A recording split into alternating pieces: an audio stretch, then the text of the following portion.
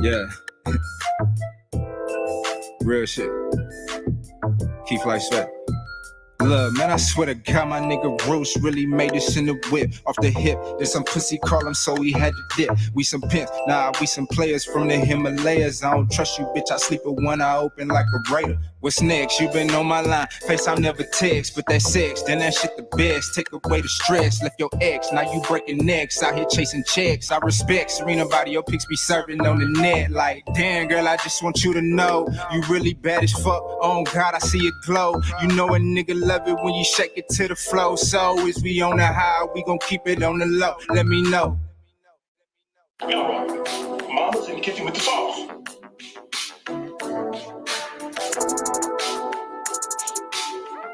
Yeah. Shout out my nigga Roots, man. Yeah, man. Keep Flight Sweat.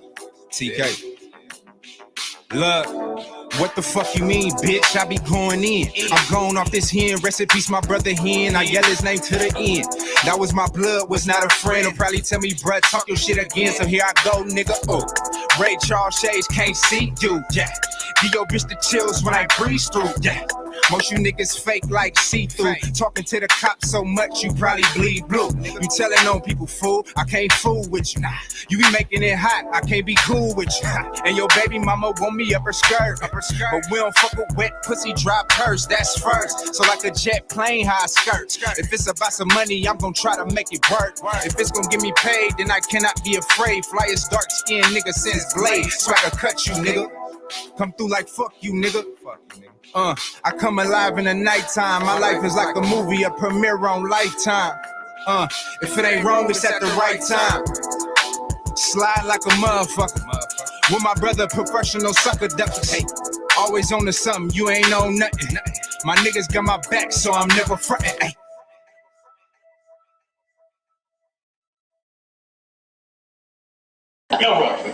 Mama's in the kitchen with the sauce. Living at the speed of light, it's hard to follow. Yeah. I could be dead by tomorrow. Rest in peace, my big brother in. Trying to face this shit best way I can. So I ain't got time to wait. Get out, I've been down and out for too long. Niggas long and I'm too strong. Yeah. Living at the speed of light, it's hard to follow. Terrence Key. Shout out my nigga Bruce. Keep White Sweat. Yeah, Mark, what's happening?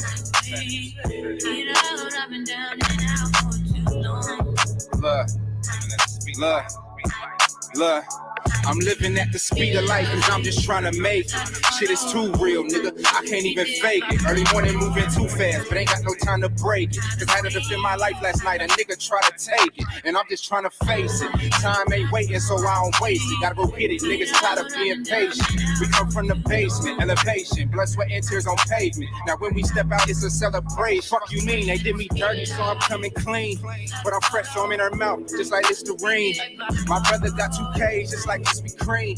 Masked up at your door, but it ain't Halloween. But we still make them scream, do anything for the cream. Because we know that it rules. Niggas with the class with us every day, but never shot up no schools. We just trying to bang blood, but I gotta swimming in pools. I guess this is what happens when no one follows the rules.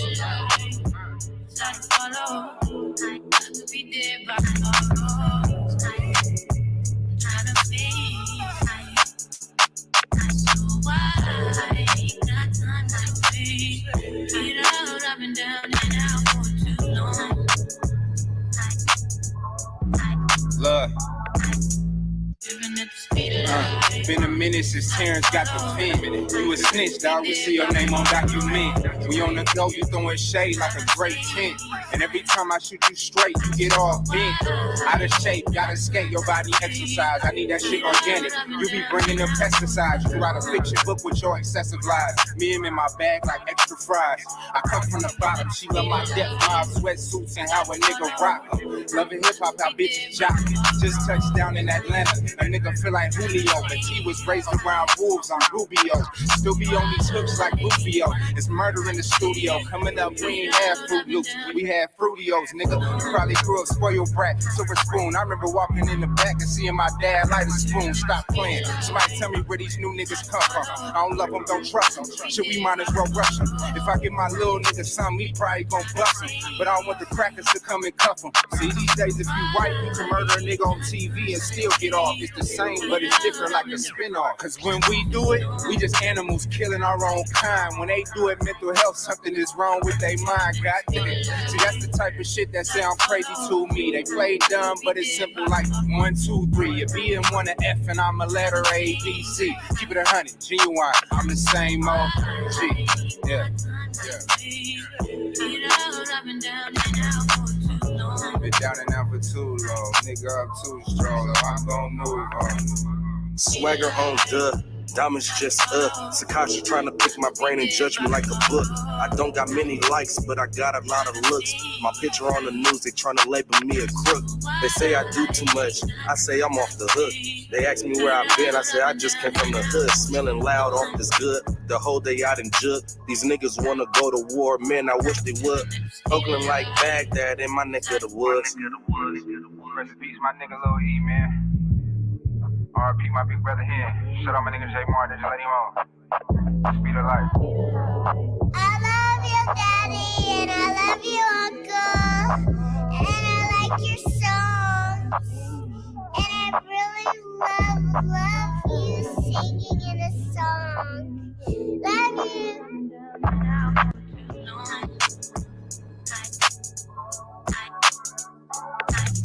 At the roots, he let the beats build, bitch. And we never switch. Even if I'm rich, I'll be broke like I'm Mitch. Niggas talking down, but that's headed in the wrong direction. But I knock that shit out like the boxing section. Cause they can't touch what they can't see. All I gotta do is be the same me. All I gotta do is keep it G. Always be the same me. While I'm solid, boy, they can't change me. No. What's going on? What's going on, man? We live from the boxing section, man. Listen, I got a very special guest tonight. You know what I'm saying? The only person that I don't answer, my wife, when I'm on the phone with this person. It's the only time I don't answer the phone my wife called me, man. You know what I'm saying? This is my big cousin, man. You know what I'm saying?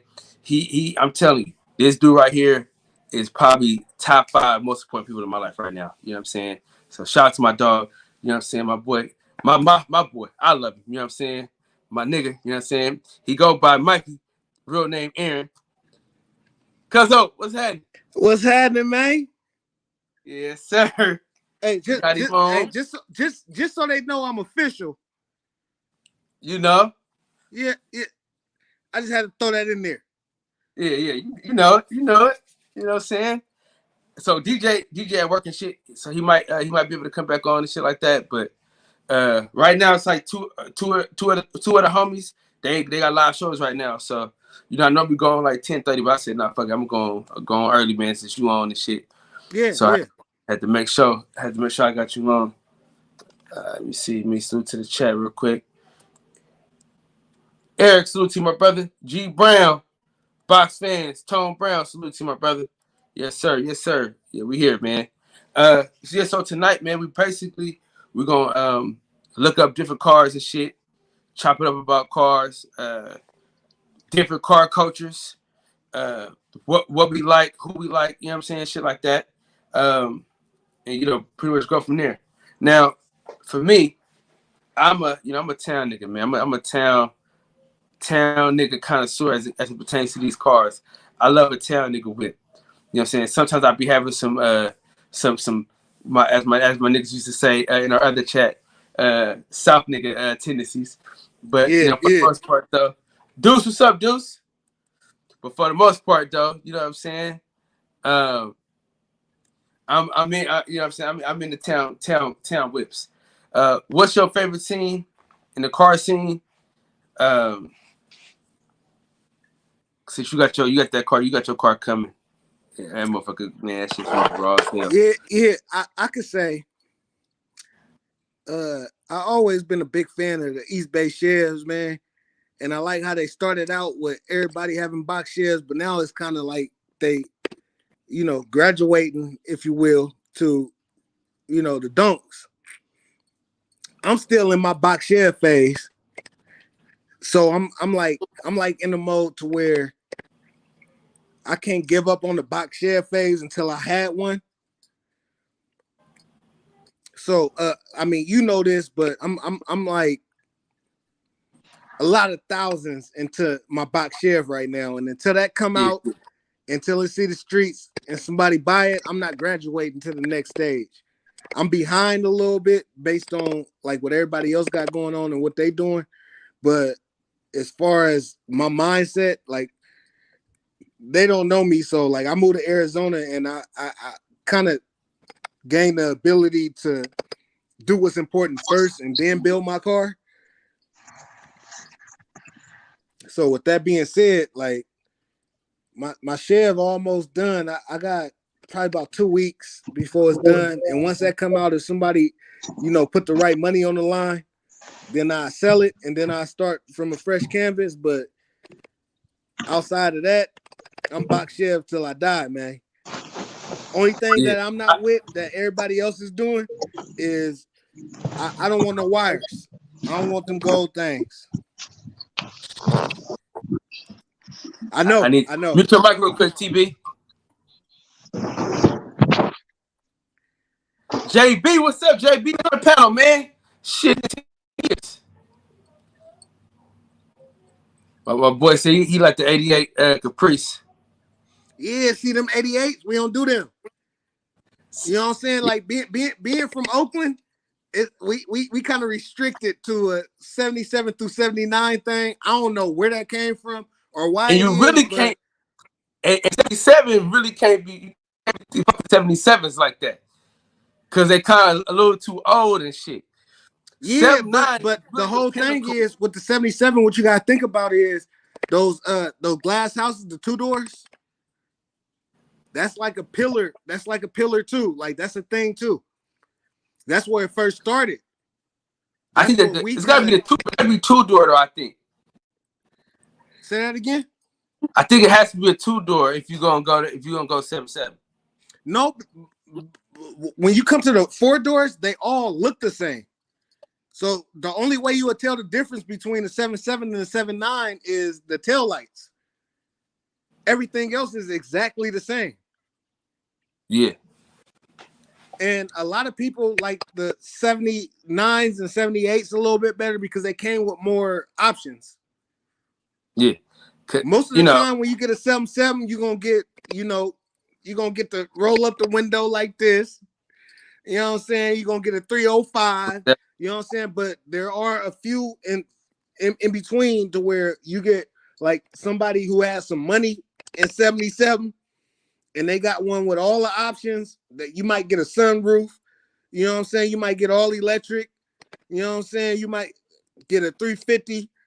You might get some boosted. You know what I'm saying? So I'm saying that to say that between those 3 years, the body style is all the same. As as long as you between 77, 79, and if you have a thing for a 2-door versus a 4-door, then you're gonna get the same thing. Yeah, I'm on that Rick Ross tip, man. Because I love your crew. You know that. I'm. Yeah. And hey, look, I salute you. Like whatever you love, whatever your car is, like the box Chev has always been my car. I remember being probably 8, 9 years old, and I seen a gentleman from my neighborhood by the name of Marlo. I seen him coming through the neighborhood, right? Everybody else outside with their bundles, grinding, trying to do this and do that. Marlo coming through, just enjoying himself. He got a sunroof in his 77. He riding through the hood, throwing up 500. I'm from 40. I'm from the 40s. He from the 50s, but we all intertwined, right? I remember him like vividly. I remember him riding through the hood while everybody else is grinding and rushing knocks and all this. Marlo was riding through out the sunroof of his car. Nobody in the driver's seat. He out the sunroof of his car, throwing up the 5, and he listening to Tony Braxton, "You're Making Me High." and he had to have all of like probably like 2 or 3 12s at the time because it was early. You know what I'm saying? Like right now, we gonna put it to 4 12s. You know what I'm saying? And all, but back then, all you needed was 2 or 3 with some crispy highs. I remember him hanging out the sunroof of his car, nobody driving it. He just kind of moseying down the street. That moment for me kind of solidified. Like when I get some money, when I get, you know, my mind right, my kids straight, my living situation and all that right, that's the car I want. That solidified most it for me. definitely. Y'all know, for me, the only reason why I even got Chevy was because of who? You and John. Y'all niggas love them box Chevys the most. I always wanted the Cougar, but it was attainable at the time. Yeah. But at the time, you could get a box Chevy for nothing, and you know, and do it up and do whatever you wanted to do. Yeah. That's out. That shit over with. And yeah, that shit over with. I'm reading all the comments of the people who, like, when you post a box Chevy for sale, it might be a stock motherfucker that had 2 or 3 owners, something like that. 305, let's just say 305. Them going for 5 racks right now. Just if you ever wonder why girls seem to be afraid of anything, it's because we've been doing death-defying I'm saying the stunts 5 racks is a quick sale. Stop growing at 11 years old. The 5 racks is a quick sale. Most definitely. TB. What's up? What's going on? So this is my cousin Mikey. Mikey's my boy TB, man. He is a historian as it pertains to Black history. He is a descendant. Wait. You gotta say that again. You kind of went over that kind of fast. You got to slow it down a little bit. When you talking about Black history, you got to slow it down a little bit because these are the pillars in our community that we need. When we get lost, these are the people who help us find ourselves and the people around us. So kind of slow it down a little bit when you tell me who he is and his credentials, if it got something to do with Black history. Listen, we gonna hey, listen. If I tell you all his credentials, we'll be here tomorrow morning at 10 a.m. That's how deep this man is. But I'm gonna tell you this: he's a descendant of one of the greatest African American heroes. We could say he's a descendant of one of the greatest African American heroes in probably the history of Black history, and that's Frederick Douglass. He touched on that a little bit more a little later. But that's huge. That's huge. I don't even want to talk about cars no more. Hey, TB is that guy. Listen, this is the thing. If you want to piss him off, bring up Umar Johnson. You know what I'm saying? Like every night.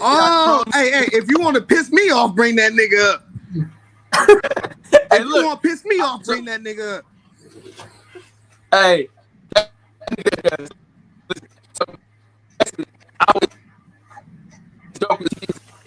is getting his blood boiling and shit, right? Yeah. So what I do is, you know, I'm an antagonist, man. I like to antagonize people every now and again. So I know how bad he is when he talks about Johnson, right? And I know he's gonna be so mad, he's gonna forget that I'm trolling him. He's gonna so hard on the guy. and like Umar Johnson, right? I go, he was like, man, I said, no, but what if the mama and what if they was close friends? And, you know, he said, no. Pressure Farm, what's up with it? Hey, TB, he was mad as hell that day, boy. That shit was funny. That shit was funny. Hey, but look, let me tell you this. That's what we need, because so much I've noticed that we're looking for, let's just say, people who will stand up for the people and the culture. And let's just say Umar Johnson is the first person that we found that we think is doing that. Right? And then we follow him blindly. You know what I'm saying? We follow him without fact checking or any of that. he's saying the things that I wish I could say because I work in a corporate job. I work for Kaiser or I work for Apple or whatever. I can't say how I feel. So Umar Johnson is at least saying some of the shit I feel, and it's easy to kind of get caught up in whatever Umar Johnson is saying. But when you start fact checking and you start seeing that, okay, he drawing all his money for a school that he was building and there's still no school, he's preying on the very people that he's saying that he's protecting and helping, but nothing that's been done. But it takes a certain amount of research and self-awareness. I think that's the best way to say it. Like research and self-awareness before you can honestly say that about somebody who is followed by thousands and thousands of people. You know, for us as people who don't have that kind of following, all we can do is teach the people in our house, like, hey, just because a nigga. I'm gonna switch to my computer real quick. Hold on. I'm gonna go keep talking, but I'm gonna switch to my computer real quick. Yeah. I was about to say, just because a nigga talk a good game and he's saying all the things we want to hear doesn't mean that he's doing everything that he's saying. And you have to kind of disconnect from the two. And for me, that's scary because everything that I know about Malcolm X, Dr. King is secondhand knowledge. So who's to say how informed my parents were when they was understanding these things from these people? What if Dr. King and Malcolm X was a Dr. Umar? So that caused me to start thinking a lot deeper and kind of digging in. And all right, well, yeah. Let me say something on that. Yeah.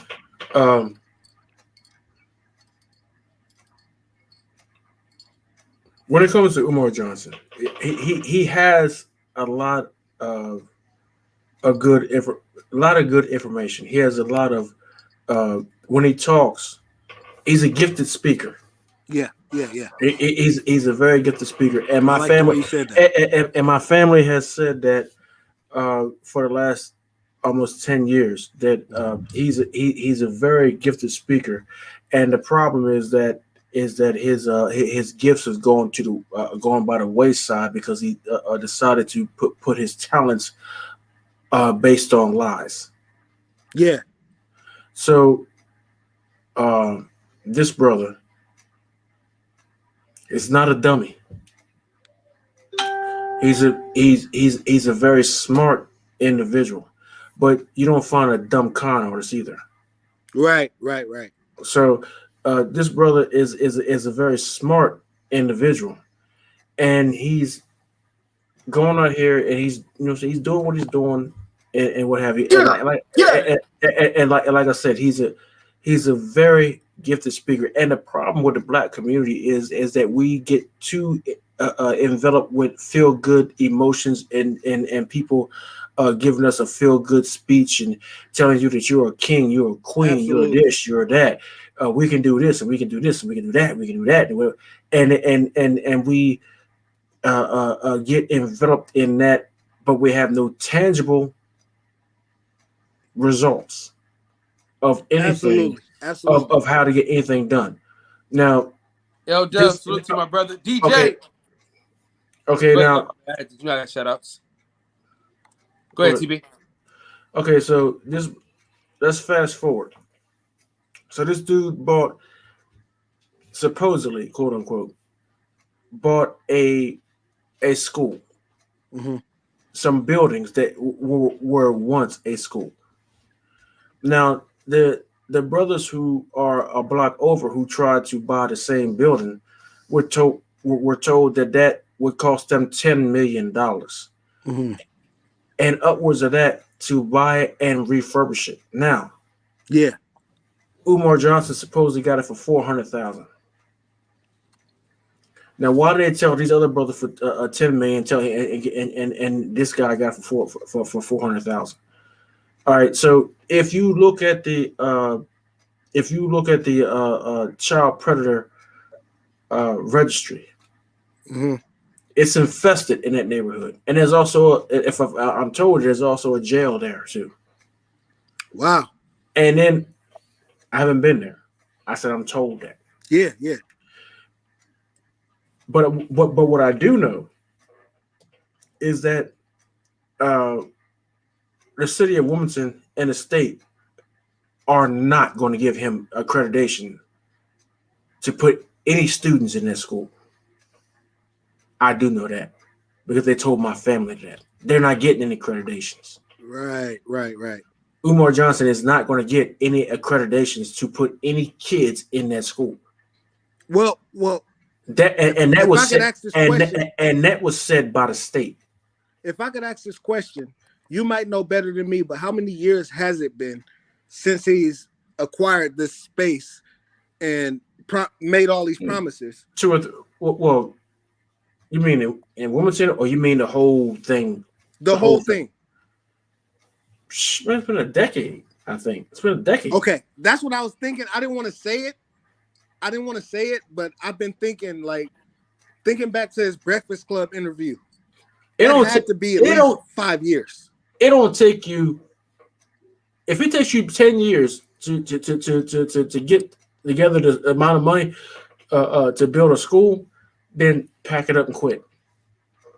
Because ain't nobody supporting you.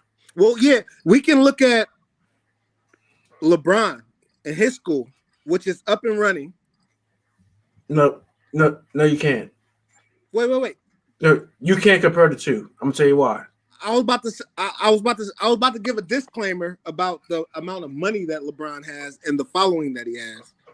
Okay, all right. So I was going to give that disclaimer, but all I'm saying is, as far as time, we've seen how fast it could be done. As far as time, but as far as the money is concerned, Umar had a lot of us people who are not rich. We don't have a lot of money, but we're sending money to him because we're listening to what he's saying and it sounds good. Man, let's keep it a buck. Umar Johnson, if he was serious about a school, he could have been had a school. He was never serious about getting a school. And then on top of that, if you are really genuine or you really about your stuff, why you gotta lie about anything? Mm-hmm. Why you gotta lie? So let's just lay it out. What did he lie about? First of all, he's not related to my family. Kyle. Yeah. Kill your roaches on your own time. All right. We're doing it live right here. We're doing it live right here, man. Hey, look, man. Kill them roaches on your own time, brother. Hey, no. We're doing it live right here. This shit important to me because let me explain something to both of you while we on here. This is important to me because I'm a person. I'm in the middle. Right? I'm in the middle of the feeling that when we talk about crime and everything that's been done to us, the pain that we felt, the things that we've seen, as a black man growing up in Oakland, nobody white has ever hurt me in Oakland. So I've been removed from Oakland and in Arizona for the last 5 years. And the white people that I've met out here, I feel like personally that they just have not been educated enough to what we have seen and what we have been through. So I've seen some people change based on my testimony since I've been in Arizona. And they're like, God damn, you went through that. Like, you seen a friend killed at this age, you seen this and that. So I feel like dialogue is important. And one thing that's really serious for me is that the nightmares and shit that I have, there's never a white man shooting at me. There's never a white man that's taking anything from me or my family. It's always a black face because that's my real experience, right?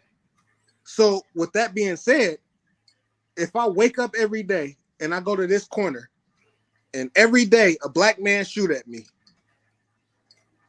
how can I say that the white man is the one that's oppressing me or putting a foot on my neck or whatever the case is? How can I claim that when my reality is very, very different? Now I understand.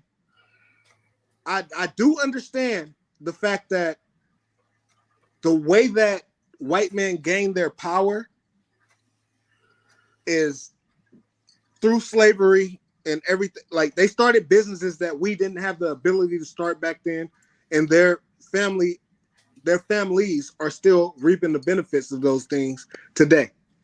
I get that, I understand that, but as a black man, if I wasn't listening to the niggas outside that was telling me like, this how you get the bag, this how you eat, this how you live, this how you do this and do that, I'd be further along in life. And I understand how lost they were and why they were saying what they said. Okay, hey, brother. I want to hear what you're saying. Yeah, that's why I'm saying this. Well, we all got to give our testimony, right? Absolutely. But at the same time, I'm going to speak from personal experience. You don't want to give your testimony too much because you don't want to put too much negativity in the air. Mm-hmm. You know what I'm saying? I'm a combat veteran, right? Mm-hmm. And they wanted me to go through these group sessions with other combat veterans. You know what I'm saying, or whatever. And I said no, I can't do it. Mm-hmm. And the reason why I can't do it is because I can't sit there and listen to a bunch of these other soldiers' trauma, because then I'm going to bring that into my own psyche, and I'm going to relive their trauma. Right. You know what I'm saying? So I don't want to be a sponge to somebody else's bullshit. Yeah. You get what I'm saying? So from what you were saying, brother,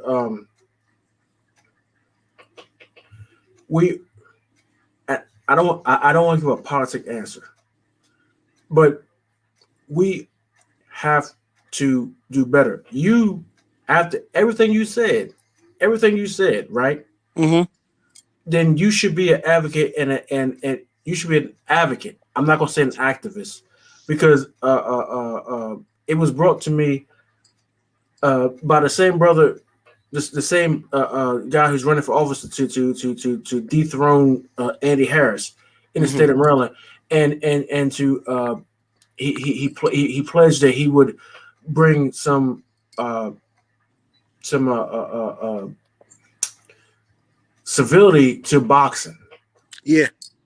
You know what I'm saying? So he said that you can't fight every battle, but the one thing you can do is to try to bring some civility to every issue.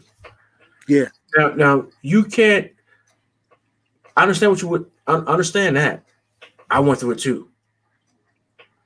I want to go back and I want to give everybody a straight lift. I want to knock everybody out. Mm-hmm. I want to go back and basically decimate people. Yeah. But it's not going to help me, and it's not going to help the issue. All that's going to do is create more BS.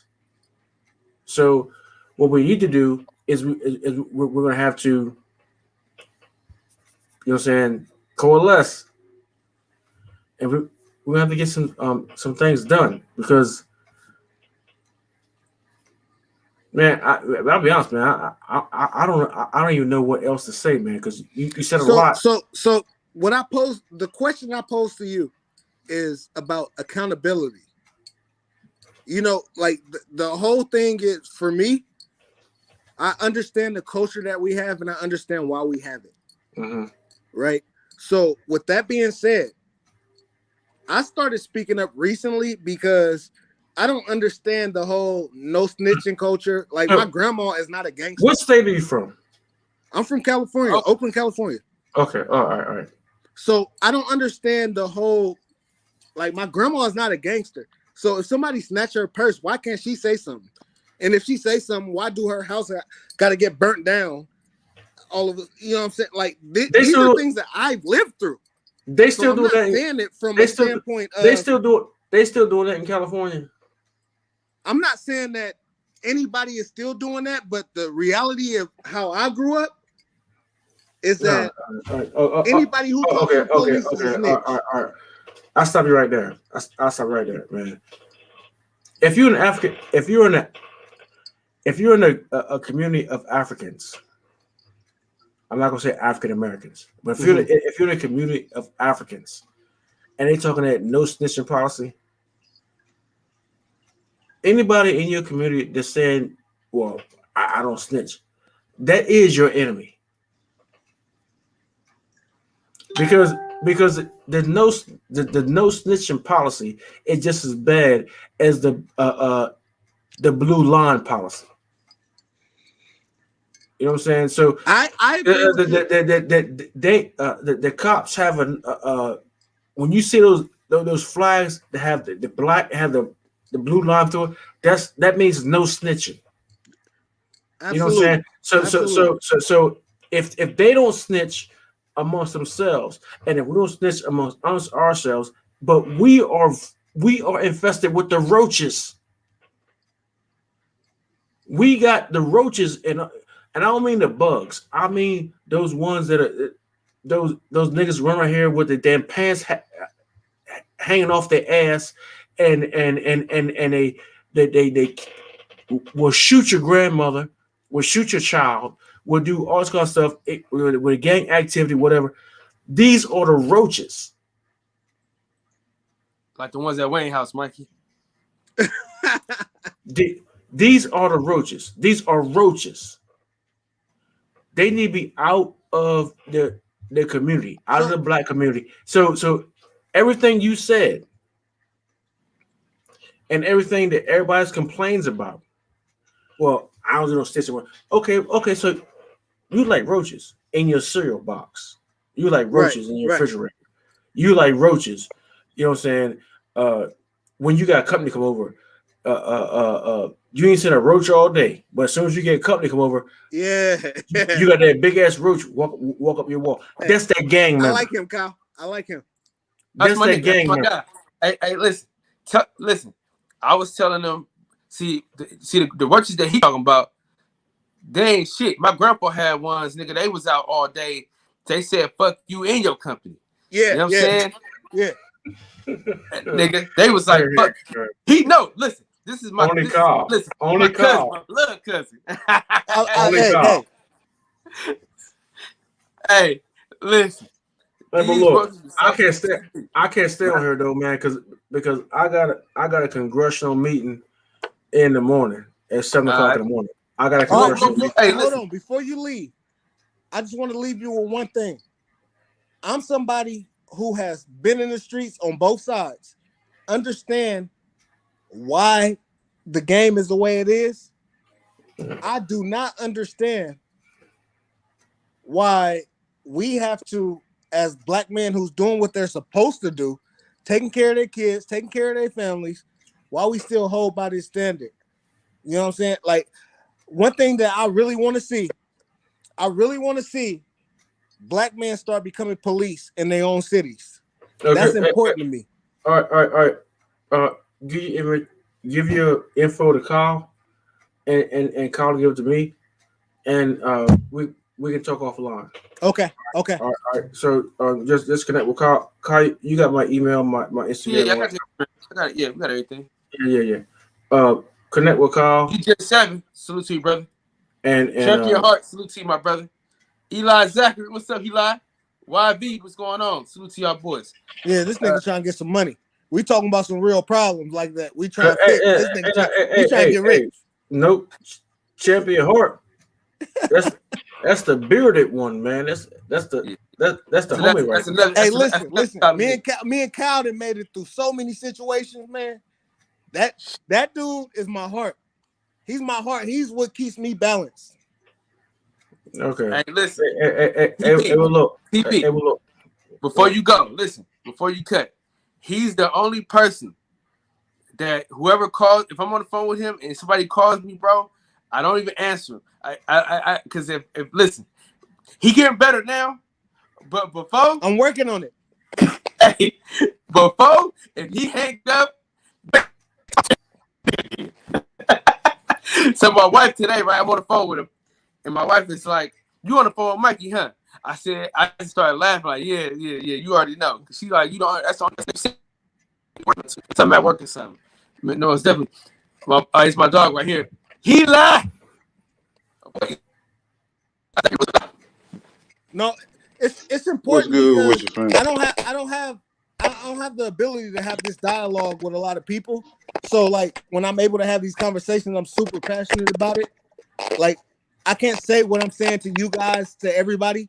So we definitely need to link, whether it's an email or whatever the case is. We got to link, and I need to continue this dialogue because now I'm amongst people who want to hear what we have to say as Black people. Most, So most, I want to make most. sure I'm pushing the right narrative. All right, most definitely, bro.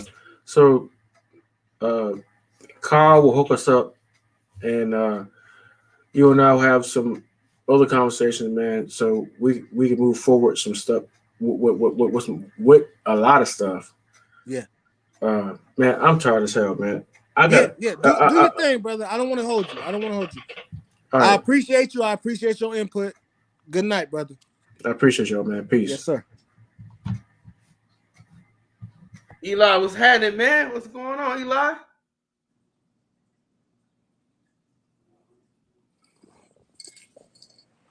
Eli, you on mute, fam. If you're trying to talk. Hey, what's going on, fam? What's up, my guy, man? Oh, not too much shit. You know, chilling on it here. Shit, winding down for the night. No, y'all having a nice conversation, bro. And I just wanted to chime in a little bit because I see stuff from both ways, and like the brother said, he been in the streets before. I have too. So Eli And is my cousin Mikey. Mikey's my boy Eli, man. what's going on, Mike? What's I going don't mean on? to cut you off, Eli, but the important part is that you have both sides.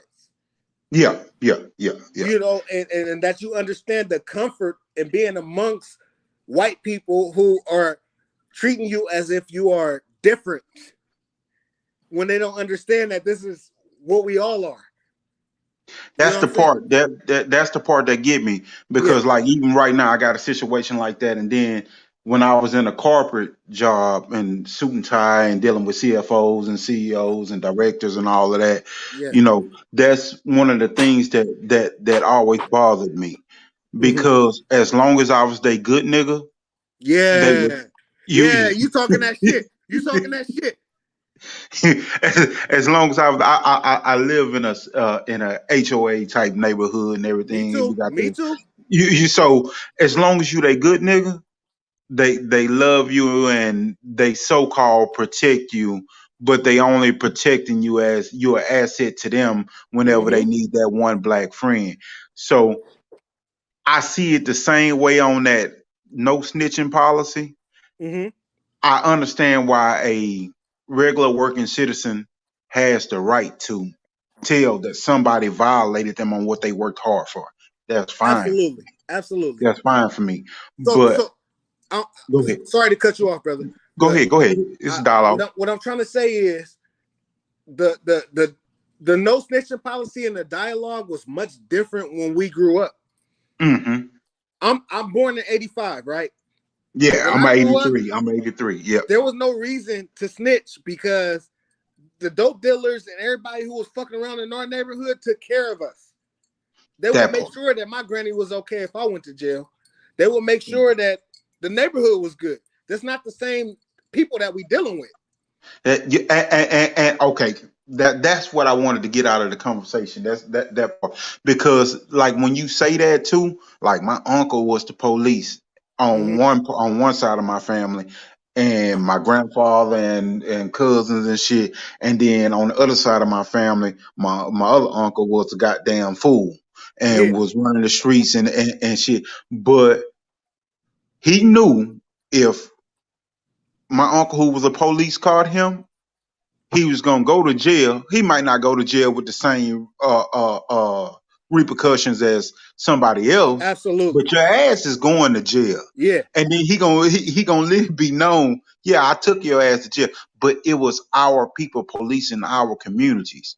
I think where that no snitching policy got deeper at is when the race police start coming in. Even like in y'all neighborhood in California, when you say in 65 all the way up to the 80s, they recruited these racist motherfuckers from the South to catch people that had moved from the South and they Abso-fucking-lutely. fam.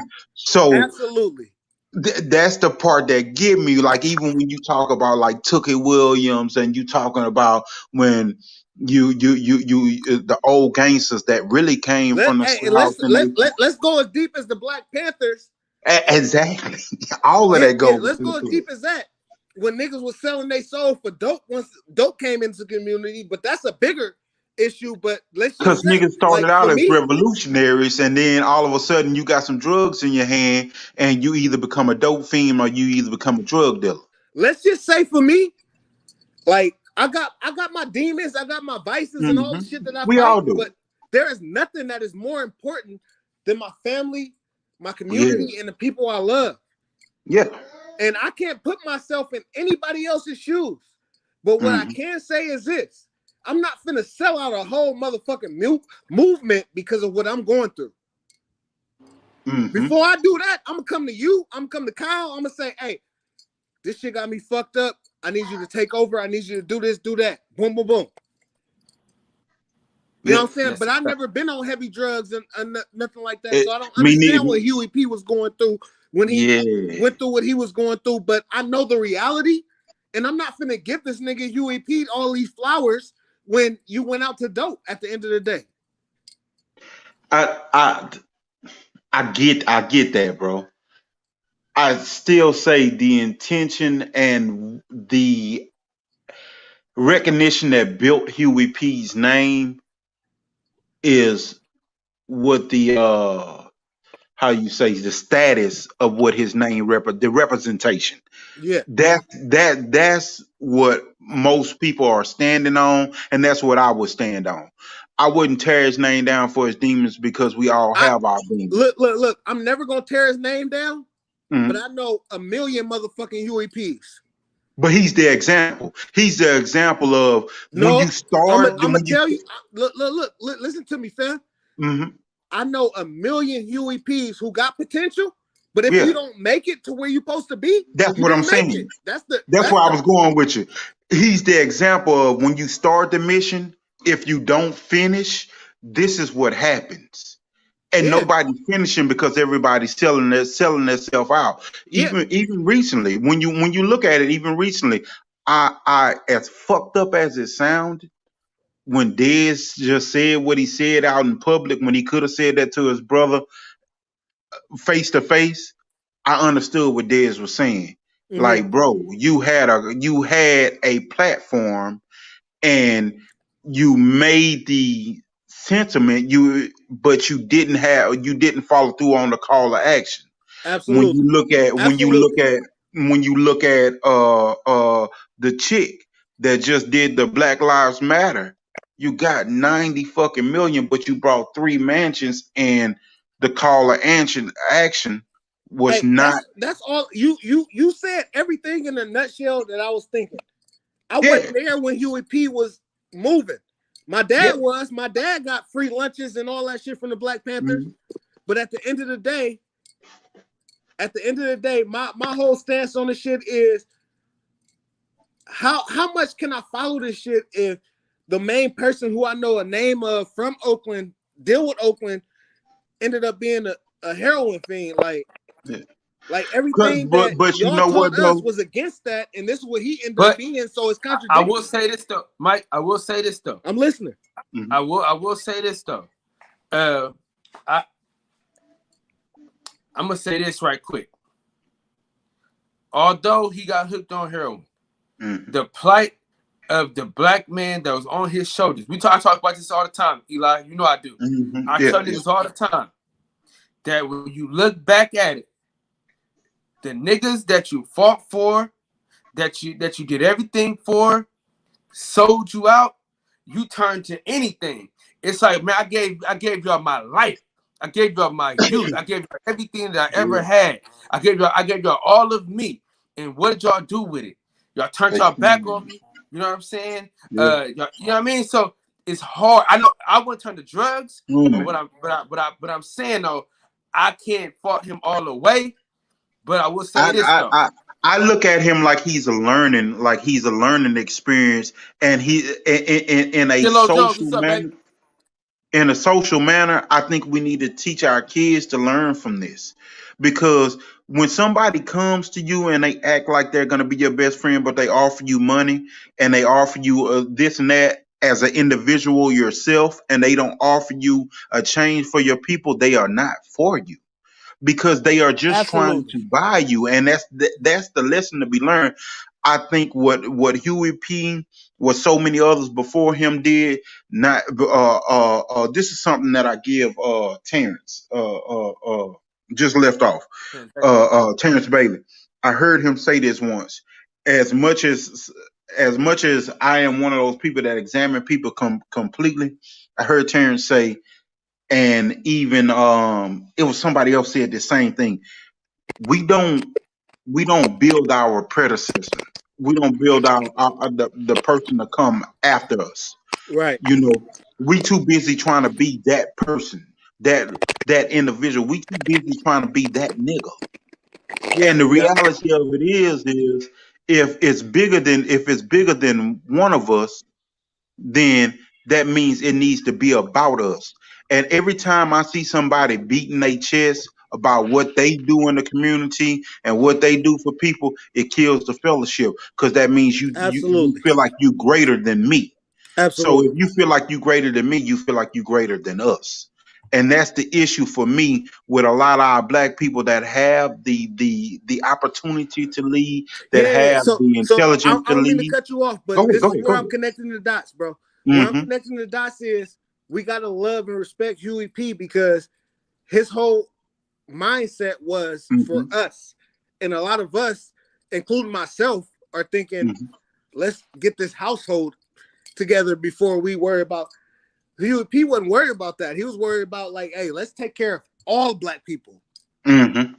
So I love that, and I respect that, and I love that you connected those dots for me.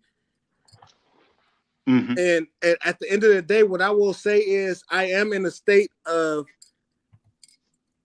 can I raise better human beings? And that's my contribution to the world. You got to be the change you want to see. Absolutely. What's that? Yeah. And this is a very important conversation, man. With that being said, another historian in Black history, as it pertains to the heroin epidemic, we got a man first. He got a first-hand account because his uncle was Frank Lucas, so he could give you the whole rundown about how hard it was for Black folks at that time, Yeah. to move forward with, you know what I'm saying? Because it's like this, dog. For me, man, I always say, and it's you can say it like this. Huey P turned to drugs, right? And then Malcolm X turned to death.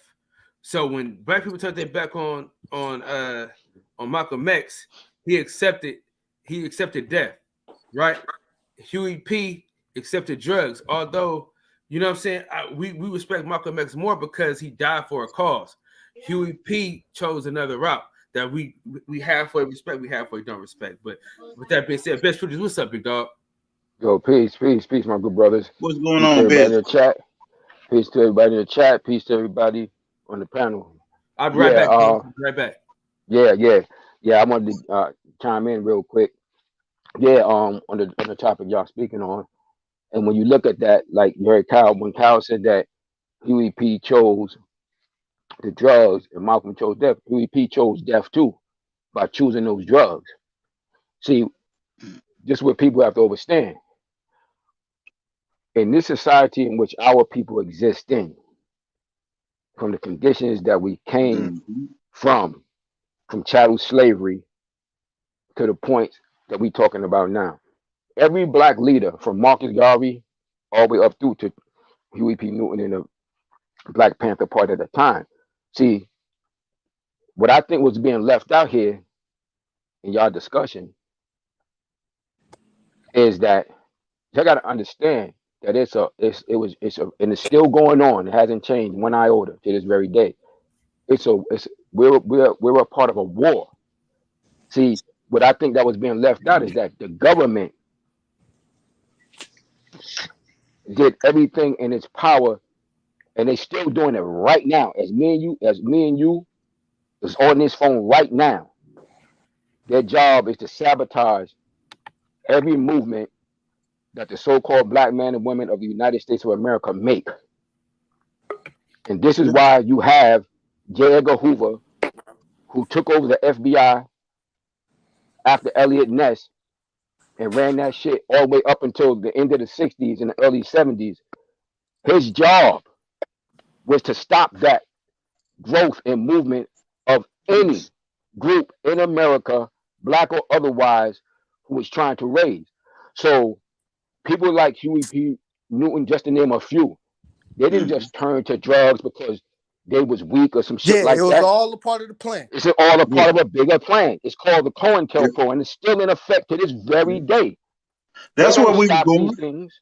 They don't stop these things. They still right now, what was called black militants, they now refer to us as those black identity, the black identity extremists.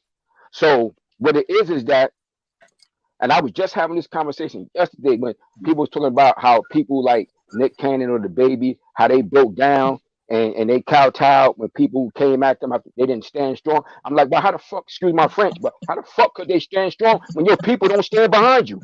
Black people don't stand for shit. Absolutely. Absolutely. That's my point. I almost cut you off. But Yeah. you got to the point where I was trying to get to right there. Yeah. How can we? Now, if you don't got your people standing behind you, how can they stand strong? And that's the same thing that happened to Huey P. Newton. Because the government, which at the time, and pretty much now, be honestly, although the society, the white society that governs the United States of America is in, their infrastructure is in total chaos right now. That's why you see all this madness going on. Yeah. The infrastructure is been kaput since 2000 and is decimated. But you got to go up against the biggest, most powerful nation in the world. And these people was left. Like, we talk about fighting a war and revolution. And these men was, and I respect all of them.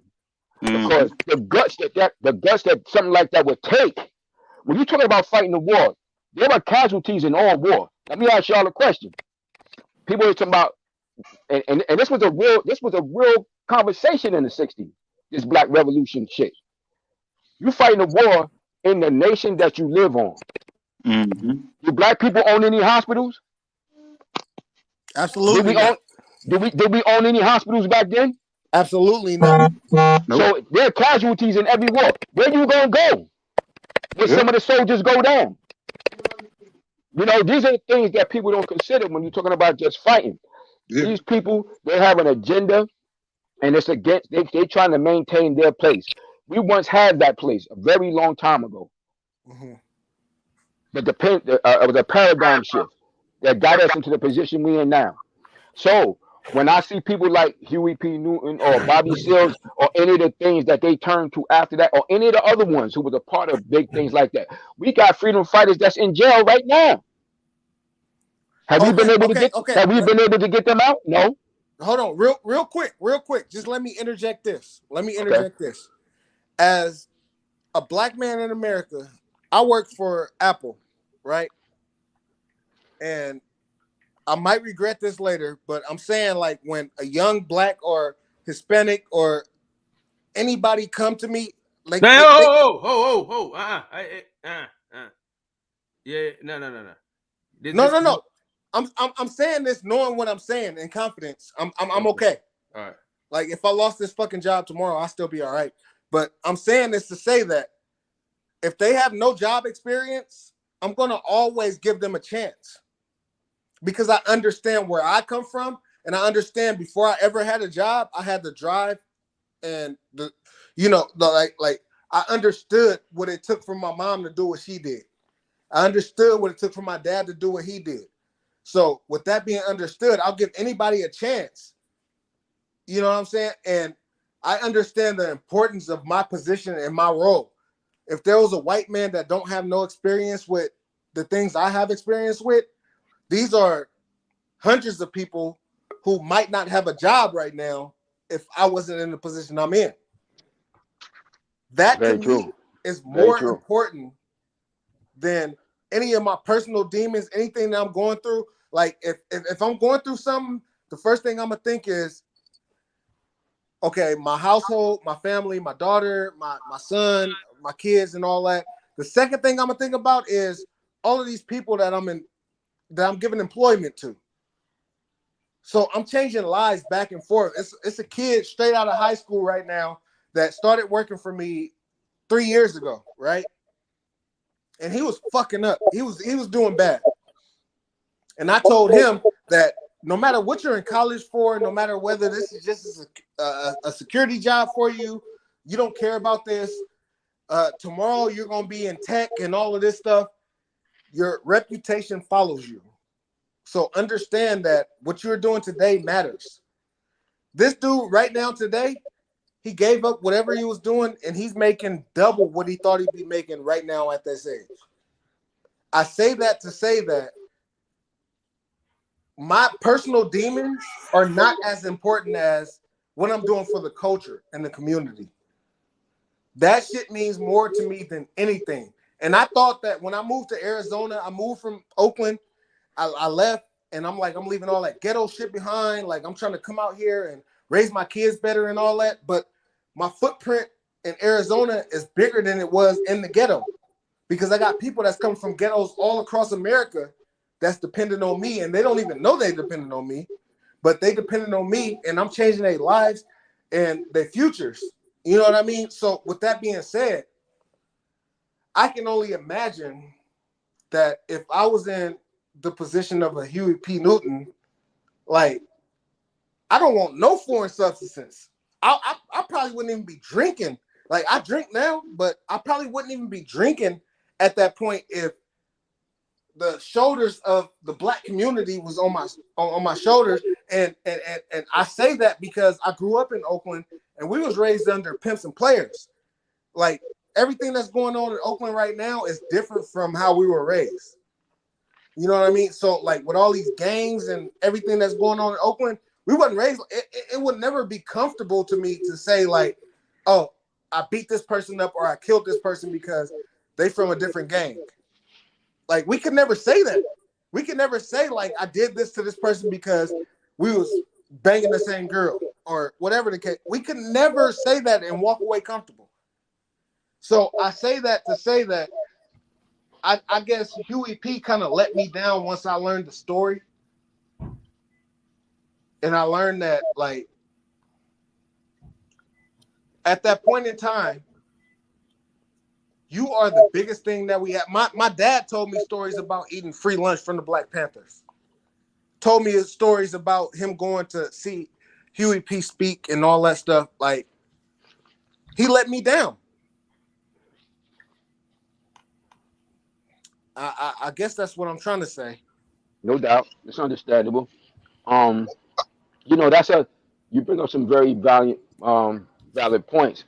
But like I said, I go back to it, just understanding that, and like I said, and I always want to preface that it's still going on today. Today, that's not some ancient shit that happened along. No, that shit still applies today. Like we reside in a society that is diametrically opposed to who we are as a people. You understand? And we have to better understand that. Like the reality is because as so-called black folks in America, we're the big consumers, but we don't produce things that are necessary for communities to fully thrive. Like our counterparts.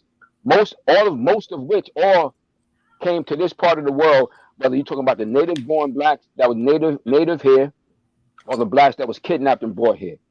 All these other groups came here after we was here. And they all have more to show for it.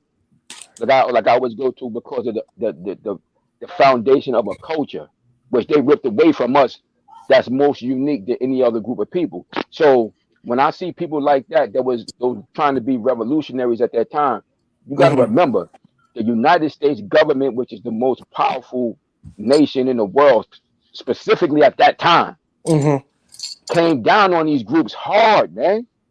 And they was playing to win. They was killing people. They killed Medgar Evers. They killed Malcolm X. They killed Martin Luther King. They killed Huey P. Newton. They wasn't playing no game. They was playing to kill people. People was Mm-hmm. losing their lives, and that's just the most well known name because there's other people too that they Yeah, killed. yeah, So yeah. so this will be faced back then, and we still facing to this very day. And like the late great Dr. John Henrik Clark said, as a so-called black person in America, you should only be striving for the liberation of your people. Anything less than that is not a worthwhile fight. You understand what I'm saying? Absolutely. And we have to be calculated in all that we do against them. And they'll use every epidemic, they'll use everything against you. They're gonna use the drugs. Nobody don't want to be no drug addict. Nobody don't want to get high. But this system and this oppression will lead you to that when you have nothing else to turn to. That's Yeah, why a lot of yeah. our great that's why a lot of our great grandfathers and them they turn to the bottle. This is all by design. This is not something that just happened haphazardly. One of my mentors taught me that when I was a teenager. He said the white man is calculated in all that they do. You thinking about tomorrow, that motherfucker thinking about a month from now. You thinking about a Yeah, month yeah, from now, yeah. he thinking about a year from now. And I've seen examples of it my whole life, how they think. So when you can keep our people in the condition that they keep us on, all blacks all across this nation. You understand what I'm saying? That's the Yeah. one thing we have in common is that oppression. You understand? And it was a time during the time that those men existed, because they coming up in Jim Crow. They was living in straight Jim Crow. If you was born Yeah, before yeah, 19, if you was born before 1969, which I was, that was Jim Crow. yeah. And That wasn't the hey, law. listen, I You tell wasn't niggas free. all the time, you can talk about what the fuck you would have did back then, but if that was some new shit to you and you trying to figure it out and understand it and navigate it, you can always say like, oh yeah, I couldn't have been this, I couldn't have been that. If they would have said this, they would have did that. It's easy to talk about because now we in a world to where you might actually get lucky, you know what I'm saying, and go to court and win. But back then there wasn't no chance of that shit. Exactly. Exactly. Like even like the job you said you work for a company like Apple now. People don't realize, and now people, because of their lack of research and stuff like that, because black life could be so hard, we tend not to be as studious as we need to be all the time. Circumstances tend to make us more studious. Absolutely. You understand? But people don't realize that in 1961 or 65, you ain't have black people head of corporations in America like that. That was white corporations, Yep, yep. like Apple or some shit like that. That did not exist. These things didn't come into play until the civil rights laws came into effect and after 1969.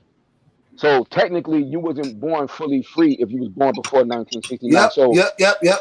so all of these things we face in this society that's a very unique circumstance. So when I see brothers like Huey P went through what he went through in the end, I understand the pressure because it is a war. That the government, we have agencies like the FBI, they Yeah. literally were at war with anyone who tried to do anything outside of what they wanted. So if you're trying to if you're a part of the group that is the group which blacks are still in America, the consumer, and you trying to think all of a sudden you want to change that. Now I'm not consuming all that shit no more. I'm putting money towards my own. Like when you talk about the free lunch program, that shit was up here in New York too. Yeah, yeah, That's yeah. how far that went. It went all across the country. It Yep. sparked something. It was more than rhetoric. It was more than rhetoric. So when you're doing things that become more than rhetoric, that's when you become a real threat. Because you can talk all that divisive stuff you want to. Shit, you see Malcolm X going to TV, being with two white men and told them they was the devil to their face.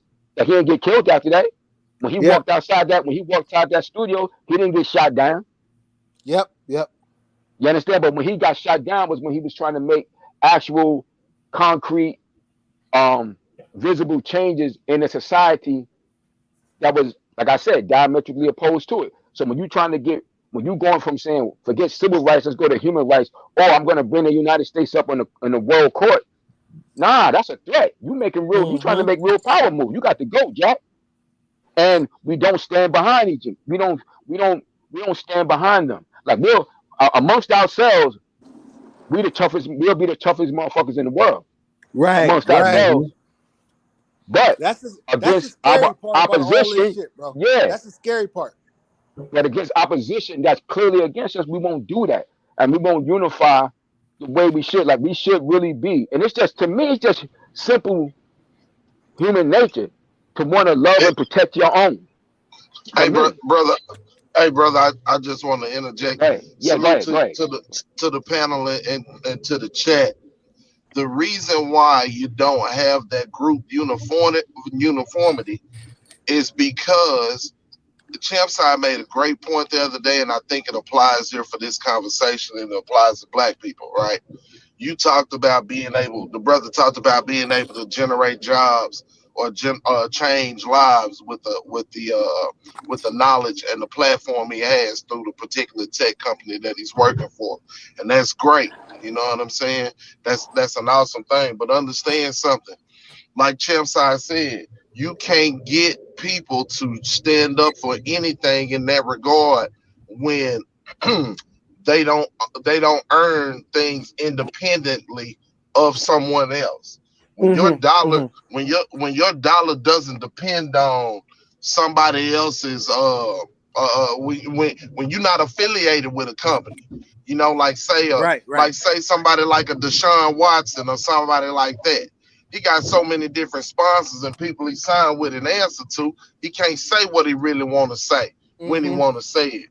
When you're and generally for us, like you talked about not owning the hospitals and things of that nature, we don't own those things because of the unique situation in which this place and this culture was set up that we living in, right? Just Right. like the brother said, if you're not born past 1969, your ass really wasn't born free. You Yep. know what I'm saying? So this is something that this is the evolution that these folks did not plan for. Believe it, okay? Because if they did plan for it, your ass would still be property. All right. So Absolutely. evolution is something that they can't that they couldn't account for. Couldn't control. You know, and so and so we have to, like the brother said, he said a mouthful when he said, "Be the change that you want to see." We Yeah. have to understand that this didn't come along in a quick amount of time, in a fast amount of time. It took these folks a long time to get this shit set up the way that they wanted. So to systematically break it down, it's going to take just that much work. What we can't do is get tired. When we get frustrated and things of that nature, we need to return back and start thinking about them that was out there in them fields, how frustrated and tired they was, and how they couldn't see an end to a means, Yeah. but they found a way to keep going. We got to be the change that we want to see. We got to promote it every time. We got to start holding each other accountable. We got to start holding those accountable in spaces to create those opportunities for others. We need to start holding them accountable as well. And how do you hold them accountable? Financially, morally, any way you can. But Yeah. we Yeah. have to. We have to if we want to see our people progress. Because I'm going to tell you something about this culture. We can't just say it's the white man no more, because guess what they taught them? Every other culture is above every other one of you motherfuckers. We can't stand you either, but y'all damn sure better than them. You feel me? Yeah. Yeah. So Yeah. now, Yeah. so how you talked about COINTELPRO and those things, see, they can't run them the same way because of evolution, right? And things of that nature. So they have to do it with smoke and mirrors now. But they also had to get some allies in the game. Where did the allies come from? The Asians that they've been able to corrupt, that they misuse as well, but they've been able to corrupt and tell that they better than a black. You feel what Yeah. I'm saying? Yeah. The Mexican that they stole the country from and sectioned off of certain shit and took their nationalization.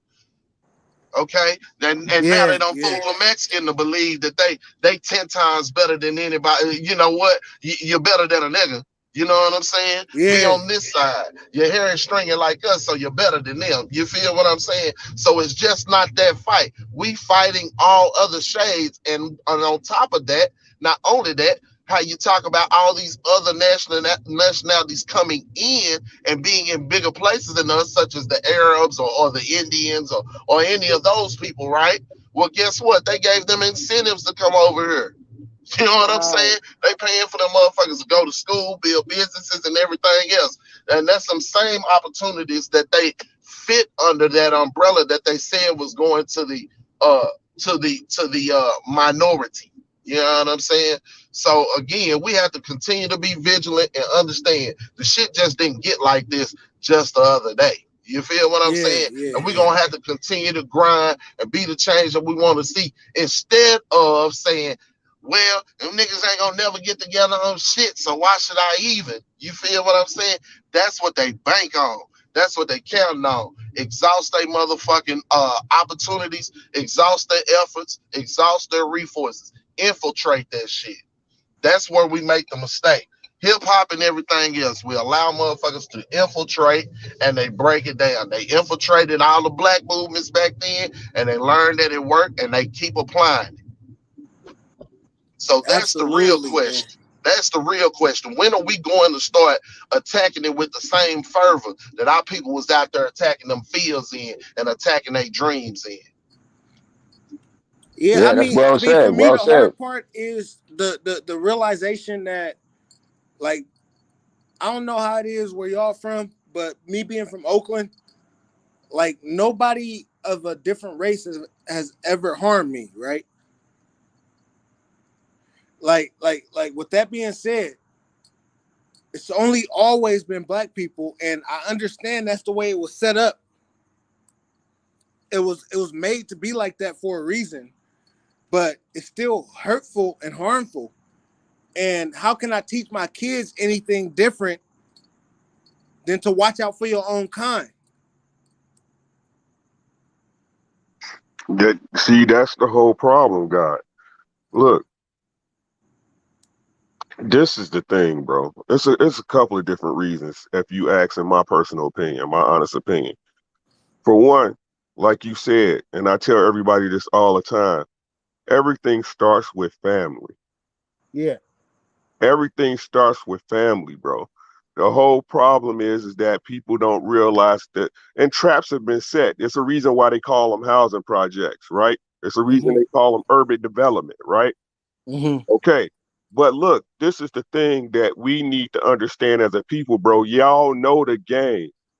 We all of us in here talking about, okay, you know this happening, you know this happening. We all know the game. That's no longer an excuse, right? You start off with your family first. Teach your boys to be honorable, stand up young men, right? To stand on their square, to do what they say they're gonna do. Don't make promises you can't keep. Take care of your woman. Protect your daughters. Yeah. Right? The problem with our people is that, and I don't care what nobody say, y'all can look at it how y'all want, right? But too many niggas is looking for acceptance from them white folks, right? A man should not need validation from no one. The only validation you need is that your family is living up to your expectations, right? Right. We have to learn to stand in honor as men. The reason why our movements never work, like, it should be no man following no man, bro. To me, a man's not cut like that. What should happen is that men that think of like minds should move together, right? But if you got men that even, no matter what you say, if you got a man that's next to you that can't stand in honor, in the back of your dome you can't trust that man. Right. Right? But we'll trust the white man or a Chinese man or a Mexican man when they'll never put you over regard of their own nation. Right? Y'all gotta realize it's a psychological war, it's a society war, bro. And we can't keep giving these people, we can't keep playing moral high ground when this is not the game these people play by. Right. Right? If you in war, bro, just like the brother said, people don't understand that we at war. right? People keep preparing and say, what we gonna do to get this? No, we're there. We're already in war, bro. What are you gonna do now, right? But the only thing a man of honor really can do, because people ain't, because men don't want to stand in honor, the best you can do is protect you and yours. Isn't that what's going on? Yeah. Right? Right? And two, what we need to understand as a people is that everything that y'all think, but we've been programmed as progression and success doesn't exist. Right? Ooh, I work for this company. That I don't give a fuck. You don't own it. Right? Ooh, I'm Jay-Z. I'm a billionaire. Who gives a fuck? That money not even yours. Right. Right? When they say the dollar is done, it's over. Then what is it? It's wallpaper, right? Yep. Right? But they use that very bag to turn our people against each other. And people use that very bag to say, I'm better than you because I drive a nicer car, because I live in a nicer house, when you don't own none of that shit. Hey, Rick, speaking of Jay-Z and turning on your brother for the money, look how he did Dame Dash. Because Dame Dash was trying to own some shit. Dame Dash wasn't trying to live off the white man. That's what Jay-Z wanted to do. See, Dame Dash wanted to do it independently. You know what I'm saying? And that's the facts. Right? The bag is the death of our people, bro. Dishonor in the bag is the death of our people, bro. Right? Just think for a minute, guys. Just fantasize with me, right? Let's go on a trip. Imagine, right? If, say Kyle inherited 100 acres, right? Hey, Rick, yo, I want to set up this community, bro. What you do? I'm a tech bro. I set up your networks, your computers, your network. I do that for you, right? Right? Okay, Rick, you come out here and work for me, man. I'll make sure that we'll get you a house built, right? I'll make sure you have a place to house your family, but I need you to give to this community, right? Hey, yo, Fred, what you do, man? Well, yeah, I do this and that and this. I could build houses. Well, get on out here, man. You're gonna be our contractor. Right? Mm-hmm. This is fully possible, but the people that's in position that you follow and you want to like all their shit and buy all the money for their concerts, they'll never do that for you. Right. Right? Nobody's gonna save us but us. Nobody. But if I can't find some square brothers that I can trust with my life, bro, because if it's a war, just like the brother said, it ain't got Martin Luther King ain't never put his hands on nobody, and what happened to him? Yeah. Right? In a war, you gonna lose soldiers. But why am I gonna risk nobody leaving my family out here to take care of for a cause for some other motherfucker to stab me in the back? And that's what I was. Hey, listen, Rick. I don't know if you was on. Fred's show yesterday. That's the same shit that I was saying.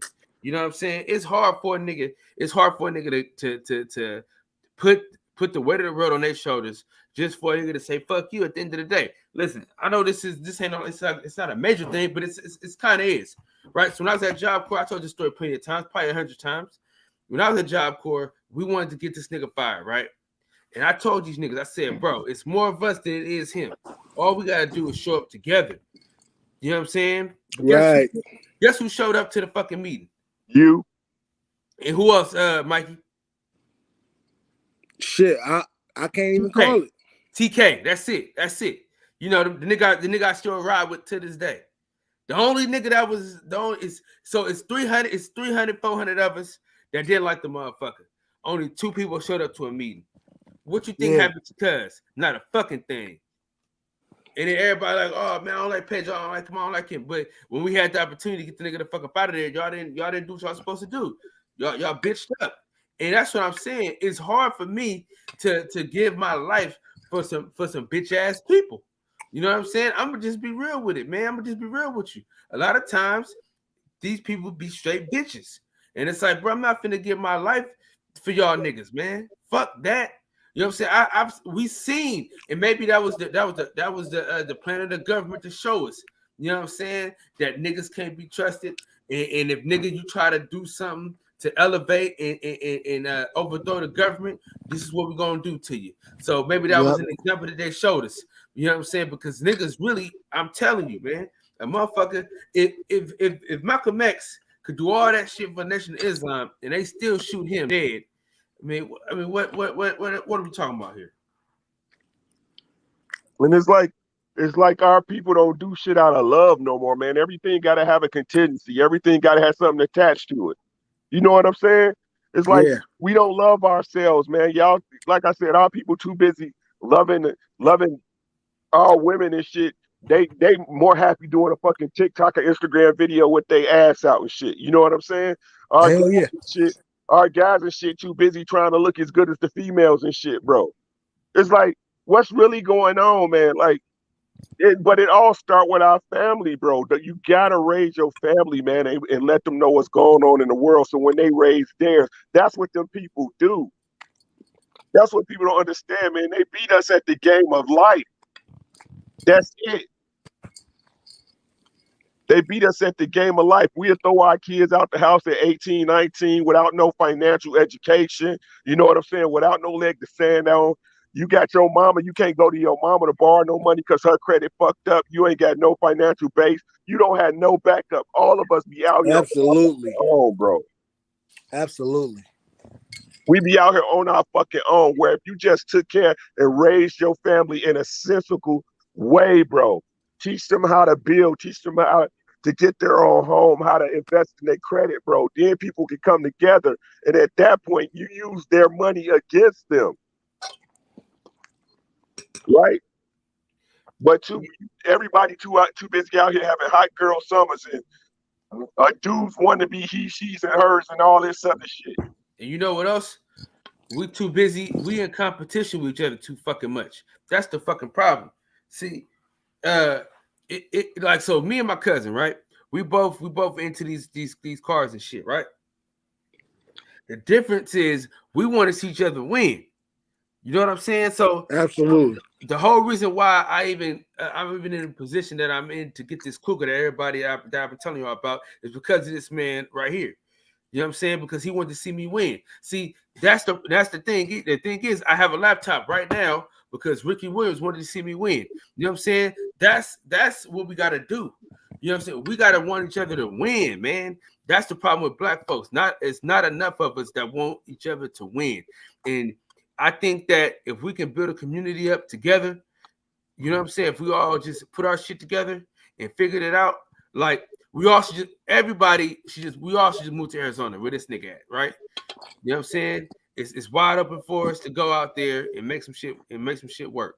So we all should just move somewhere together as a unit. And I think if we all move somewhere as a unit and we move as a community, shit, man, the sky's the limit, man.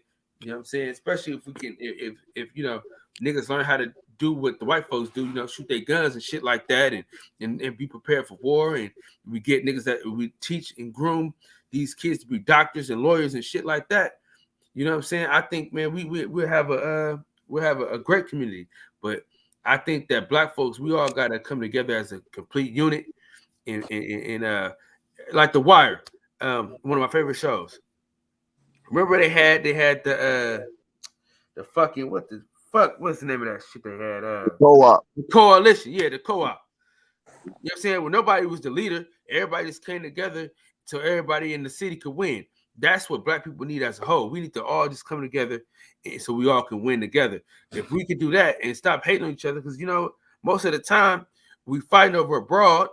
Niggas, for the history of history, niggas have killed each other over girls. You know what I'm saying? Because a nigga took his girl or she left her. You know what I'm saying? Niggas is crazy. We got Brandon Washington coming in, man. Talk your shit, Brandon. Yeah, I was, man, y'all cooking, man. I was enjoying that. What I would say is, can y'all hear me? Yeah. What I would say is, Ricky is on it, man. When it comes to what we need to do and how we need to do it. But I'm gonna tell you another thing that they get us with. We are plantation farms for their entertainment and their athletics. You talked about us being doctors and stuff. So I'm gonna tell you what Indian people do, and they don't gear their children toward athletics. They don't. They not formed systems for athletics. They push their children and they push their people into economics, into the medical field, stuff that's sustainable, that's gonna be here. I So gotta say when they this though, Brandon. Brandon, yeah, we gotta say this though, go because the ahead. plight of an Indian person and the plight of a black person is totally different. See, the thing about No, sports. Hold on, hold, hear me up before you cut all me right. off. The Yes, thing sir. about sports, that's obtainable. That's obtainable for niggas that when, because you know when you in school, we don't get the same love and the same support that Indians get. You know, when they come out here, they come out here with a chance to become something great. When we're born, we're not born to make it, bro. So when as it pertains to sports, um, as it pertains to sports, bro, that's a way for black people to change their whole entire. Sports has changed more lives than anything else, bro. So we can't really talk that I'm much gonna shit tell you why about that's sports. bad. I'm gonna tell you why that's bad. Because in the 50s and the 40s, when black people didn't have sports and they wasn't able to separate us like that, and we wasn't farm system, you got to remember that we're a farm system that we give our children's children. Oh, that's the way to make it football. Oh, that's the way to make it to change your life. You got to remember these people ain't changing nobody's lives. They not changing nobody. We've had $1 million athletes forever, and we still in the same condition that we've been in. So that shows that that ain't working, and that's not gonna work because they've turned us into athlete slash entertainment class. That's the only time you see us on TV. You don't see us on TV unless we jumping, dunking, hitting something, or participate athletically, or we entertaining. That's what I'm saying, Kyle. For you to get what you want, for us to gear us toward being doctors and lawyers, we got to get out of that athlete mindset. Fuck being a point. Let them be their own athletes because it won't be no NBA if you, Kyle. If I don't push my son toward athletics, and somebody else don't push their son toward athletics, and I push my son toward engineering, toward STEM.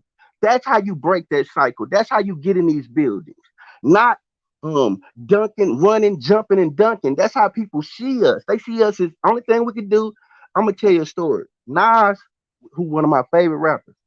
Nas, who is my favorite rapper. Nas was on a boat with Tommy Hilfiger, right? They was out kicking it.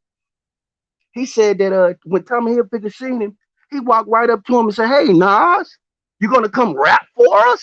You coming to rap for us?" Not that Nas couldn't, but that's the way he saw him, even though he was at the same place at the same time that he was. So when I say I believe, if you, because I studied the history of us, when you look at us in the 40s and the 50s, they wouldn't let us into their sports. They wouldn't let us in, so we didn't have form system where we were just gearing our children. Okay, go dance for them. Okay, go catch a ball for them. Okay, go dunk a ball. What we want, from my perspective, what we want and what we gonna need, we're gonna have to redo our whole. It's gonna be a whole new mind. We got to teach our people you cannot participate in this system. If you can participate in this system, then you're gonna keep getting the same results.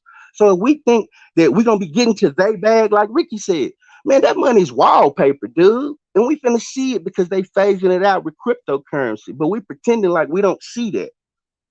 And then what? And getting to the bag that has destroyed our culture.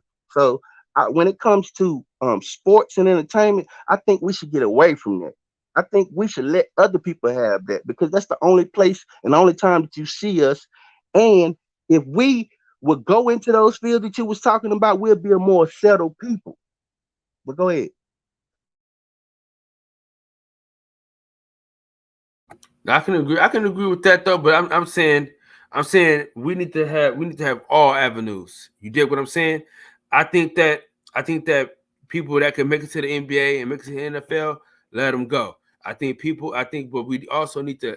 I think we also need to do the same as it pertains to uh, being doctors, lawyers, and things of that nature. I think that using sports to go to college is not a bad thing. I think that I think that using sports to get further in life isn't a bad thing. But I will say this though, it can't be the end all be all. Also, Yeah, no doubt. Look, I agree with Brandon in many regards in what he just stated. But also, like as we already know, it's a mindset change. If you're going to use those particular avenues to try to achieve something, you have to have the right mindset when doing that. You understand? If you got the proper mindset, if you're going to use that, particular way and avenue, if you just have to have the proper mindset and understand it, and start raising your children from their youth and understanding why you're doing what you're doing. You understand what I'm saying? Like, if you have the gift to do that, and you can generate large, substantial um, ties of money, but you have to have the proper mindset. Like, my son was playing football in high school, and I know he got at least one letter, I think, from Michigan, somewhere like that, right? And I'm telling him, I'm like, look, and I made it clear. I was like, look, when you get around in these areas, you got to understand what you're going to be around and who you're going to be around. And I'm telling you, I don't want to get that call. Guess who's coming to dinner? You understand what I'm saying? I ain't city party at it. I'm not accepting just anybody coming walking through my door. You understand what I'm saying? You got to be. So I started, but I've been gearing my kids towards that since they was little. With knowledge of self and kind and understanding the society in which they live in, so that if you're going to do things like that, see, most of the people that ended up doing things like that, they have the basic general knowledge of black life in America, you know, the basics. And this is why you see so many of these athletes, particularly the ones that end up going to university, end up when they start picking women and stuff, they picking women that's not from their group, because they haven't been trained and geared that way from their youth. So I'm not necessarily opposed to the athleticism as long as the mindset is right. You understand? And you're geared towards your own. Like, I was just finishing up watching that documentary about Muhammad Ali. And, you know, by him being, having the philosophy and the indoctrination of the Nation of Islam at the time, he was geared directly towards his people from the time he got introduced to that shit on, like, and that phase of his life. Whereas he was raised differently by his parents to be a part of. That's why initially the first group that backed him was a white group. You understand what I'm saying? At first, because he was basically bred and raised that way. But once he got the knowledge itself, he directed it towards, we need to Speak on the be, knowledge itself, best. Speak yeah, on the we need knowledge to, of what the nation he said, gives him. Speak on when it. he get the knowledge itself, he knew you got to be willing to do for self and kind. You know, don't be looking to give them all that money. Turn that, direct that. So that's what I'm saying. If you're going to use athletics, I feel the important part is that person's mindset. You understand what I'm saying? More so than anything else. And directing that towards, like, a lot of people have a lot of things to say, both pro and con. And I see a lot of con lately about the Nation of Islam. But Talk that talk. they definitely at their time, they did some significant things in terms of black business ownership and stuff that wasn't being done by a whole lot of groups at that time. So this is, like I said, if you're going to use athleticism, you have to have that mindset if you're going to do it. But I definitely agree with Brandon that it should definitely be a greater design for us aiming towards those other avenues as well. I definitely agree with it. But when you have that knowledge of self, you know that you got to be self-sufficient. You be self-driven, self-determination to build up your own communities, have your own businesses and things like this. These things is real far-fetched in the black community now. Because Like we I got people said, turned down. Because we got people turned down the institutions that teach that. We got yes. ignorant people out here turned down. Most people don't know shit about the Nation of Islam. They never been Mm-hmm. inside it. They never studied the teachings. They don't even understand the transformative power of it. They just looking Mm-hmm. at certain individuals and they repeat this Yeah. dumb shit that they hear. But they don't Mm-hmm. understand that what made Muhammad Ali was the backing of the FOI, was the Yeah. Nation of Islam, him going to the mosque. You heard what he said out his own mouth about how it made Yep. him feel. It had the Yep. transformative power. Now you could look at all the mistakes that it made, and it did make mistakes. But But what yeah, but that's organization didn't? And not only that, it exactly. was infiltrated by COINTELPRO, by the F- FBI. I'm talking about honeycomb with it. yeah. So Of the Nation course. of Of Islam was course. not left alone to prosper. And the Nation of Islam did not kill Malcolm X. The government The- killed Malcolm X. And I hate that people keep saying this stupid ass narrative, yeah. because if the Nation of Islam would have killed Malcolm X, they would have went and rounded up everybody and locked their ass up like they always do. Yeah, see, the So reality is, I agree with you, brother. The reality we just is, have, let me, go ahead, yeah, bitch. go My ahead. bad. No, let me just say this. The reality is, as it pertains to black people all across this country, they don't want us to get, they never wanted us to get a step ahead. They don't. And they still don't. That's what people got to realize. That's why I said a war. That's why I use the terminology of war. Our people don't think of it as a war. Our people think of it as something else. They don't know how to, our people seem not to be able to, they have this cognitive dissonance shit when it comes to the reality of what we're facing. Yeah, they You do. Think understand? about it. Think about what the Nation of Islam Mm-hmm. teaches, and you have ignorant dummies trashing it. The Nation of Mm-hmm. Islam teaches: be kind to your woman, lift your woman up. The black woman, lift her Mm-hmm. up, treat her like a queen. The Nation of Mm-hmm. Islam teaches you not to smoke and drink, to be Mm-hmm. a pillar of your society, to go out in this world. Man, see, that's why I don't like when people who don't have the understanding of Nation of Islam, they speak on it, because they don't know what they talking about, and I get very passionate because think about it. What you just said, Best, you said that the Nation of Islam build businesses Yeah, and they do had business. you saw that in New York, That right? was a You multi. saw Yeah, that that. was a multi. Hell yeah, they was. So, I but saw check it it out growing up though. as a kid. I saw it growing up as a kid, and like I In said, But think about this. We haven't seen that shit duplicated since. But mm-hmm. we got all these Mm-hmm. people, these millionaires. Think about this shit. We got more black millionaires. We got millionaires on YouTube to run their mouth, but Mm-hmm. do nothing. They do little bullshit ass, but they don't do nothing to impact the community. You not out here. Look, I know the Nation of Islam took my cousin off drugs. You hear me? Mm-hmm. The Nation of Islam took my kinfolk. I ain't gonna even go into detail. That was selling pussy on the streets and Mm-hmm. turned her into a righteous woman. So can't nobody tell me nothing about the Mm-hmm. trans. And you see it in the documentary how it transformed Muhammad Ali. It transformed him. The Nation of Islam put Muhammad Ali on the world stage and gave him a name that was respected throughout the whole universe. But we Yeah, want to sit and trash it and pick it apart. We can sit and pick apart Christianity, but we're not going to do that because it mm-hmm. produced some of our giants like Martin Luther King. It Yeah, produced that. The thing about it, what we need to do, we need to come up with a code. Fuck a religion. We'll figure out yeah, religion when we get free. When we get yeah. free, we'll say we'll practice whatever. But right And that's now, the point. And that's the point I'm going to. We got to focus on things like that. And I agree with the brother.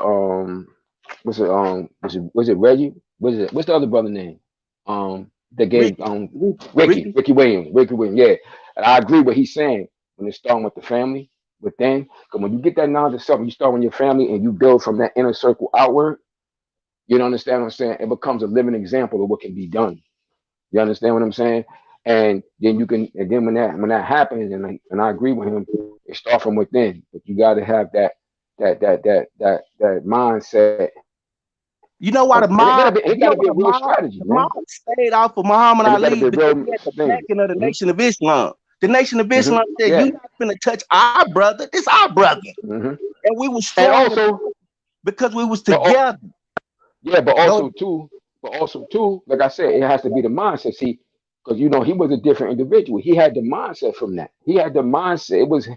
He had the mindset for the nation because he was a maverick in his way of thinking at that time. This new mindset that was being created. So something like something like that existing helped him reach his full potential. Had it not existed, he may have achieved some great things still, but he wouldn't have reached his full potential. I think as a total person. You understand? Like And by something like that. You when do know. we as black people start dumping on our leaders? You think I'm finna make a Mm-hmm. documentary about Kwame Ture in a negative light? Mm-hmm. No, sir. Mm-hmm. You think I'm finna Yeah. make a documentary about Martin Luther King in a negative light? No, sir. Even though he had negative things that you can do. But nah, we're not Everybody. turning down our heroes. We're gonna lift our generals up high. Everybody. All We're Well, gonna that's lift that's all our that's people up everybody, high. We're because not turning everybody down has that. nobody. And we're all gonna Everybody take has that in every society. So that's right, but we don't I once don't get on there. I don't try to, me personally, teach I don't, that's not a thing for me. I try to look at the positive, because we got enough negative in our community. So I'm like, shit, well, I'm not going to pile on. I'm certainly not going to pile on, and I'm gonna try to focus on the more positive aspects that any brother. Cause like I remember a time when when I was heavily into Islam at the time, heavily, and I got into debates with some like other like Orthodox Muslims. They trying to talk about Martin Luther King. Oh, he's a good man. He didn't practice the real faith. I was like, look, I'm gonna keep it a buck with you. I said I got more love for Martin Luther King, him in America, for what he did for my people here, than I would, let's say, for some pale sorted guy in Saudi Arabia who don't give a fuck I about know me. you said I know what you're saying, brother. I Yeah. agree So in that sense, because I said I can't cock on no man who died for his fucking cause. I don't care. I'm not cocking on no brother who ended up dying for that shit that they believed in. Because that takes a level of bravery, bravery, so to speak, that most people do not possess. You Yeah, and then understand? most people they not even gonna put So their life on the line. They not here out yeah. here in these streets putting their life on the line. These people do not do this shit.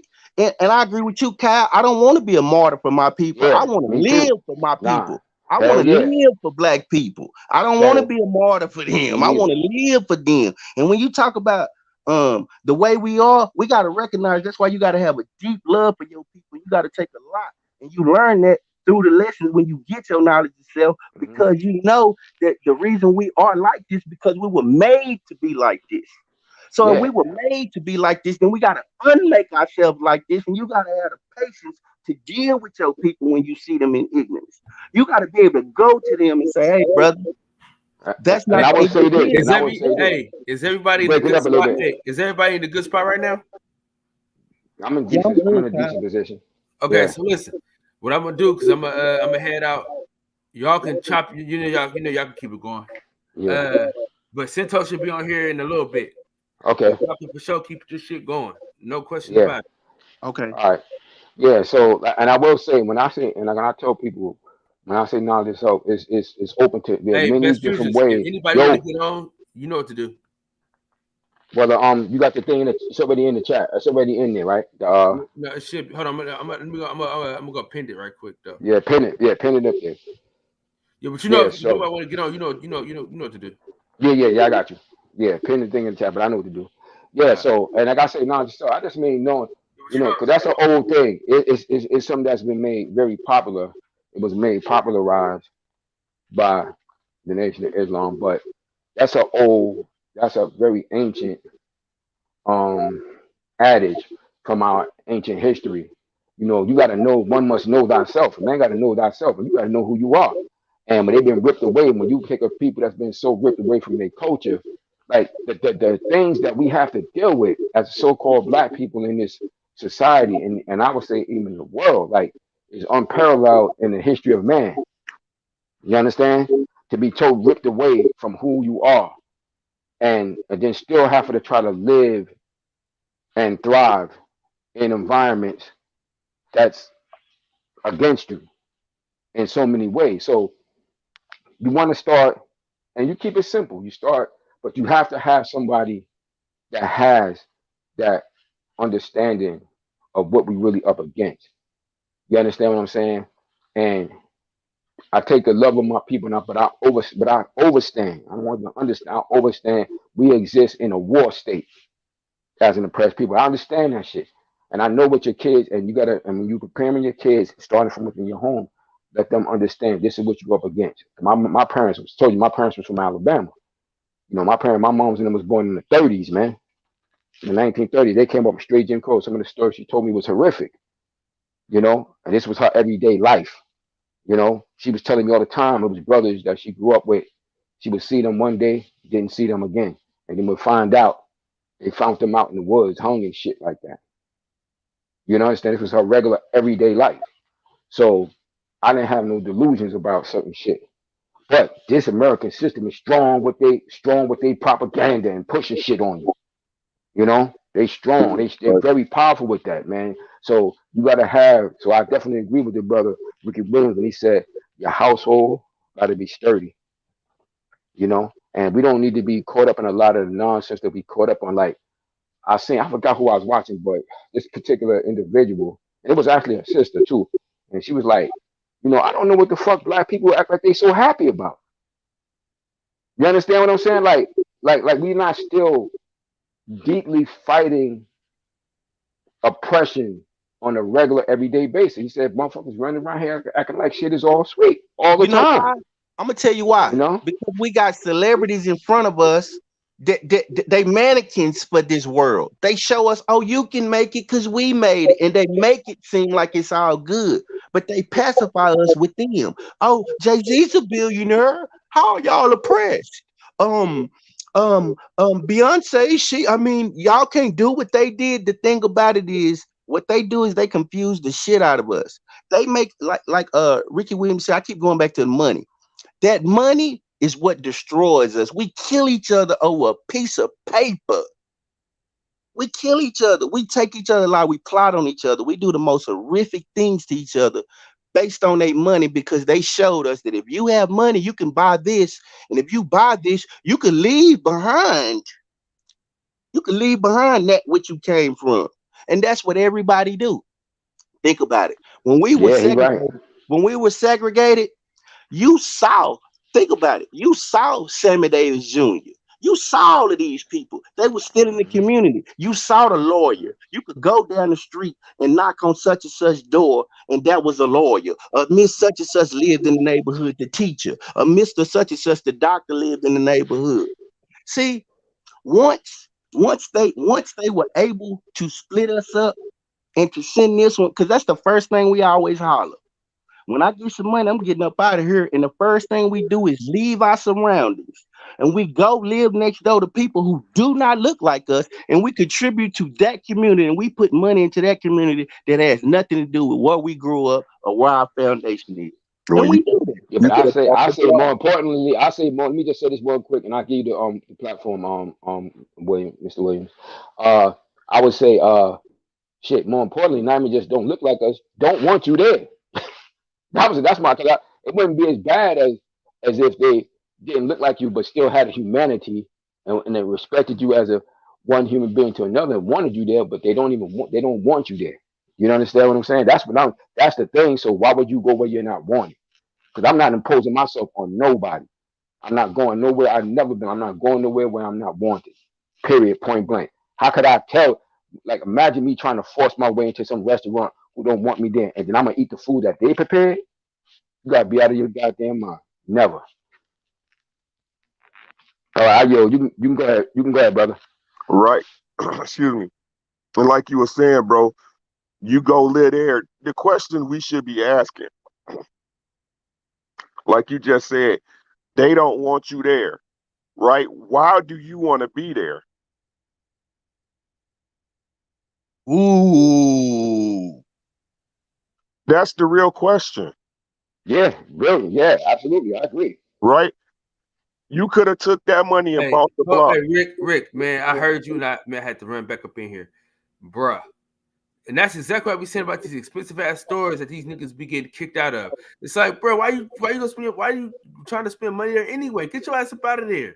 Go ahead, Rick. My bad, bro. right? Why do you want to be there, right? What? Look, I'm gonna tell y'all this, and this is that y'all can believe me or not, right? But this is what I believe. The God and Satan around us every day, but people don't even know it. You see it every day. Yes. You see it every day, right? Jesus not y'all savior. Jesus was a tool for you to learn your lessons. Money is Ooh. not everything. Money is a tool to get to where you need to go, right? Well said. So what y'all got to understand, these people, they understand, right? The teachings that they stole from us. They understand how God works. Why you think they was able to revise the Bible and use it against you? How is it that the same people that feed your baby to alligators can call on the same God as you do? Damn. Tell them about it. Drop it. Keep Right? cooking. Keep cooking. Let it flow. Keep cooking. What y'all got, and this is the thing, right? The very sympathies, the very things that y'all that they took the very things that make us the original people, right? The people, our love, right? The love and the emotions we have for forgiveness, they programmed us to direct that energy to them instead of our own people, right? By giving you Jesus, a white Jesus, by giving you a Santa Claus, right? By saying the Most High is white. Everything you seen from the time your mama popped you out and put you in front of TV was white. It's not even about knowing who you are. It's you letting them tell you who you are. Everybody keeps saying black. I'm gonna tell y'all, black is a political standing. Negro, a political standing. African Absolutely. American, a political standing. Let me tell y'all one thing. There's no politics among truth and honorable men. It's not needed. Man, you saying a lot. Man, Yeah, you nah, he dropping it. I'm just because when I say when you hear me say black, I'll do that because I'm considering the fact that I'm on this platform.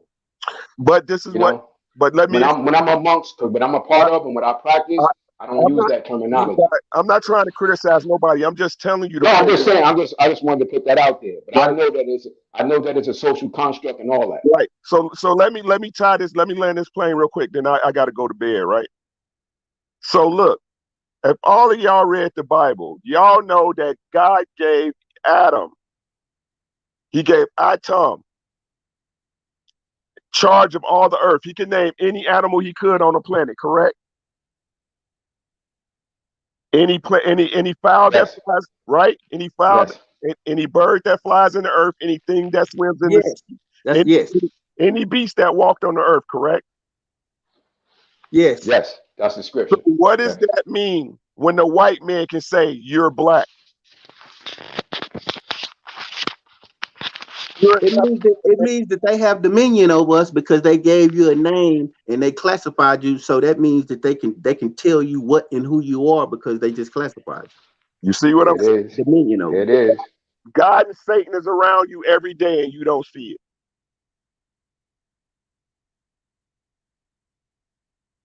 Right?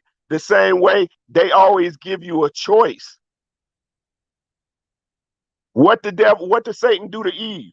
He gave her a choice, correct? Yeah. Right? Look, Use a will, the choice. look, the only thing y'all scared of is losing y'all comfort. Yep. That's true. Facts. The Yeah. only thing niggas is scared of, I say this with 100% assurity, you scared of losing your comfort. You comfortable, you secure. When it can be taken from you at any time, you don't own nothing. You don't own the shoes on your feet. A dollar ain't worth shit. It's a promissory note. It's a promise to pay.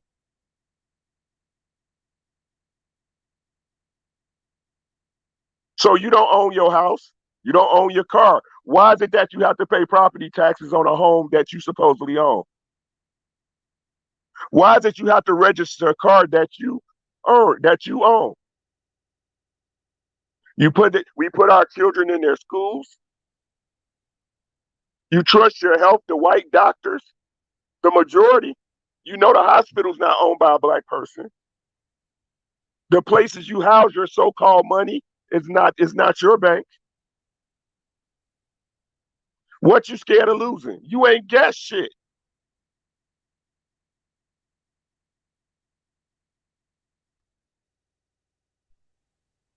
Well said, brother. Well said. The only thing you have is your people. But most of y'all don't give a fuck about that. Fuck that nigga. Fuck that bitch, bro. And let's tie it all up with a bow, right? Since people think there's no conspiracy theories. Conspiracies don't exist unless it's a nigga going to jail for selling dope, right? Right? Let me wrap it up in the bow. What I tell y'all was the beginning, family, right? Take care of your family, right? Because society's going to shape your child. It's going to come a time where if you've been lying to your child or didn't teach them, when your child gets 17, 18, they're going to look at mom and daddy like you ain't got your shit together, right? Then they go out into the world and learn, right? But how do we even get there, right? Most of the times it ain't even no mama and daddy, right?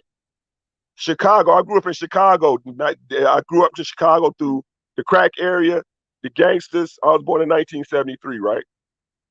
The proof's in the pudding, right? Mama and daddy used to stay in the same house no matter what. Broke, poor, well-a-do, you had the candy lady down the street, the barber shop, the beauty shop, the record store, right? But what happened? Government comes in and say, you know what? Fuck the black man. We'll be your daddy. I'll be your husband. Oh, you got to pay the lights, the gas. Don't worry, we'll take care of you with that, right? But you got to get rid of your man, right? See, then the shit the man would do, whether he cheated on his girl or yelled at her or stayed out late at the bar, at that point it's like, fuck him, right? I don't need him. Daddy gonna take care of me, right? Boom, there go to daddy, right? So now, in most cases, you got a single woman raising a young man, living in envy, don't know how to control his emotions, right? Get mad at every little thing. But not only that, because the women are the only thing he sees, he's sexualized by his mother's girlfriends. Ooh, he's so cute, he's so handsome, right? Made up before his time. He's 4 years old. I need you to be the man of the house. Where's the man to teach him how to be the man of the house? Systematic oppression, boy. Right? So then he get up and he get grown and he go out in these streets. And if it is a girl that he meets, she's more than likely raised by a single mother who's been told by her mother, oh, if you do got a man in the house, don't tell him this. He's stupid. I don't listen to him anyway. Right? If it wasn't in his face, it was behind his back. Right? So now in Chicago, what you got? A bunch of little emotional ass men that can't control themselves that'll shoot people over a nickel.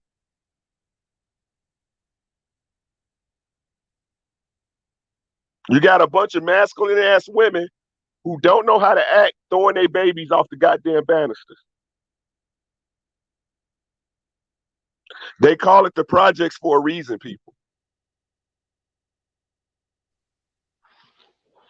But like I said, the thing is this. If you know the game, why you keep playing it?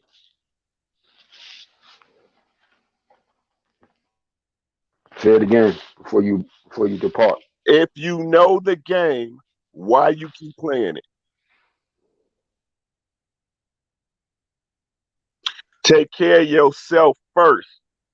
The Most High gave you everything you need. Everything you need is behind your forehead and between your motherfucking ears. Start using it. Right? Then when you do that, when you go get some therapy, when you figure out what your triggers and how to handle emotional situations to become emotionally aware of yourself, to make decisions when you stress and learn stress control, at that point, you can begin to take care of your family, raise your children, raise your daughters to be feminine and to stay in their feminine. A woman has no place challenging a man. Her job is to be his peace in the storm, to be his paradise. Why you think they say a man's home is his castle? Teach your boys to stand in honor, right? Teach them to do what they say and say what they do, not to make promises they can't keep. And if they made a promise and they couldn't keep it, learn to be self-accountable.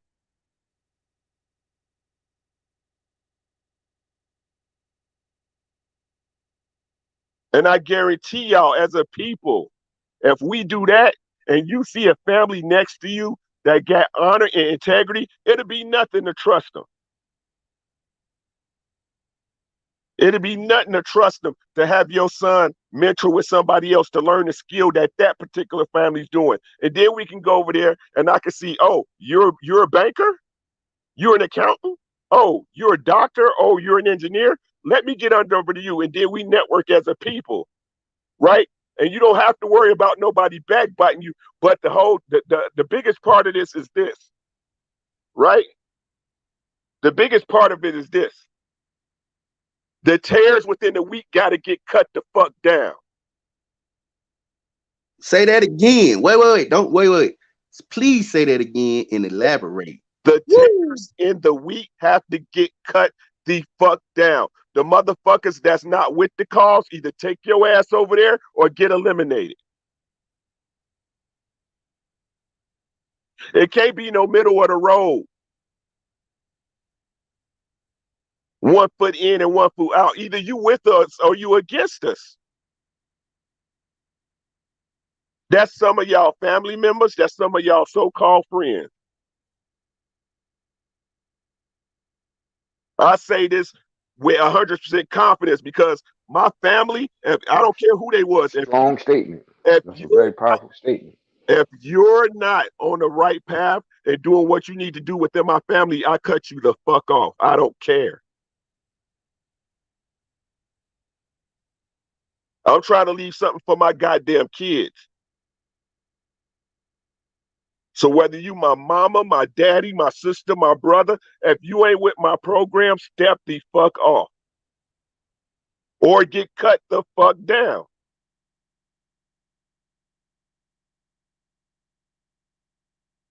We have no room for coonage.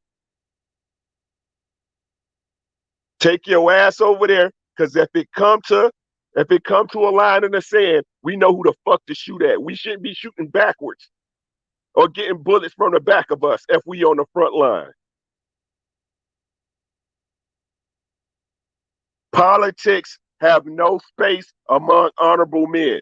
You don't have to, because the honorable man gonna do what he say and say what he gonna do, and he gonna tell you what I ain't gonna fucking do.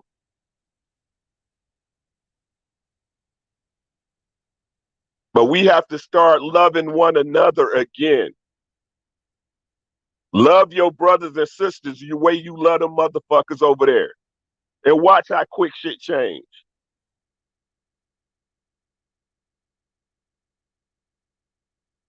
That's all I got. Well said, brother. Well eloquently stated, might I add. But I find no fault with it, because I feel the same. You know, you gotta make a choice. You gotta make a stand.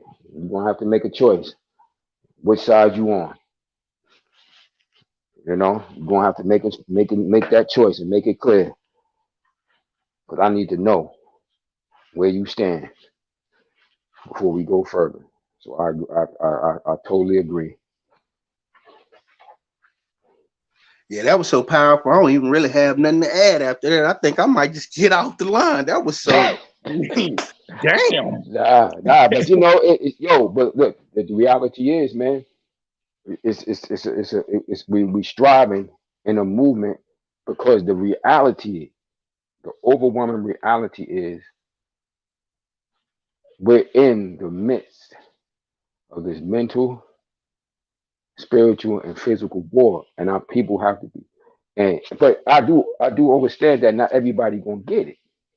See, I understand that. That's why when he was saying some people got to get cut off and left behind, I came to that reality many moons ago in my journey, in my spiritual journey. I realized, and I remember recently I was speaking to one of my mentors, and he brought that up. He said, I remember when you came to you came to that state when you realized that not everybody gonna make it. Because even he used to be on that, or everybody black man. I was like, nah, they not designed to. They wasn't supposed to. You know, some people is designed. So there's always casualties in war, and some people are designed not to make it. You know, this is about the survival of the fittest.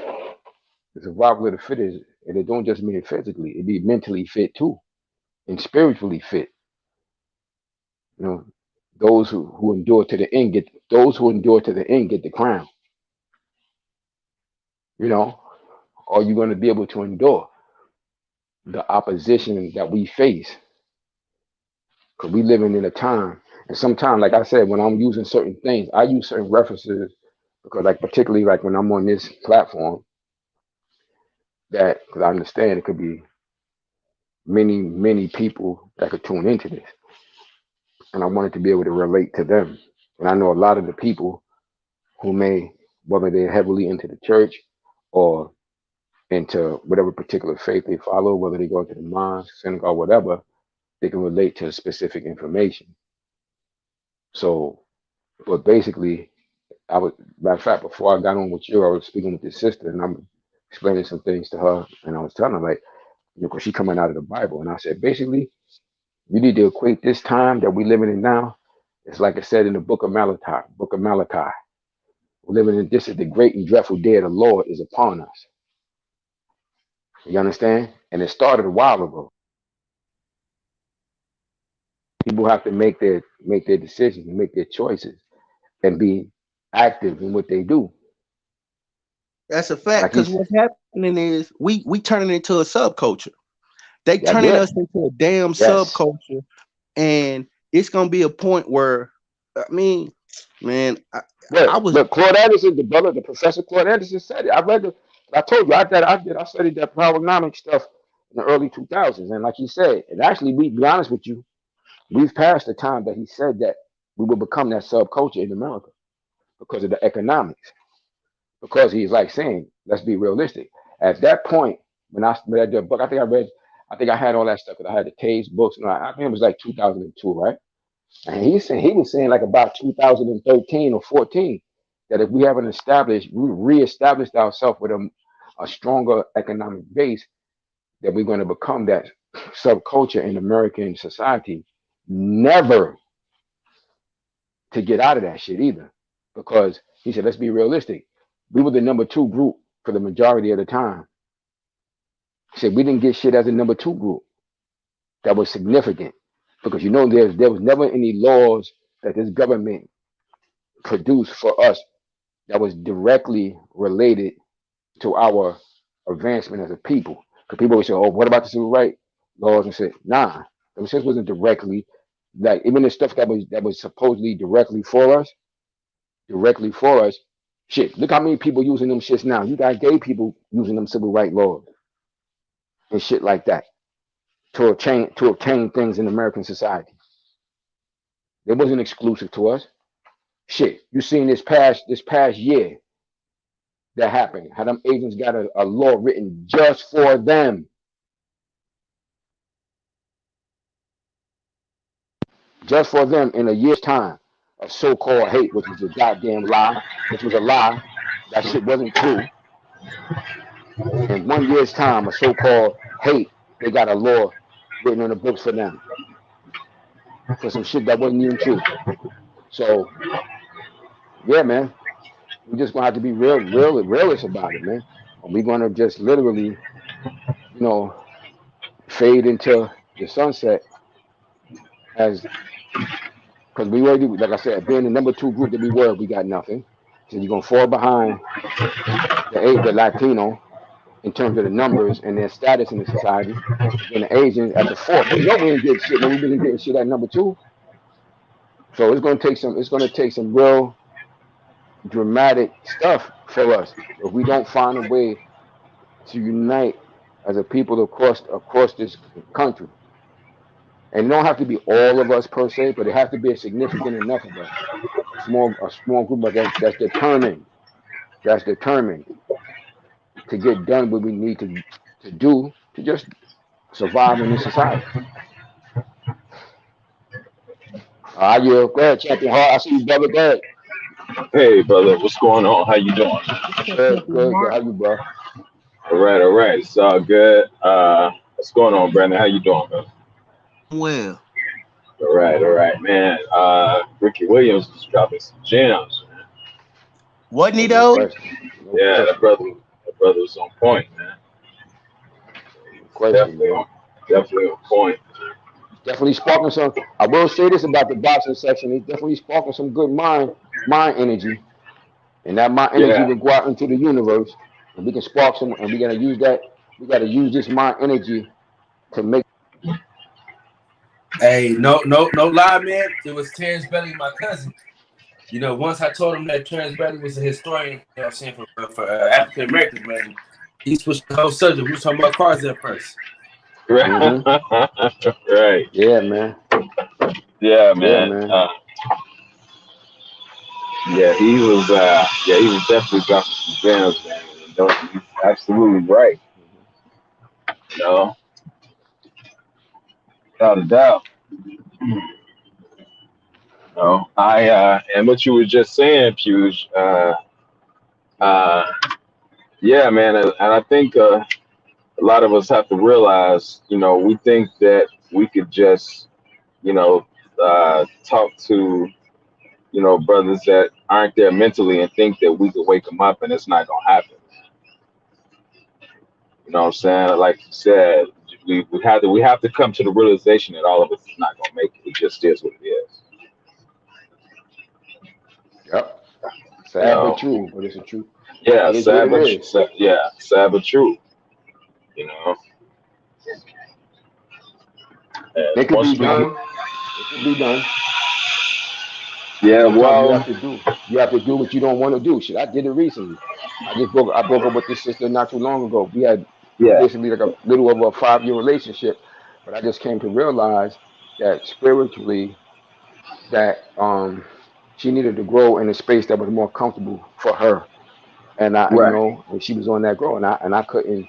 And then I came and I had been already came across a sister who was more vibing on the wavelength that I'm on, and I had to make a real decision. I had to make a tough decision, and but I realized the other one I had to let her go, but she didn't. yeah, She's walking her own journey, and I can't do that for her. I right, couldn't do that right, for her. right. Yeah, I like what you said about about the spiritual journey. We all have to do that, and we all go through our walks on our beliefs, and we all evolve. We may start, in certain beliefs, but as you evolve, then that mindset begins to change. That's right. You know what I'm saying? It's like when Malcolm made the pilgrimage, to Mhm. Mecca. Mhm. He was no longer Malcolm X when he came back. He was El Hajj Malik El Shabazz. Mhm. You know what I'm saying? So everybody, as you go through your spiritual walk, man, you evolve. Mhm. Yeah, You know, this is true. Hey That's true, Kyle, and Kyle. Cento like, said he backstage. I think Cento said he yeah, backstage, Kyle. like I don't believe how Oh, he backstage. the way, He backstage. yeah, Okay. Yeah, he Sentos. backstage. All right, yeah, Kyle. He backstage. Yeah, Sento. yeah, the way that I was, how I believed, the way I was raised and how I believed, I don't believe like that. You know,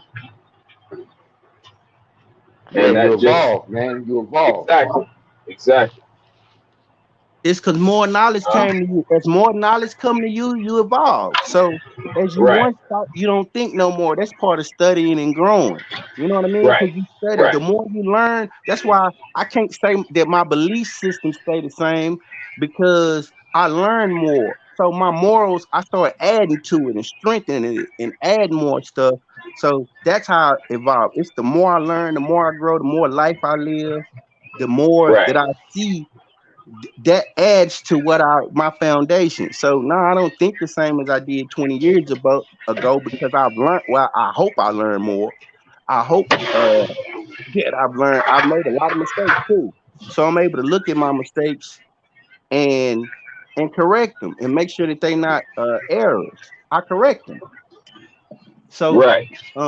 that I get what you're saying about evolving, because I thought at one point I was at a certain place, and then I just kept learning and kept growing, and different schools of thought come across my Right. screen. And then I said, oh, I can agree with that. And I picked something out of that, and I could pick something out of that. And I'm like, oh, okay, this is how this works. So I'm now starting to get an understanding of how this thing goes. But we don't get Right. taught that. They don't teach us that. They make sure to dull that inside of us. They don't open our minds up or allow our minds to be open. We just got to be locked into one thing. Oh, you believe like this. You believe Right. Jesus. You believe Prophet Muhammad. You Hey, believe hey, this. can Right. I And it's say this though? more. Man, that's the Right. truth. And Hey, it's hey, can I say more. this? It's more. It's more. Exactly. Yeah. Hey, Hey, hey, can I hey, say I gotta go on mute, man. I gotta get out the truck. It's about to get loud, so I'm gonna go on mute. But I'm listening to you, brothers. Hey, let me say this, Hey, man. I gotta say go this ahead, is one Doc. of the best episodes we've had, man. I'm Mm-hmm. telling you, man, dude, this is one of the best episodes. The playback ability on this episode is going to be absolutely fantastic, bro. I'm telling you right now, this is a great episode, and I appreciate all y'all boys for being a part of it. Mm. Hey, Thank you for I the just platform, wanted to, Kyle. most definitely, I just wanted to say, bro, I was laying down in the bed and I was Okay. listening and I was like, damn, this the shit that these are the things that we talk about that we really need to build on. This is more tangible to us than politics, than ideology and all of that. Bro, when we talk about the spirituality of our being and where a lot of this stuff surfaces from, it gives you a real insight into why you become the person that you become, why you deal with the issues you deal with. Because it's bigger than just here on earth, it's a spiritual warfare that's going on within all of this. So when I heard Best Pugilist say, you know, I don't look, I try to overstand my people. Like that shit means something to me. That shit, because that's how I look at it. I don't look at it like it's an end all be all. Like when a person do something that I don't like or that I don't agree with, that that's the end all be all. I don't agree with that. I don't like that. That's not my ideology. It's like what made that person arrive to that point of view, to that situation, and understand it the way that they understand it. Because their perception is going to be completely different from mine, you know. And if we don't look at shit like that, we'll never get an understanding between each other. We'll never build with each other. If I cut off everything that you believe in, everything, every view that you have, and I shit on you for everything that you was raised to be, everything that you became, everything that's inside of you, if I shit on it, then you don't have, then I'm your enemy That's a at fact. that point. That's a fact. You make yourself an enemy when you do that, I'm and we a should never motherfucking do each enemy. other like that. You cooking, I'm your, bro. yeah. I'm your Yeah, enemy at that point. It's no fellowship between us. It's that's nothing. It's right. nothing to unite us. So if I look at everything like nigga, I said what I said, nigga, fuck it. That's what it's gonna be. Then nigga, it's no fellowship between us. It's nothing between us. It's just fuck you and fuck me. That's what you saying. Bro, I'm just gonna be dead honest, fam. When that whole subject of Elijah came up the last night that we was on here before everything went real sour between you, Brandon, and Fred, that was my point to Fred. Fred, explain that better, bro. Don't do that. Don't cut that. Don't draw that line in the sand like that amongst you and your brothers. Honestly, Hmm. bro, Fred Yeah. did that, bro. He I'm gonna did. be Hmm. We real. had a He beautiful, did bro. that. We have a He did beautiful that. He community. did We that, have a bro. And beautiful that community. shit was some bullshit. And Kyle, I know that's your partner. And he created the perception, but bro, that shit was wrong, bro. And that was on him. This man ain't attack his family. He needed that to hang on because he felt guilty about that shit. And that shit wasn't right, bro. I'm just gonna be real about it. And Thank ain't you, nobody brother. gotta like me for it, bro. Thank But you, that Hmm. brother, shit, he for drew saying that that. fucking line. He wasn't Thank willing you to for explain saying that. himself because he know he was wrong. Thank You you. don't kill a whole fucking nation of people off because you feel one man made a mistake. Men gonna make mistakes. That's what That's men right. do. That's not that you Mm-hmm. don't do nobody like that, bro. And Fred do that shit all the time, bro. And that shit ain't right. That's why I ain't been on this show, and I don't give a fuck if he don't like me Mm-hmm. for it or how Mm-hmm. he feel or anybody No don't doubt. like it, bro. I'm a motherfucking man, and I'm gonna stand on mine. No Nigga, doubt. he show up and talk about his guns all the time and how he'll live and die by it. And when somebody come to him with a life threat, you invited that type of energy to you, bro. And you not Woo. standing on no real Right. principle, my nigga. You building Right. content and you building shit for your channel and you creating perceptions. You don't own no fucking YouTube, but it's free for you to say go sign on to this person page and shit. But it make everybody else think that my nigga say I got your back. I'm with you, but you constantly tearing down black people and not offering nothing for real. That shit not right, bro. I try to like this man and deal with him, man. He tries to commit to doing this, but that shit not right, bro. And it is what it is, my nigga. That's some. I'm being real and I'm being honest. Just the raw truth, my nigga. That's not no fucking solid ass shit. I see what this man doing, and I don't care how much he say he building. My nigga, you tearing down and you not even really putting back into it, nigga. Whatever you tear down, you should build up before it leave you, and you Come not on. doing that. Come on, Eli. Somebody, and you know what's cold, Eli? I don't want to cut you out, bro. Mm. But I have always been taking the low road through this whole thing. I've been trying to show honor and respect and show that I'm not going to help divide our community. We had a beautiful community before people Mm. started doing shit that was divisive. I kept saying I didn't want to be a part of that. My little brother, I'm not even going to speak on him. Everybody know Mm. Fred Co-host. I'm not going to say his name, but we know my little brother had to Mm-hmm. step away from that shit. Mm-hmm. My little brother, it ain't my little brother, and I'm not gonna go into detail because Mm. it's gonna be too salacious. But my little brother had to step away from that shit because of the slander that was going on, something that saved his life, something that's in. What if that was your friend? If bro, Eli, you my That's not brother. honorable, bro. I know That's if what. you're my brother, Eli, Yeah, I'm not gonna do nothing that's gonna disrespect you, bro. If exactly. I feel like it's gonna offend you, I'm gonna back up. If I know you're a Christian, I'm not gonna come over here Yeah, and slander Jesus, bro. You're exactly. my brother. Hey, It's bigger than uh, that. I'm not gonna do hey, that because I'm gonna I have add more to that respect for real you as fast. a I'm gonna man. add to that real fast, bro. That's something that I ain't got a chance. I need to call him tomorrow and just check on him because the brother was going through a lot. But say that's something that I respect about real rap, bro. Offline, Mm-hmm. bro, that brother called me and told me, he say, man, you stood on your principles. I had a whole panel of 5 or 6 people that ripped at everything that you believed in. And my nigga, you stood on your principles, and it made me start to rethink what I was saying, what I was doing. And my whole thing was exactly what you just said, Brandon. I said, if you my brother, why you gonna try to rip me apart online? Why I'm gonna be your content? I'm not your fucking content. I'm not nothing for you to play with. I'm not nothing for you to build on and try. If you really trying to build on something and you really trying to create an understanding with me, I'm not nothing for you to tear apart. I'm not nothing for you to throw and try to make a dollar off of. You ain't gonna throw me away like that. You're gonna try to teach me something, show me something. Motherfuckers don't understand that shit. Bruh, if you really trying to build with somebody, you don't tear everything that they believe in apart and make a joke of it and laugh and mockery and sit back and get on your high horse. Don't beat your motherfucking chest on me. Because if we gonna go gorilla for gorilla, then I'm gonna just say, God damn it, well fuck it. Let's see who's gonna be the bigger gorilla. But if I'm But gonna we be already like, see God that. damn, We we already gonna be seen that. mean. We don't even If need we that. gonna We be, seen we how the don't need that. response gonna Exactly. be. If we We gonna be seen mean, that. we gonna be mean and we gonna try to create understanding amongst each That's other. right. That's what real leaders do. That's what real leaders do. Real leaders try to create understanding. You know how many times you see people leading and they really don't agree with the lifestyle that you leading, but they keep on working with you and keep on working with you until you get it.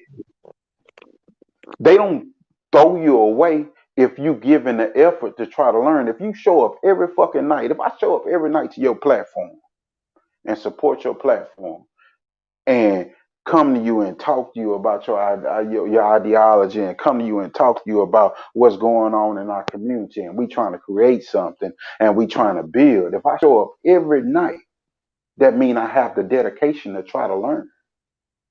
I don't show up to be a motherfucking hater. Come on, man.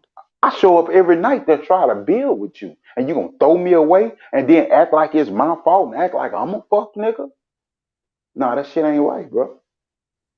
That shit ain't right. I don't give a fuck if you from California, from Timbuktu, from New York, from Florida, from Louisiana.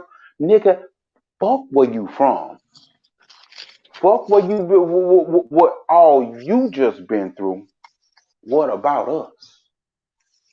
How we gonna build? How we gonna grow? All this shit, man, this shit be fucking niggas, bro, that be on they fucking high horse. Nigga, get off your motherfucking high horse with me. Cause nigga, I done been a motherfucking dog and I done been down, I done been homeless, and I done created my own and came back. My fucking house. These niggas sit up here and act like they got this and that. My fucking house don't make me.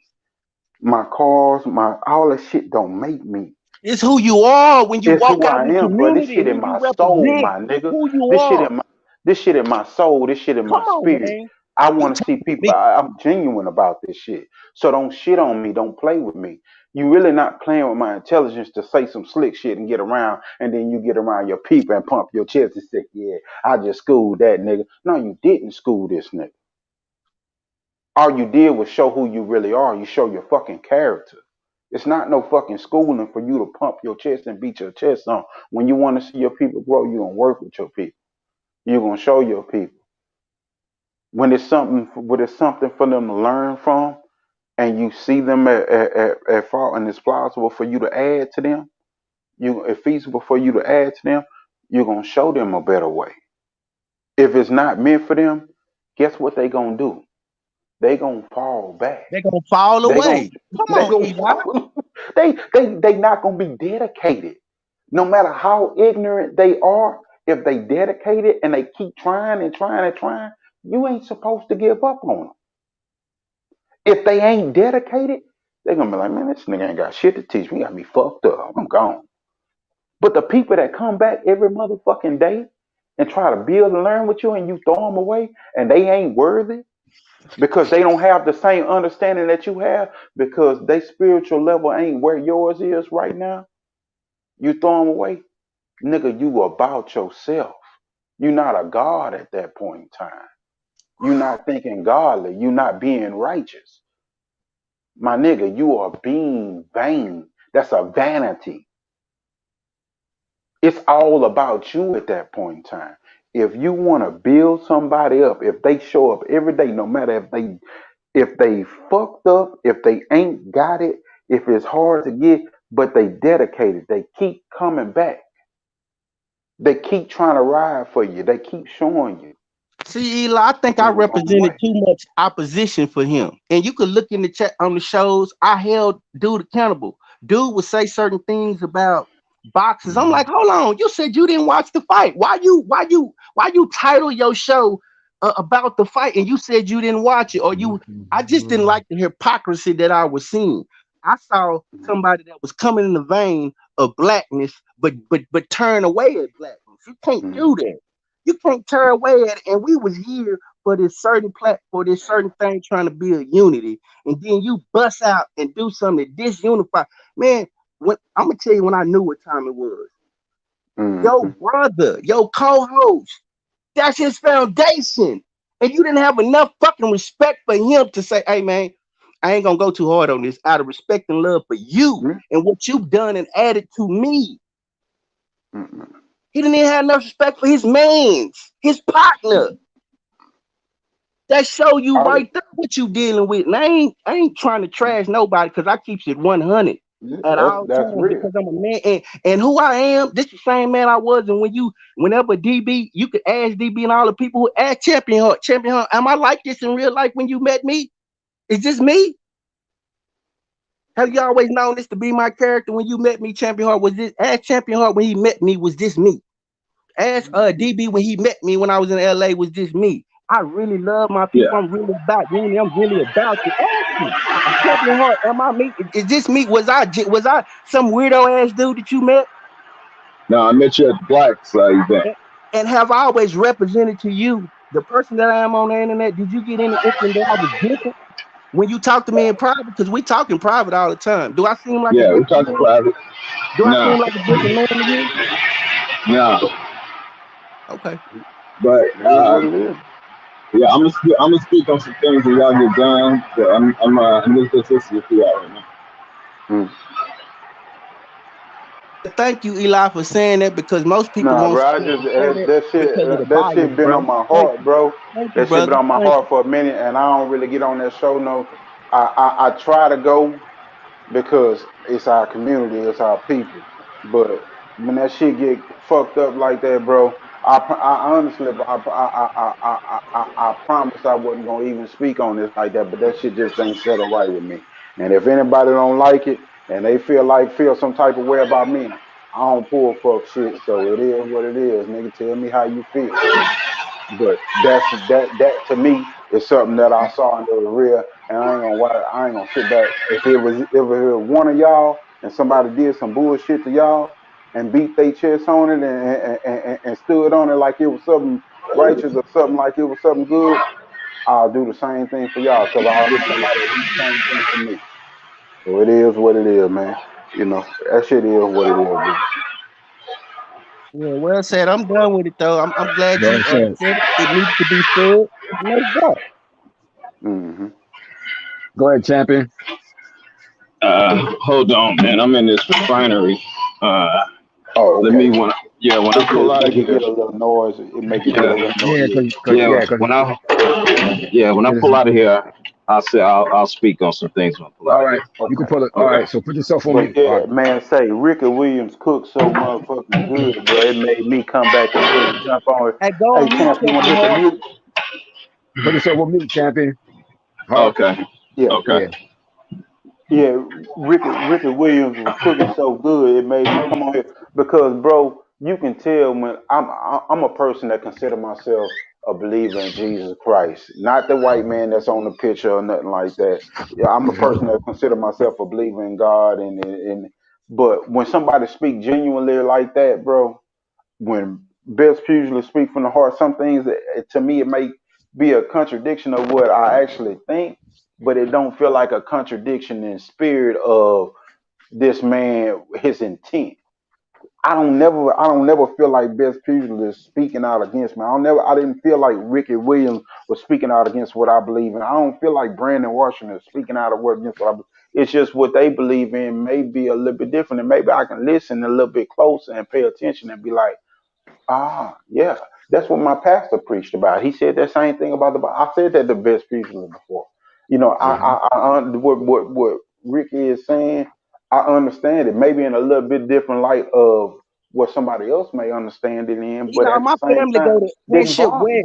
My family go to Friendship West, bro. You think I'm finna tear that? Yeah, Who the Friendship West dude? That's a yeah, beautiful Afrocentric yeah, church, bro. You think I'm yeah. finna sit and tear down that? Nah, Pastor Freddie that's Haynes, not gonna yeah. happen. Yeah, yeah. I mean, bro, it's just a common sense type thing, bro. What you build inside of you is what you build inside of you. But when I see the brothers in the nation and they talking about God and they talking about Jesus and the Quran and they talking about building up for their people and the history of the people and what's our true history and lineage Yeah. and genealogy, I can't steal from that. Why am I rob that? Mhm. When we as Christians talk about having faith and talk about having belief and being able to forgive, but knowing that it's a time for everything, how can you be mad at that? How can you be mad at somebody for believing in something? Like Yeah. it's you mad at somebody for believing in something that's not hurting nobody, that's not killing nobody, that's not tearing nobody down. But then you say you won't you want to see all these religious groups and all these so-called leaders step up and be and fight. But then when you got a group that is fighting like the nation, you're gonna really try to like that shit didn't settle. It's like this what you asked for. When I was listening to you at first, this what you asked for. You asked for a group that was strong and pro-black, that would stand up and be strong and be fight and fight. But then when you had something against one man, or you ain't had nothing against him. You found Mhm. something to latch Mhm. on to because you Yep, started out on a different yep. search. You started out on the search of who killed Malcolm, but then you found this one little thing to latch on to tear down this man. And because this group was like, okay, that's a man. Now you say, well, fuck it, I'm gonna tear the whole group down. Yep. Well, you said that group of people, the way they reacted, the way they conducted themselves, is what you wanted to see black people. That if they needed to be militant, they was gonna stand up. If they needed to be a nation and they needed to be more monolithic, this is what you want. This is what you wanted to see. But that nation stand for that, and I, as a Christian, can't deny that. So if that nation stands for that, and that's what you wanted to see, you tore it down strictly because of your own vanity, because it didn't coincide with what you wanted to produce and what perception you wanted to create. Therefore, it wasn't about black people. It was about your own issues. And I am smart enough, intelligent enough to see that shit, and I can't stand for it. I can't go We'll with it. call it what it is. It's called daddy issues. We know what it Mm-hmm. is. Everybody that watch this dude, it's daddy issues. No, I Mm-hmm. just couldn't. I couldn't agree with that. He gonna go at it. He gonna spin it, twist it. Some people gonna ride with him on that shit. That shit, it's not right. You know, for Mm-hmm. you to, I don't disagree with him calling Elijah out. You know, that is what it is. But when people tell you, hey, if a man making mistakes, he did what he did. It is what it is. But I disagree when he attacked the whole nation. That's why I Mm-hmm. disagree that. I disagree when he attacked the good of what was created. Like, if you say this man did something and he was just a man and he did what he did, that's fine.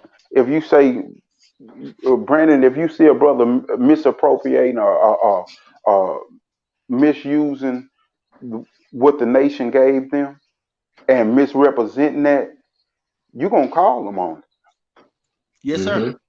You And I'm know, gonna be called on it. And I'm gonna and be called to account. If you I'm do so gonna it, if be you do called it to wrong. account. it wasn't no problem for me for him to call Elijah on his bullshit.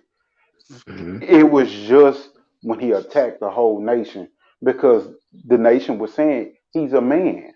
Okay, the man did what he did, but now you attacking the nation like that shit was noted, and we building and going forward as black people, and because you so caught up in having something to grab, it's already been a documentary that had been done on Malcolm X And and then how look at he the was way possibly you're going killed. about it. You going about the dirt. What about the good part? Ask Sister But Kalila and about the good that's part what about I was how it leading taught to, her how to be Brandon. a woman, how He it taught her couldn't.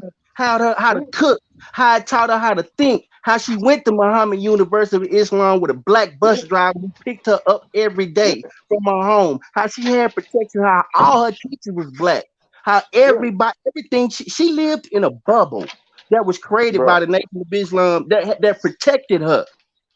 But we don't I, get I'm, that. I'm, I'm, We I'm gonna don't tell get you another we thing. This the don't get other thing for me, friend. I don't mean to keep cutting you off, but oh, I cut got me these off. thoughts in my head. But because this the thing for me. This how I know it's only content, and it's only you keep tossing up these indie film festivals and all that shit, bruh. I done been a part of indie You pay for that. music You can shit, pay for that. and not only did I pay to be a part of it, or did I sign up to a free indie deal, but the shit that they gave me, it really didn't make me no money, but I can add all those accolades onto my name and make it seem bigger and create the perception and tell people buy, buy, buy, buy, buy. My nigga, you are a great businessman. You're a great advertisement. And you creating the perception that this is bigger than what it is and putting all your people in front of it to say that it's bigger than what it is. It's just business. You stealing from our people Come on, and you man. bullshitting and you robbing. And nigga, I can't really just get down with that. That's not that's some bullshit. Because nigga, I promise you, I can go show 10,000, 20,000 views on a video. I can go show where my shit was charted on this site and this site at number 13, 14, and 15. I can call A&R and say I was this, and this, and shit.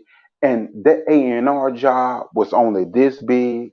that indie fucking site only collected money off of the basic artists that are just around the neighborhood, around the way, and they got a little bit of fame in their section. But if they join enough of them, they can say over here, ranked worldwide. Here, I did this, and this. The Emmy, the signing up for the fucking for the Grammy boards and shit. I can say that shit. Oh, I was a member of the Grammys and I did this and that. This I can say all that shit. I was a Billboard music artist. I can add to my accolades, bro, and make that shit sound good, just like I can add to a resume all the things that I done, and I can dress it up. I can call myself a technician where I wasn't nothing but a fucking assembly line worker.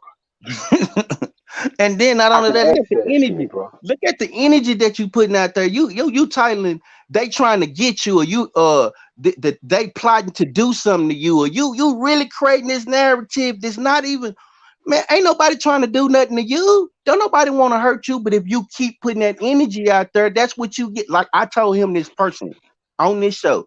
I said, man, I don't have nothing bad to say about that, man. I go the other way because I've seen this That energy shit that's before. not right, bro.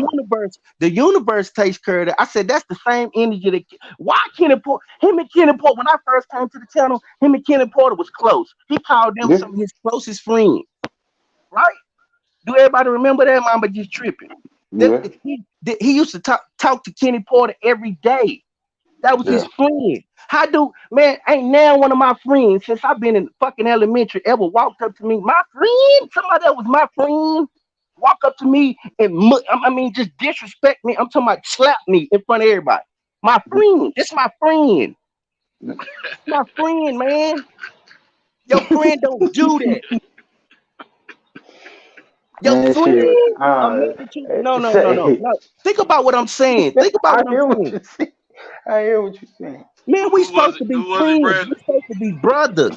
Nigga And said, this man walked up to you let's and say slapped my the shit friend. out of you. Why would this man slap you? What did you do so egregious to where your friend, who you was close to, who you talked to every day, what did you do? I'm gonna tell you what you did. You made videos disparaging his son, disparaging him. Why would you do that when you got a relationship with this man? Why would you do that? If I It's had a all deal, content. I'm gonna keep my mouth off you. I'm not gonna say nothing about you. If we fall out, if I ever fall out with one of my friends, I Yeah, promise you, I'm gonna go the other way. That was my friend. yeah, I'm never gonna trash my friend unless he tries to do something to harm me personally. That was my friend. That's corny. That's corny as fuck. I'm not gonna be. That was my friend. That's somebody I trusted. They probably done been to each other's homes. That man physically, and then not only he did it and laughed and said, "What you gonna do?" He laughed. What you gonna do? that means wherever you see me, the next time you see me, Come I'm on. letting you know, nigga, that's that same energy. I'm gonna keep with it. That's what that means. That's what that means. That And I mean, told him, I'm staying nigga, far that away mean, from nigga, that. I'm calling your bluff. I don't want nothing to do with that. I'm staying Mhm. because I know that energy, man. I grew up in this shit. Yeah, I grew up, man. Listen, I'm gonna keep it all the way real. Man, I grew up in South Dallas, Oak Cliff, Pleasant Grove. You understand me? I went to Spruce, I went to Madison, I went to John hmm Island, I went to Comstock. I Man, already know what it is. man, I ain't playing, man. This is real. So I see this energy and I don't play with that because I know life is real. I see people lose their life.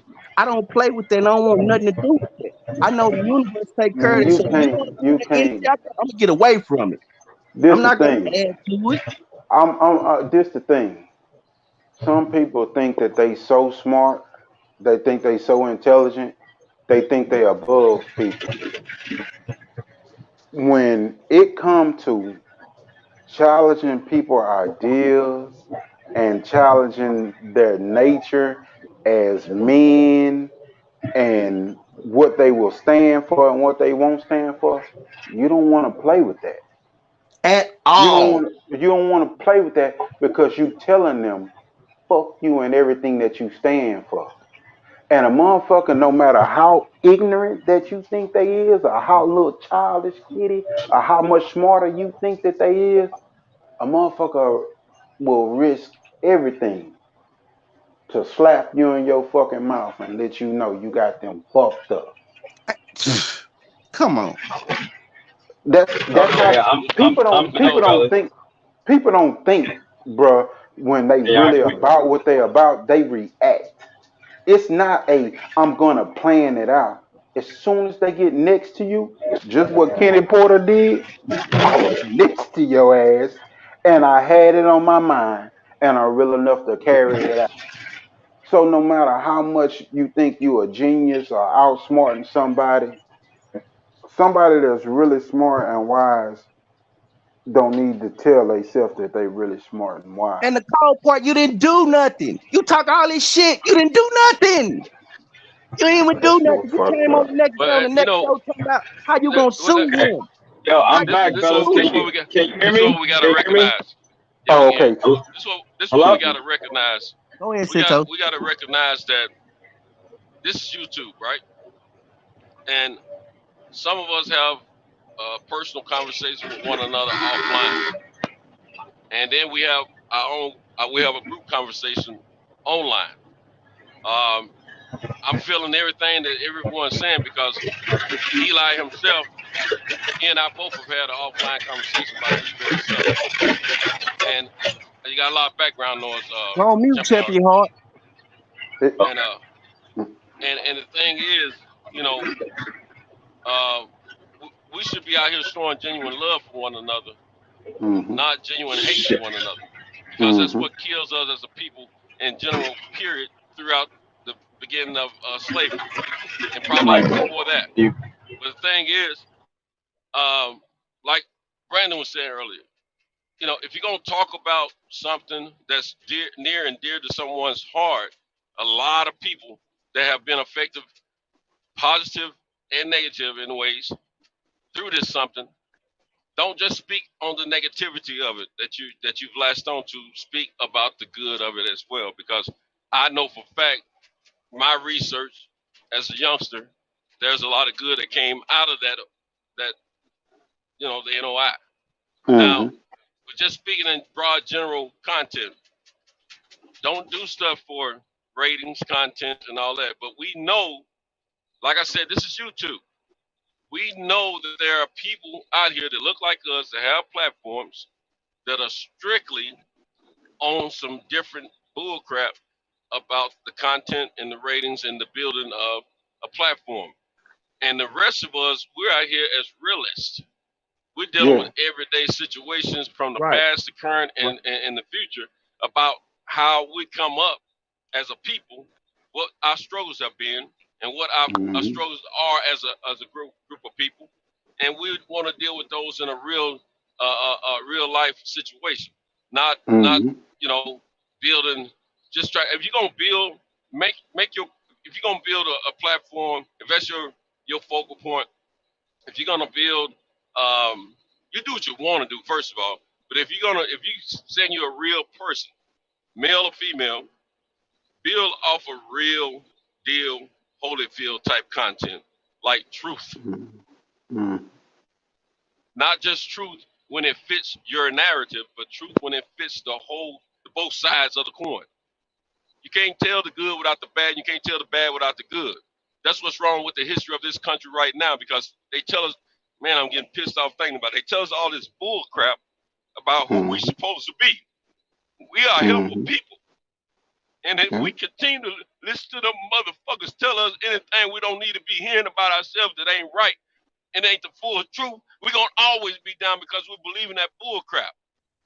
You speak on the truth and you stand on the truth and you tell both sides of the coin, because that's Yeah. what's real. That's what they learned a long time ago, and they teach their own. You don't tell both sides of the coin. You tell what we want them to know. That's why it's called his story. Yeah. You don't get out here and you tell that bull crap and just tell one side of it because it ain't right, because you're affecting people the wrong way. Yeah. You're killing your own people when you do that kind of bull crap. Then we create division amongst us, and we sit around here and we talk about how we got to come together as people, and we can't even get ourselves together. This very Exactly. ones of us that's talking out here. Yeah. Speak the truth. Tell both sides of it and stop this bull crap, because Yeah. we are some good brothers that come together every night out here, and it, man, piss me off. Yeah.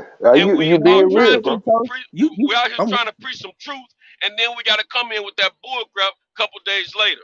It ain't right. And I don't care how anybody feels about it. But what I'm saying, I'm speaking from my heart about what I feel is true.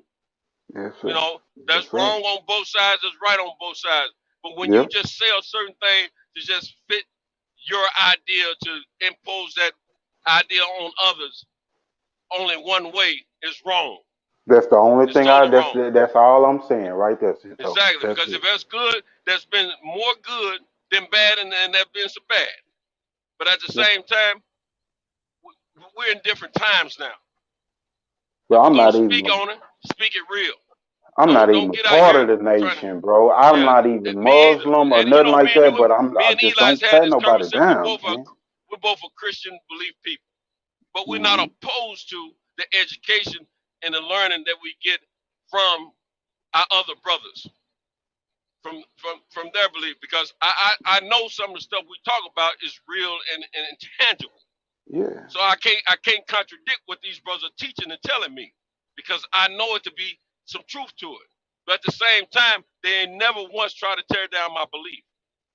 They never Never, once tried to tell me to turn my back on that.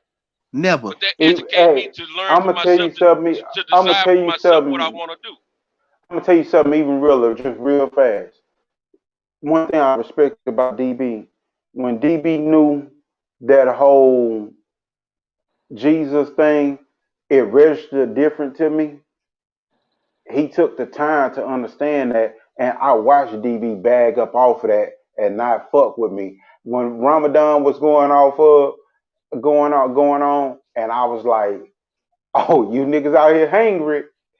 DB was like, "Oh, Eli said that." I was like, "Wait a minute, my bad, bro. I was just making a joke, but really, my nigga, say I respect everything y'all got going on, and I had to immediately let him know that because it wasn't my intention to be hurtful towards him.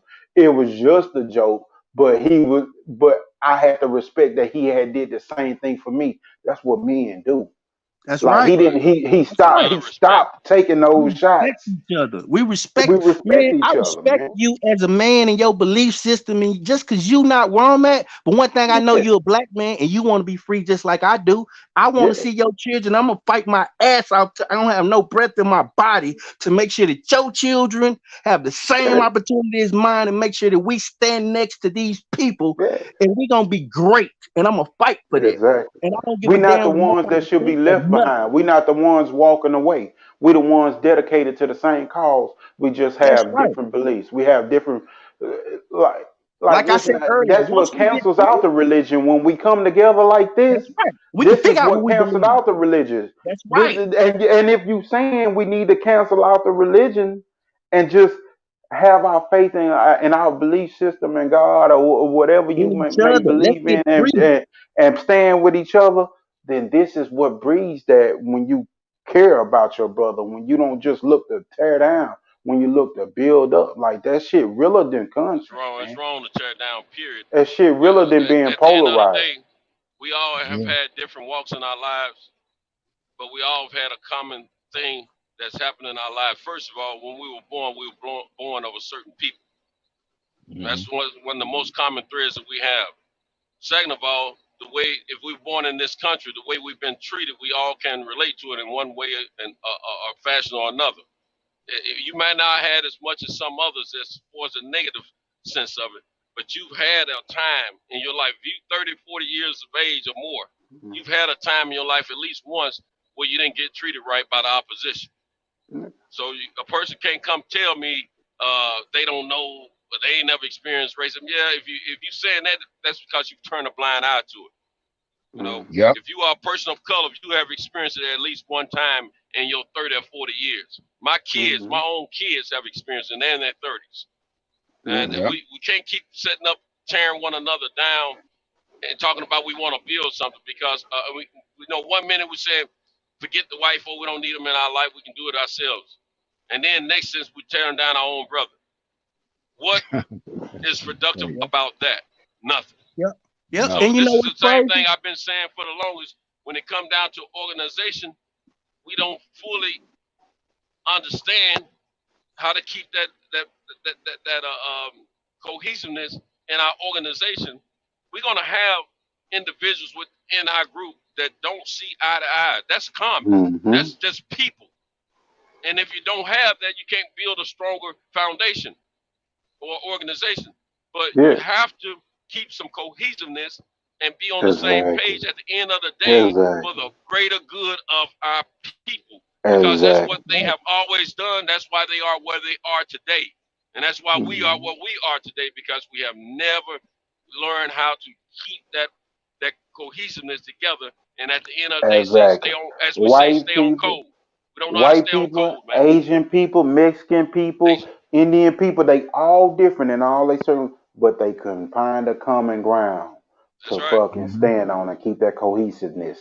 We'll tear And each other as down. my brother out of Dallas told me years ago, which I've said before, white people can hate one another's guts, Hmm. but they will sit down at the same table and make the same dollar together. That's Hmm. Until right. we understand that philosophy, man, and a whole lot of other philosophies, we're gonna always have a problem, as we're talking Yeah. about right now.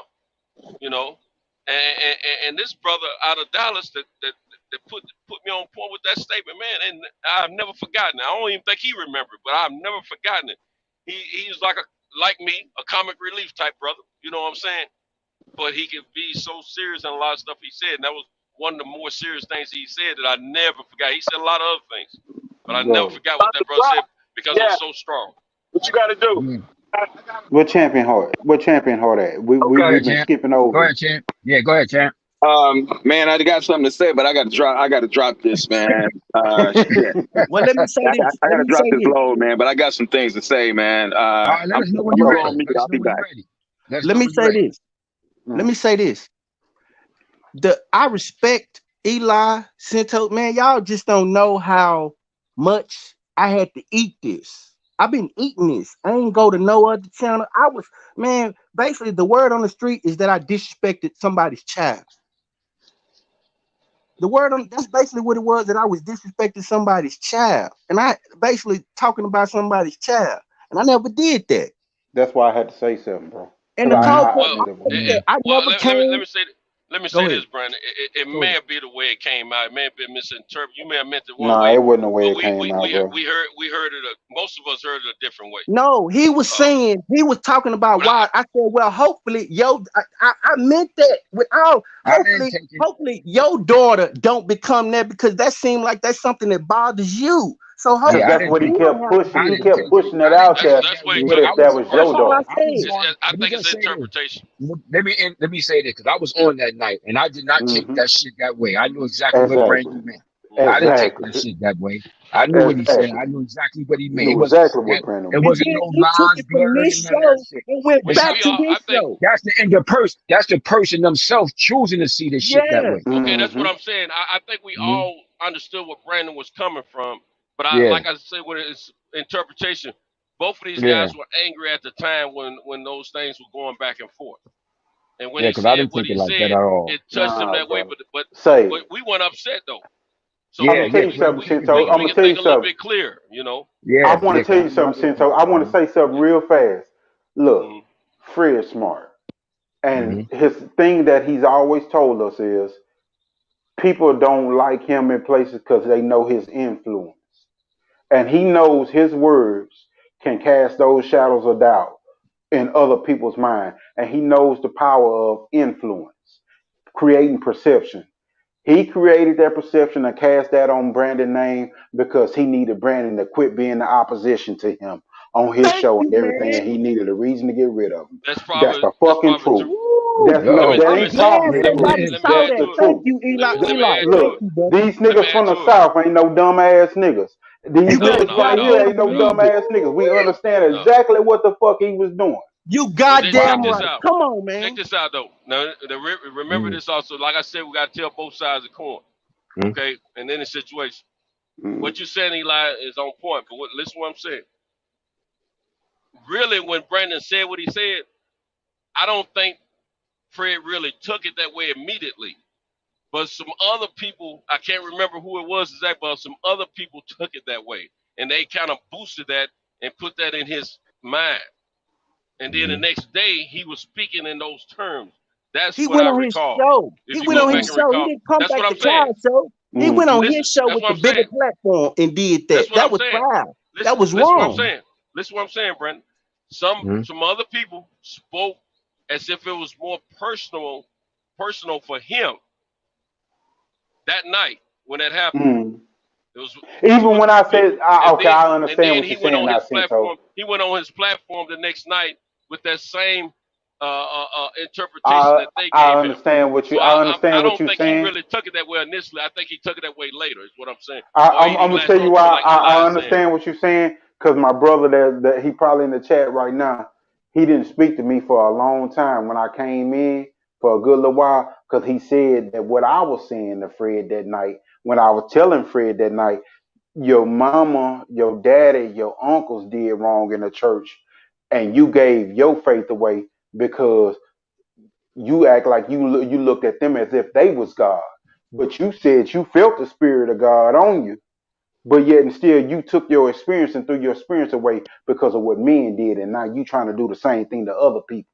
So Mm. when I said that, the brother President Jafar said you getting personal, you getting personal. No, I was talking Mm-hmm. about the issue at hand with why his belief system was like it was, and he was attacking why our belief system was like it was. So the two Mm-hmm. things coincide. They went hand Yes. in hand. So the Mm-hmm. people in the churches that you went to did one thing. The people in the churches that I went to did another thing. My grandmother was a missionary. People came from far and wide. When she died, filled up a whole chapel to tell them about what she did and how she went and just to get groceries in their house when they didn't have nothing. My great grandfather swept floors in the FHA loan office, and in the meantime was learning how them people was doing loans and set up the community where I'm from. When you go to that community now, on my daddy's side, them black people still own that land versus them black people that's here in Dallas where I am, here in the city, and down in the city where I'm from, or in California or in New York that done lost their homes because they got bad loans. So the people that Mm-hmm. I was raised around that taught me about God, they did some righteous things. Now I ain't saying they ain't do no bad things, but they gave me that understanding. They So taught. when your people gave you that understanding that they gave you trying to take that and spread your trauma, spread your misery to everybody else. That's Mm-hmm. that's how bad spirits jump from one person to the other. That's how false teachings and false Yeah, prophets and yep. all that pass on. It rolls on That's like a why Yeah. that's wheelbarrow. why I can't follow that. It Yep. does. It does. Absolutely. And that's why when you heard me say, Eli, like I Hmm. try to have understanding of my brothers. Because look, man, like I said, we deal with enough hate in this country and this world as the people that we are, so-called black, Hmm. the so-called black man of North America and all this, you know. So I'm like, look, everybody got their view and their thoughts of different things. Hmm. That's why I like, I ain't gonna you talk about me, I don't down you Christianity. How could I? Why? Hmm. That's your journey. That's your spiritual journey. And I see Hmm. and I see and I see wisdom in your spiritual journey. You Hmm. understand? I see wisdom in it when I hear you speak. You Hmm. understand? But first of all, like when I did practice Al Islam heavily, because I deal with something, because you will grow and you evolve. Hmm. But I know when I practice Al Islam, I could never excuse my French, I could never shit on Christ or Isa in the Bible because shit, Hmm. Jesus' name is mentioned in the Holy Quran more than anybody else. So how That's a could I fact. shit on Christ? That's a fact. Hmm. That's a fact. So how could I shit on Christ? His name is in that shit more than anybody. You understand what I'm saying? So nah, I just when any information I put out to the best of. I do my best to try to help my brothers learn and expand. If something I say can add to helping your life become fuller and better, then mudar pa natar, as we say in my tribe, which means praise the overseers and the Most High. That's it. If y'all can take from it, good. You understand? That's all I'm trying to do. Share with my brother I came to get close with on this platform. Because I don't do a lot of platforms. You understand what I'm saying? I don't do a lot of platforms. I go where my spirit got me to go. Right, You know what I'm right. saying? True, That's how I rock. And true. I always been like that. So, and I've met some real good, intelligent brothers on this platform. Yeah. You Well, I understand? And mean, was you? everybody got their walk. And that's how I view it. Yeah. That's your spiritual Yeah. journey. You walk it to the best of your ability because that's all you can do. I Period. just, Brandon, say, bro. I just had to say that tonight, bro, because that was on my heart. It been on my heart. Yeah. And Hmm. no bullshit, fam. It had I to didn't come out want you to eventually, feel man. like that. I didn't want you to Yeah. feel like Yeah. that we had chose a side and was all against Yeah. you, or Hmm. was Right, all like that. right, It was right is right. right. And when God prove you right and show you right, bro, Yeah. he'll keep it on somebody's heart to speak it until it gets spoken or until it come Yep. out right to clear your name of anything wrongdoing. And bro, you did not try to take a shot at that man kids. And that shit Mm. wasn't right, bro. You ain't do no R. Kelly shit, Hmm. no Nope. bullshit ass. You didn't do nothing like that, bro. And that's wrong to put that energy on your name, to put Yeah. I that never out on viewed you. him. And I That's got right. out Because the I way. enjoyed And I that got way. out the way. I got out the Yep. way. Yeah. Like me and Cintos Yeah. talked about. Cintos said, Brandon, you could have really took that somewhere else. But I Yeah. wasn't taught to.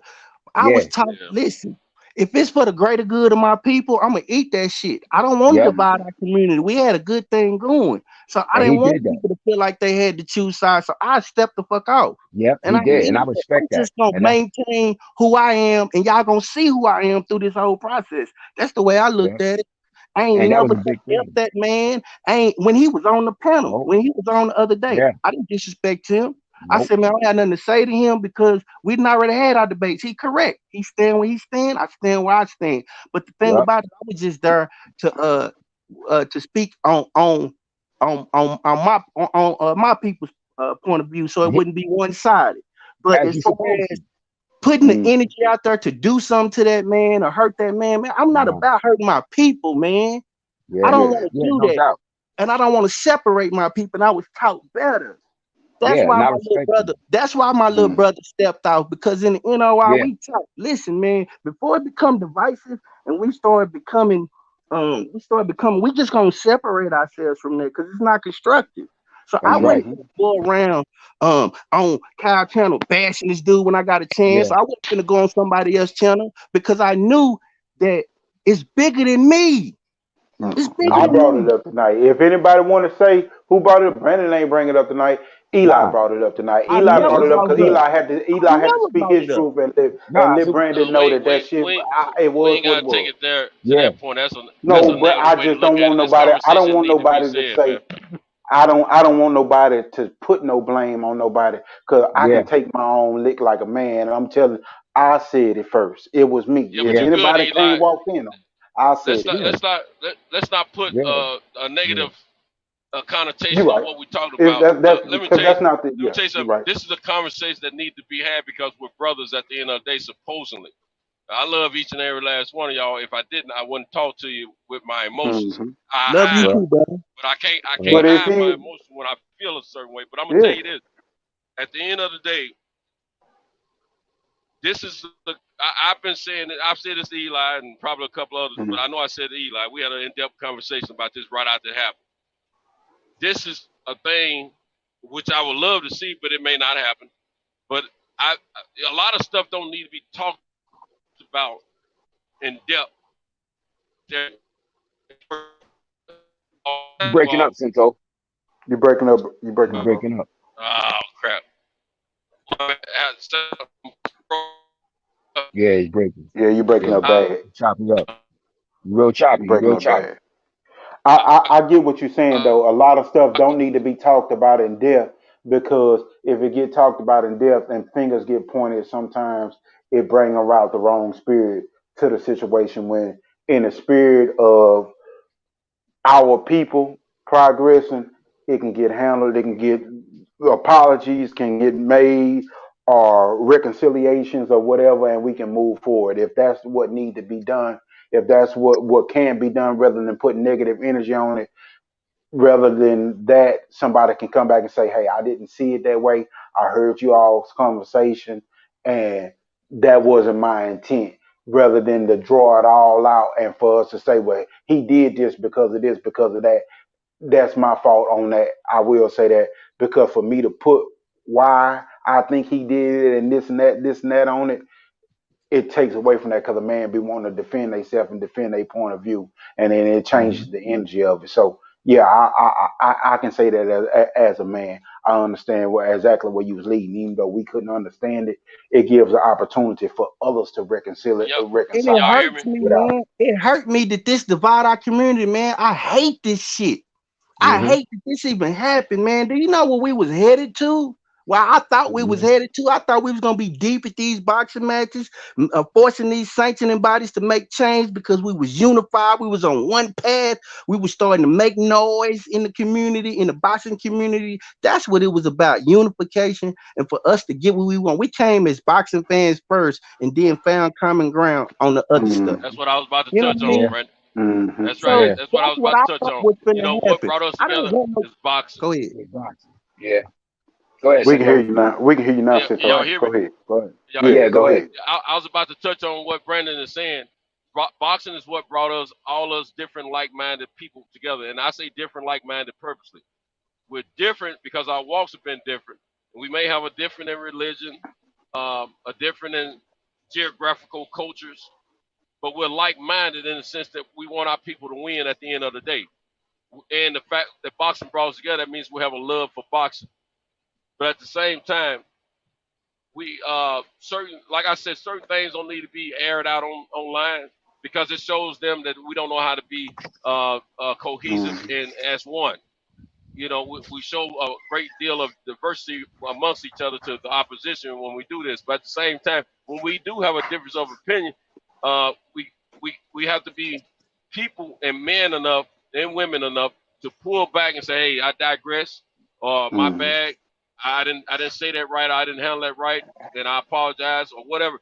But the main thing, if it get too egregious like this situation has with two of our brothers, you Mm-hmm. have to pull back and have an offline conversation You right. because when there's an audience, people get amplified mentally or verbally uh, because they trying to save face sometimes. Sometimes they just speaking what they believe, you You know. right. But at the You right. same time, You right.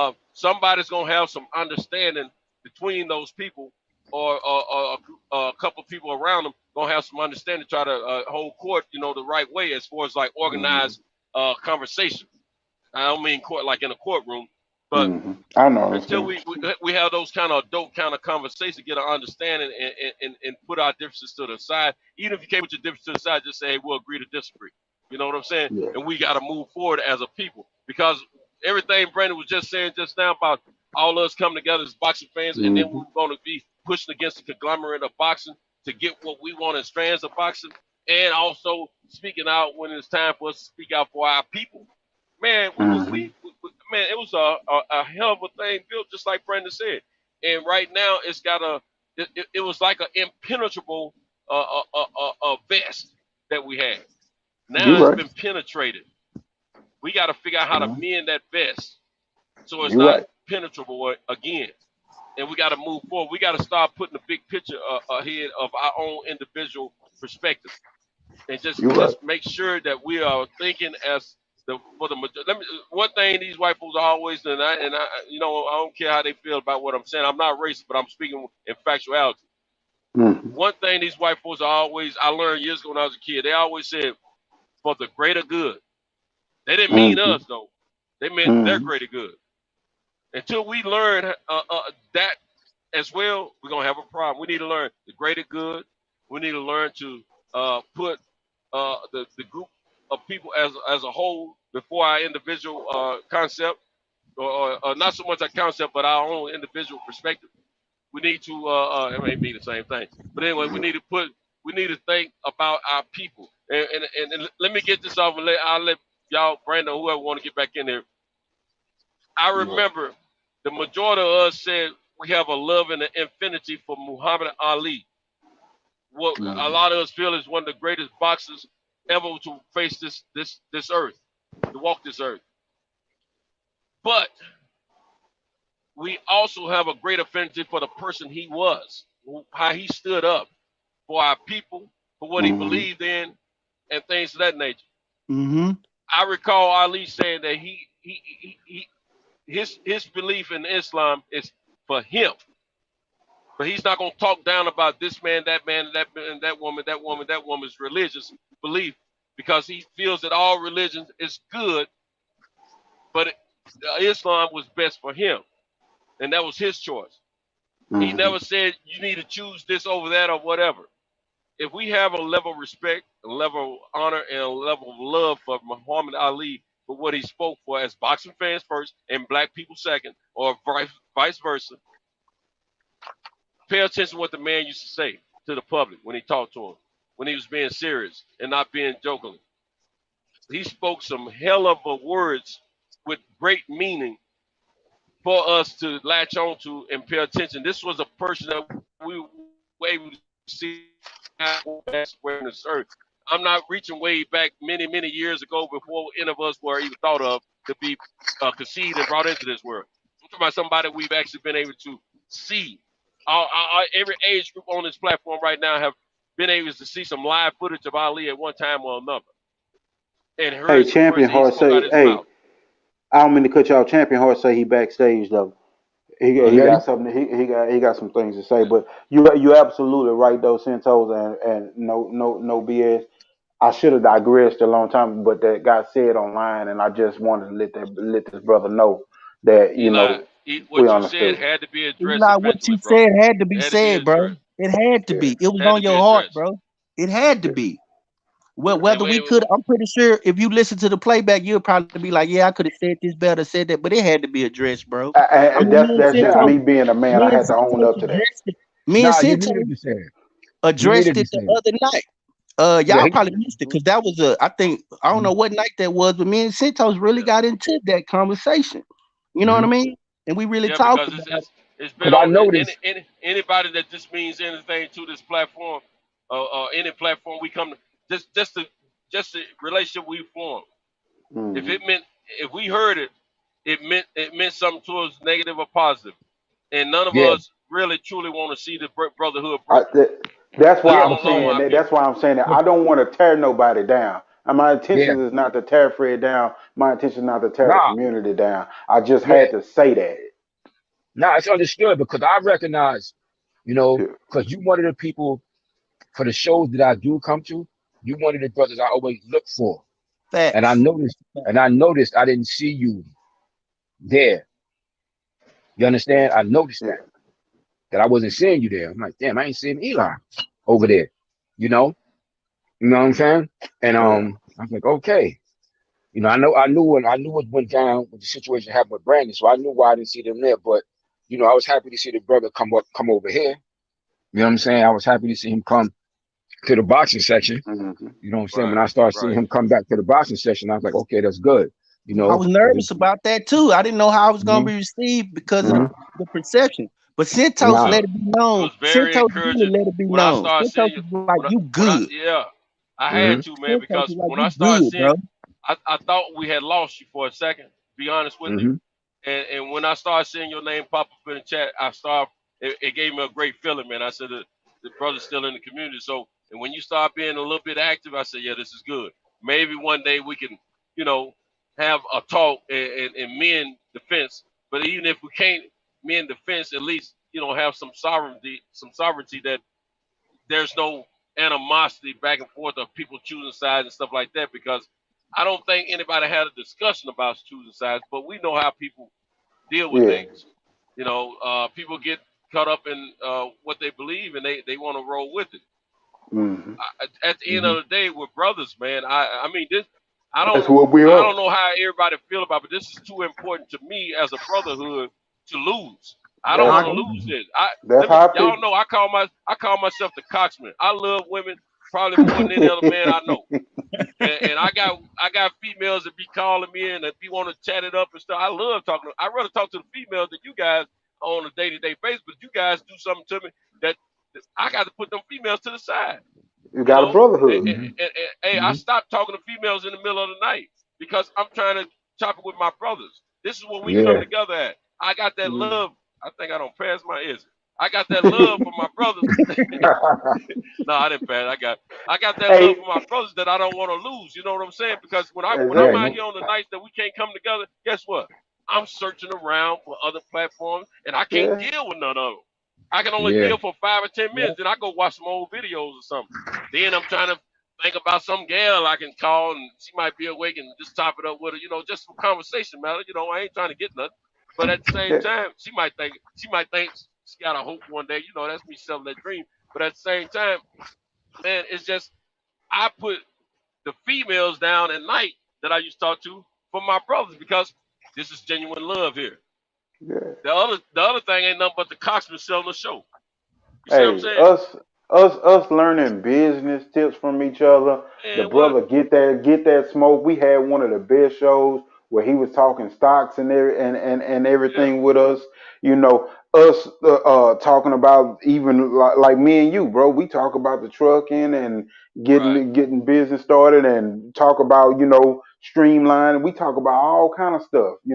right, We talk about spirituality, us building yeah, on all these different accords or aspects of our lives that as men, a lot of times, we don't have that brotherhood that may be just close to us right, and reach right. that we can always talk to somebody.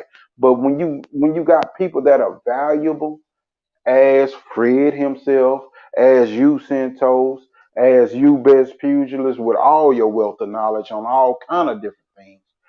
As you Brandon with all your wealth of knowledge and all, as Reggie Owens, as Kyle with the way he can make us laugh to the way he can turn around and he can go get Be next to serious. anybody and be Yeah, serious, go get next to anybody and people just relate to Kyle. Like right. everybody has a part to play. Everybody is somebody.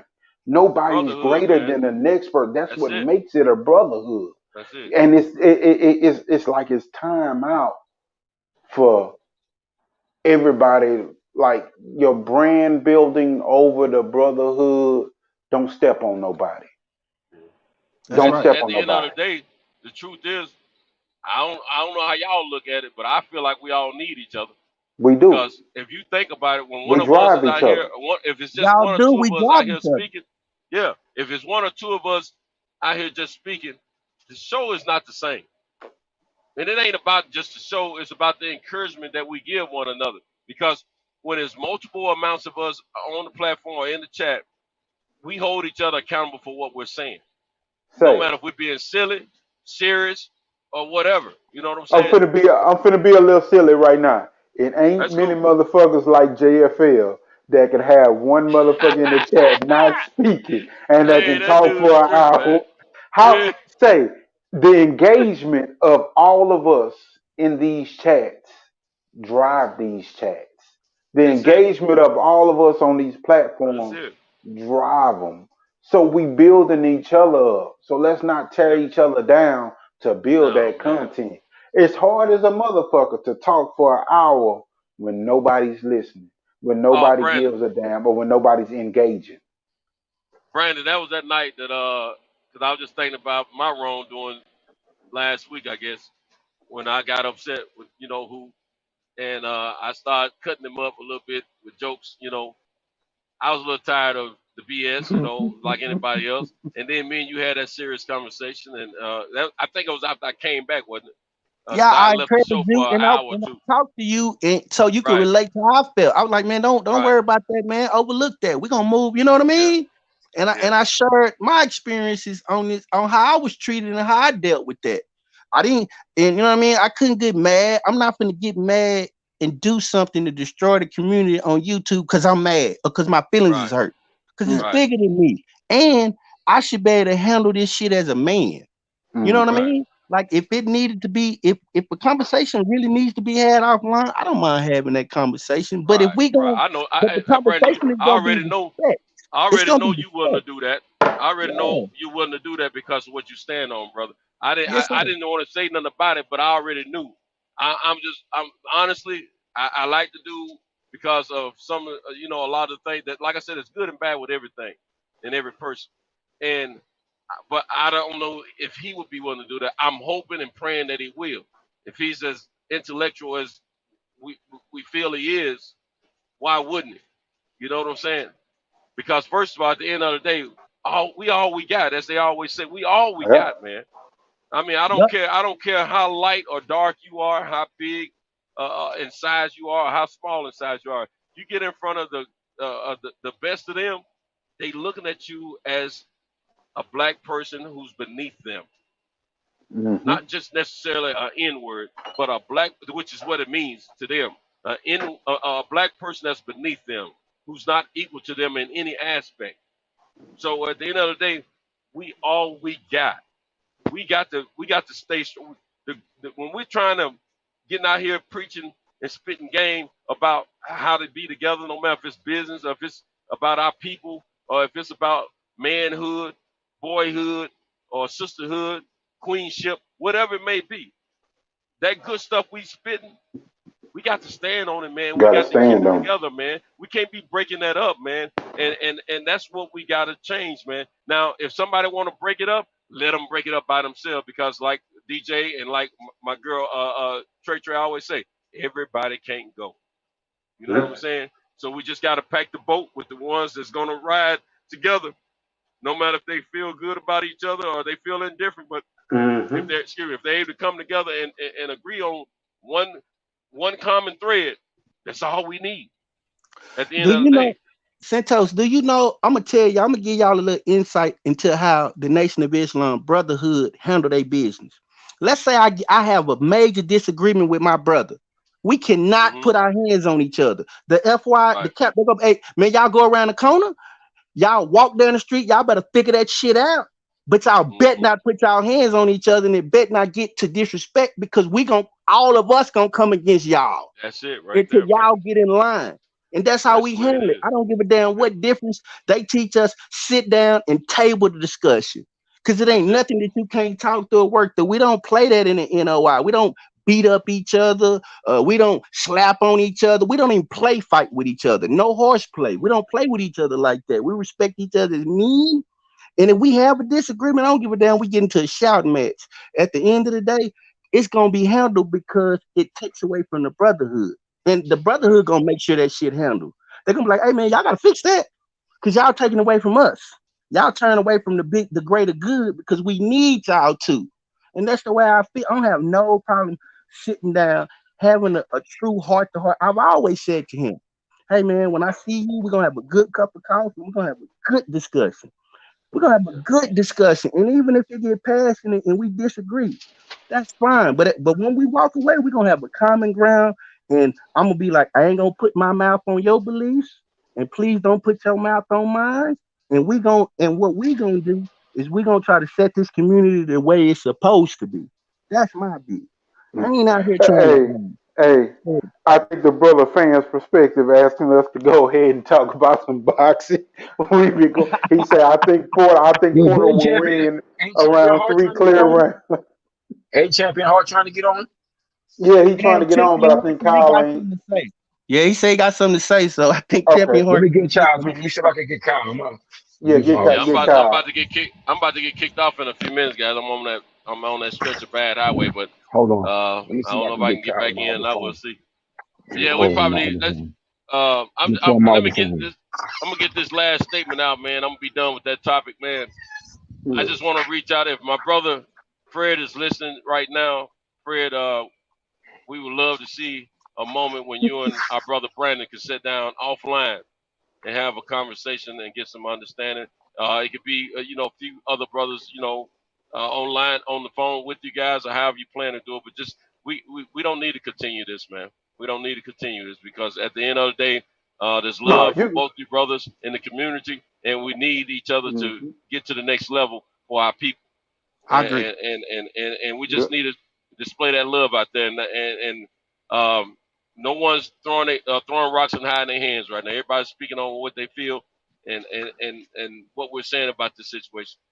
Let's bring it back to what it used to be because we had something big that we were building on, and we don't need to kill it. It needs to stay in a upward trajectory. And Yep. Hmm. right now, we had a little slight decline. We still got love for each other, but it's a slight decline because all of our hearts are touched behind that situation, no matter if we want to admit it or not. But in the meantime, in between time, let's rock about this boxing and positivity. And say, I'm gonna tell y'all. I'll be the first to tell y'all I love y'all. Mm-hmm. I love Most you definitely. back, brother. Most I definitely, appreciate bro. it. Same here, All bro. love, man. Oh And when I Lord. get kicked off, I'm gonna I'm gonna try. go ahead and cry. Yeah, I'm gonna try to. When I get I'm trying to kicked get off, because Cal I'm now. emotional now about it.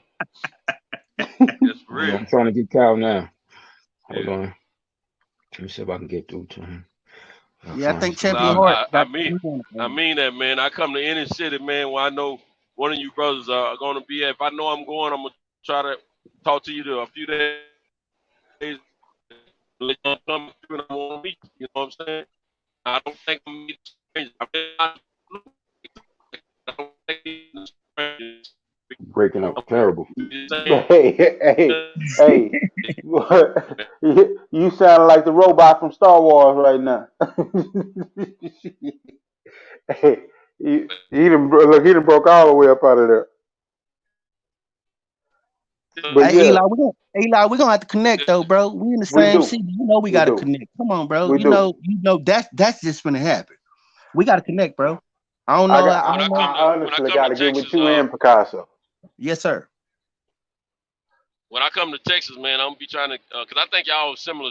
Y'all in a close proximity with one another, aren't you?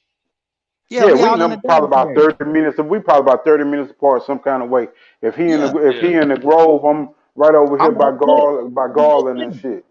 I'm in Oak Cliff. I will top it up a few Okay, days but ahead. We'll talk about it and see if we able to get I plan to man. And I'm gonna tell you, man, I gotta at least give you a bro hug. I ain't gay or nothing, you know. I gotta give you a bro hug, man. 'Cause y'all my brothers, man. Y'all don't keep me alive out here, real talk. You know what I'm Well, you saying? should see But we give yeah, each other man, cheek in the I'm Nation so of Islam. We cheek each other. We give each other cheeks. So ain't nothing gay about that. We yeah, put our cheek to each other cheeks. That's how we greet each other. Ain't that right, Best word. Pews? Ain't that how we greet each other? Cheek to cheek. Yeah. Yep. Yep. what's So understood be. ain't gotta be explained. I've When been, men know, I've been, it is what it is. Hold on. I've Let me been find. tested Yeah. 5 times already with COVID. Now I don't feel each day, so that's good. That's one test. A nigga said Cento sound like R2D2 right now. Y'all That's hear me? what I'm saying. Hey, you The Cento sound like R2D2. for Hey, real. I like that. I like that. R2D2. Word.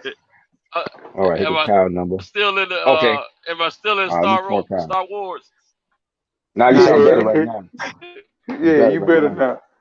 Uh, All right, let me call. yeah, I was saying spiritual-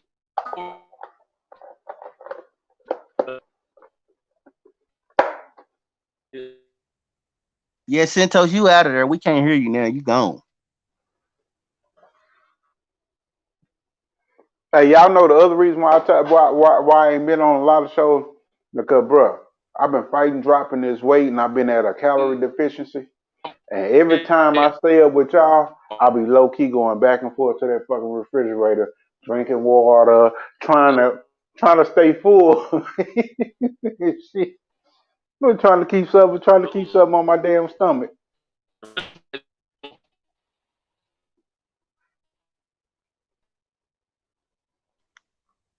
But yeah, this is a Hello? beautiful conversation, man. This was great. I'm glad that we was able to put All stuff right. in the earth and a Well, lot of things that Word Kyle to about to put, I myself. would interrupt, but Kyle about to put Transportation. Champion Heart on. I just got I through to think him. that Champion Heart just popped in now. I can't Yeah, tell though.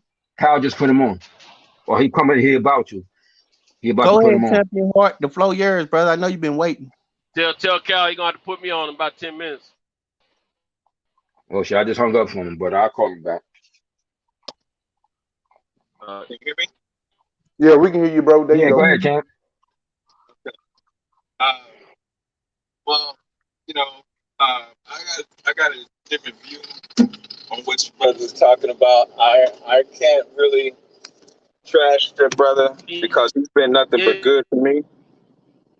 So I won't do that. But what I will say is that And what's my brother Ricky Williams? He said it tonight.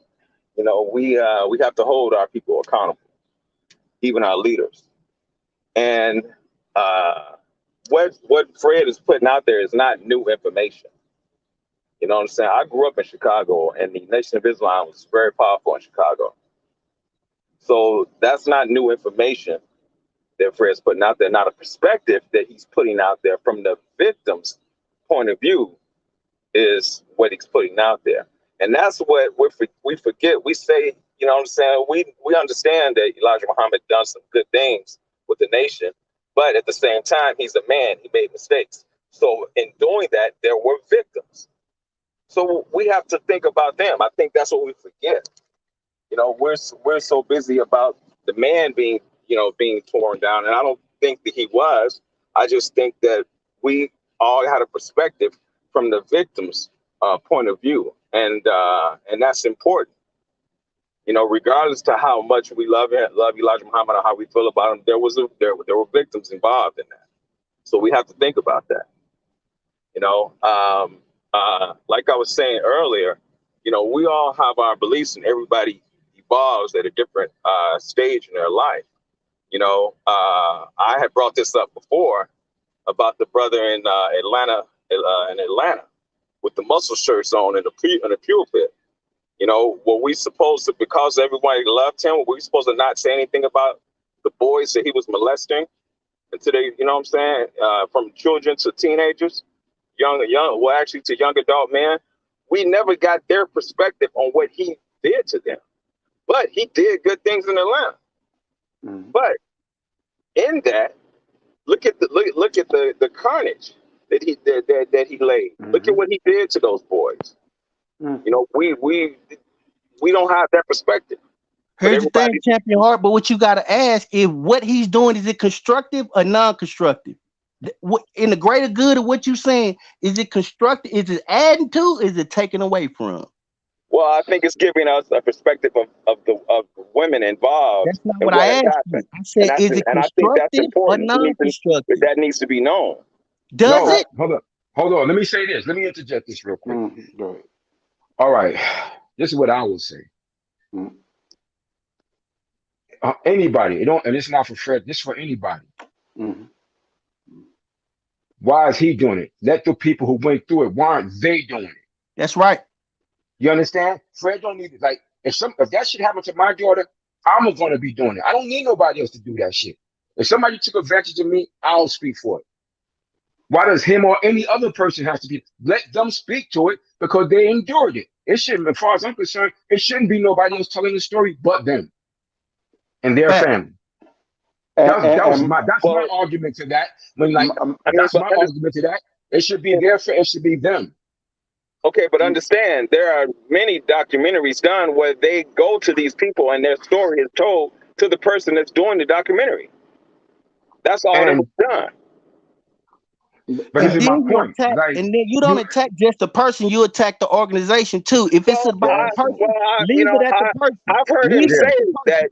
I've heard him say that the Nation of Islam has done good things. If you go back and look at some videos, he said that. Yeah, he say that, but then he come back and contradict it by saying Farrakhan Nation is trying to kill me. Exactly. So what you're doing is, look, people, when you do stuff like that, this is all a part of that psychological shit. When you say certain things, you're gonna put out certain imagery about that shit. So you can't on one hand say this, oh, this shit was good, but you know this and this and this. You don't do that. You understand what I'm saying? My point is, keep it a buck. That shit is old as fuck. That information is old hat. And like I said, other people done dealt with it. And like I said, at the end of the day, to me, when it comes to anything like that, with anything, it should be the individuals pushing that shit. And look, Champion Heart, check this out, Champion Heart. You see how you just explained that to keep understanding amongst the brothers? When I asked Fred to explain that, to keep that civilized, that it was about the victims and it was about that man, Fred refused to and say, shit, check out the movie. check out the movie. It Mm-hmm. was all about being polarizing and all about advertising the damn movie. It wasn't about the people that else was around. So you're gonna choose that these people are victims, but you're gonna make other people who grown from this organization now into victims. You're Exactly. gonna you're gonna that wasn't right. He could have explained himself the same way you had the understanding and nerve and to explain it, and you had that much integrity about yourself to explain it. He could have explained that. I asked him to do that, and he made it like I was being his opposition that night when I was asking him, so him and Brandon wouldn't get into it. I was trying to kill it then because I knew what that idea that perspective of it being given. It's nothing wrong with Elijah being called out for doing the shit that he did the same way the pastor with the tank top, Eddie Long, was called out. Mm-hmm. If people fuck up and they do shit, that's what you got to be accountable for what you do. That accountability can't be passed. But for you to treat this whole organization and all these people like they the enemy and like, oh, all of y'all covered this up. All of y'all covered this up, and all of y'all like Yep. Yeah, and that's it's the a bad look problem. on the whole nation because what happens is you say you like even with saying Honorable Elijah Muhammad need to be called out. Honorable Elijah Muhammad been dead for forever. Since Yeah. Because 1975. so he ain't being called out on nothing because he dead and gone. Mm-hmm. You understand? It ain't gonna The affect you nation one being hour. called out. I got what you're So, saying. but so what's happening is it's falling back on the nation, Mm-hmm. which is not fair to them. At all. Yeah. And I would say that's why I say when it comes down to stuff like that, when that's my personal view, I'm like, yo, let people who went through that shit lead the charge with that shit. And it You just understand what I'm it's saying? it's a plain out attack, man. It's not even like it's like when people coming to you for understanding of your views, you telling them, fuck you. I'm a man, I'm gonna stand on what I stand on. It's about you. It ain't nothing about these victims. You saying you Mm-hmm. gonna stand on what you stand on. It's not Mm-hmm. about these victims. You Champion Hall, saying Yeah. why did this is Kenny mine. Porter? Why did Kenny Porter slap him? Well, I mean, that's their own personal situation, Really? man. Oh, really? Is it? I Oh, So don't that's even a really? know. grown I don't even know person. the Yeah. the whole thing Shit on on him. that. So I can't Okay. insinuate why he slapped him. You think Mm-hmm. he slapped him? Hey, Why like I you think said, Nah, he he that's know slapped on him? better. I'm them. not He gonna. know better. Yeah, That's on them. So you can't Yeah, really, but you can't really make an assumption on why that This is happened. what I would say. oh, This is what I would okay. say. I know. I know where this going. Go ahead, Brandon. When you put out a certain energy, when you put out a certain energy, that same energy comes back to you. That's what I believe in the universe. If I keep driving the subject, driving the subject, driving the subject, driving the subject, then I should expect to get what I'm putting out there. So mm-hmm. if he knew that this The was gonna be law of that was Kadar. gonna be divisive, that was gonna be divisive, right? That was gonna cause certain things. You steadily pushing it, you steadily throwing it up. You even violated your co-host. You violated him. Your brother, this supposed to be your brother. This the brother. You violated him because you violated what he stands on and what he believes in. Is that Mm-hmm. right? I'm Yep. asking Champion Heart, is that right? I wouldn't do that to you, Champion Heart, even though me and you disagree on a lot of subjects. I wouldn't turn away from you because you my brother and I gotta respect you as a man. I wouldn't do that to you, No doubt. right? Because how you gonna talk about? Hey, look, if you're talking about any particular group's founder, you can't expect that they're gonna just stand there and take that type of. That's somebody they love, admire, and revere. You understand what I'm saying? They're not. You shouldn't expect for them to take that in any way. It And changed anybody, my life, changed yeah, my family's life, changed the trajectory of my son, changed the and way I many people. thought, changed the way I'm telling you, man. My father's in prison, ain't never getting out. Them brothers, they raised me. They taught me what kind of man to be. They taught me to speak up when I heard injustice. They taught me how Mm-hmm. to. They taught me how to clean myself. They taught me how to walk. They taught me how to talk. And you Mm-hmm. think this is what I believe in? They gave me my whole consciousness. And Mm-hmm. man, people would kill you behind that because that's Mm-hmm. all they have. They don't have nothing else. So when you tell, I told Fred this to his face. When you play with that kind of energy, this is what comes back to you. Now, if that's what he want to do, go for it. But I don't want. But I don't want to be a part of no divisiveness. And anything that's divisive, I'm gonna get away from it.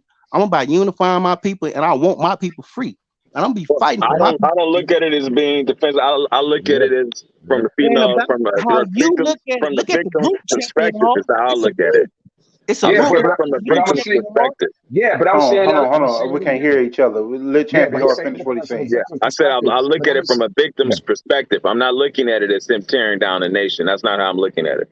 yeah, but I'm But saying that's is what he this. I'm gonna say doing. it again. No, but I'm gonna say it again. And I'll say this to anybody who ain't directly related to the people who went through it. Who are you to do that? Let them do it. You understand what I'm saying? Because if Right, you I ain't understand what you're related to saying, them, but if I'm if you're not, talking to the if people that are involved, if I'm putting out the film and I'm talking to the people involved, then they are giving me their story and I'm and putting it out there. but this is my point. Like I said, that's an old thing, old information. And like I'm I mean, saying, that's they how have more than documentaries enough. are made. No, I know that because shit, I've been a part helping my cousin make it. Yeah, My my we just part is watched the Ali documentary. uh, They had to talk to the now people who were involved with Ali to get that. now. But my point is this like, and even with that, like I said, a lot of times, and there have been some people who've made things themselves. My Right. thing, like I said, to as far as I'm concerned, like this information, because if it was something we was learning new, I would feel different. And it's not a We're not learning documentary. nothing. And it's not a We're not documentary. learning. We're It's not not learning new nothing new. information. So don't. We're not It's learning not a nothing new, documentary. Well, I mean, It's not a it's a short documentary. and film it's a short, and it's a short from the film, Because it's not victim's a and perspective. it's a documentary. short film. Yeah, it's It's a It's a not a short short film from documentary. the film. victim's Yeah, perspective. it's not a doc. Yeah, Yeah, and it's not a yeah, documentary. And it's a And it, short yeah. film. No, you're right. Now, It's not a documentary. It's a short yeah. film from the victim's So, perspective. what I'm saying is in that regard, as far as I'm concerned, like to each his own. Like he wanted to do what he do, but that's my thing. And I always look at, and not just his little short film, any other things I've ever seen like that. And I always like um why you have outsiders doing, because if something happened to my child, I'm gonna lead the way. You understand what I'm saying? I'm gonna Right. spearhead and lead the way. It's not This for stuff a is real. monetary gain. It's not It's for a not for a monetary monetary gain. gain. You understand? And shit, and if it's gonna be for a monetary gain, I'm gonna benefit off of it. So my Right. kids could be all right because they Right. endured that shit. You understand? Because they're the ones who endured it. So that's what I'm saying. Like when it comes And to then that, if you let don't, them tell their story. Like let them. Like now, if somebody came directly to him, because we know this started. It started off of one thing and led into yeah. another. But if And somebody comes then directly and to then you he because they paid know you these got the people. He expertise, paid these people. He but paid hold on. them. But even with that, I'm saying if somebody came to him directly because they know you have mm, expertise in that field, then I would look at it. Then I say that's different because there is them that's behind it, but they sought you out because of your expertise. You my understand? In only doing thought that, of it, my only thought of it is I don't even care that he's telling the story. It's just that when you give the story and you don't mean to offend other people. You don't mean to attack them and make other people victims. If you're telling a victim story yeah, and you don't mean to victimize and attack other people, then there's no problem with you explaining what you're telling. That's part of the overview of your film. So when you hmm give your overview of your film, the overview is the view of what you see it from. No, he wants to be polarizing, and if you think I'm attacking you, then fuck you. Hey, Hmm. police, get ready to Yep. get Yeah. somebody. Yeah. So Yep. if that's the word, champion heart, if that's the thought, and if that's the words Yep. that came out of his mouth when Get him, boy. I asked him to give that, then that means champion heart he invited that energy, so it's nothing to defend. yeah. Because people choose their sides, man.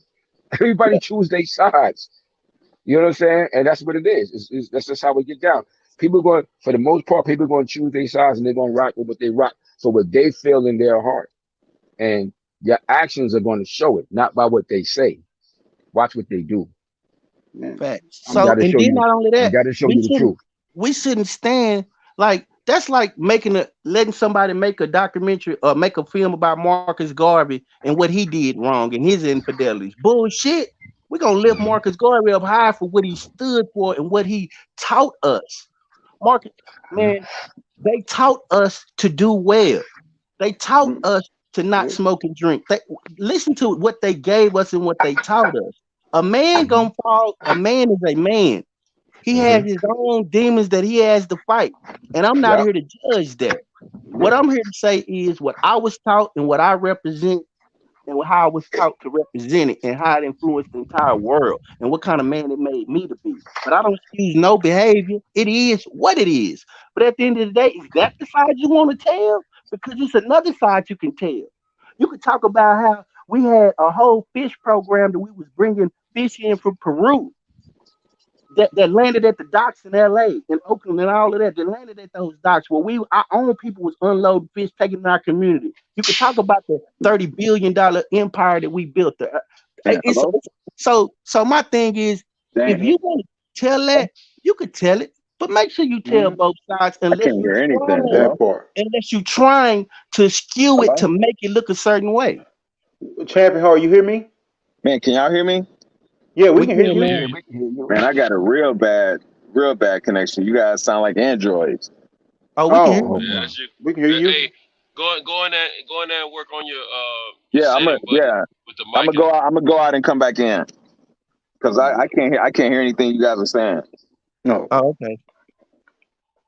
but I mean, if everybody come in peace and come for understanding, there's nothing for somebody to explain themselves and communicate. I mean, like you ain't gotta be you ain't gotta be pompous or narcissist about it or egotistical about it where it's my way or the highway. I did this and that. I don't give a fuck what nobody think. If you coming from a good place, from a good place, you gonna deliver your message and let people know like it's not my intentions is to tear everybody else down, but these victims need to be they need to be spoken for, and like it is what it is. Like you say that in so many words when you put the R. Kelly thing together and you put this together, but you go and ban all these different things.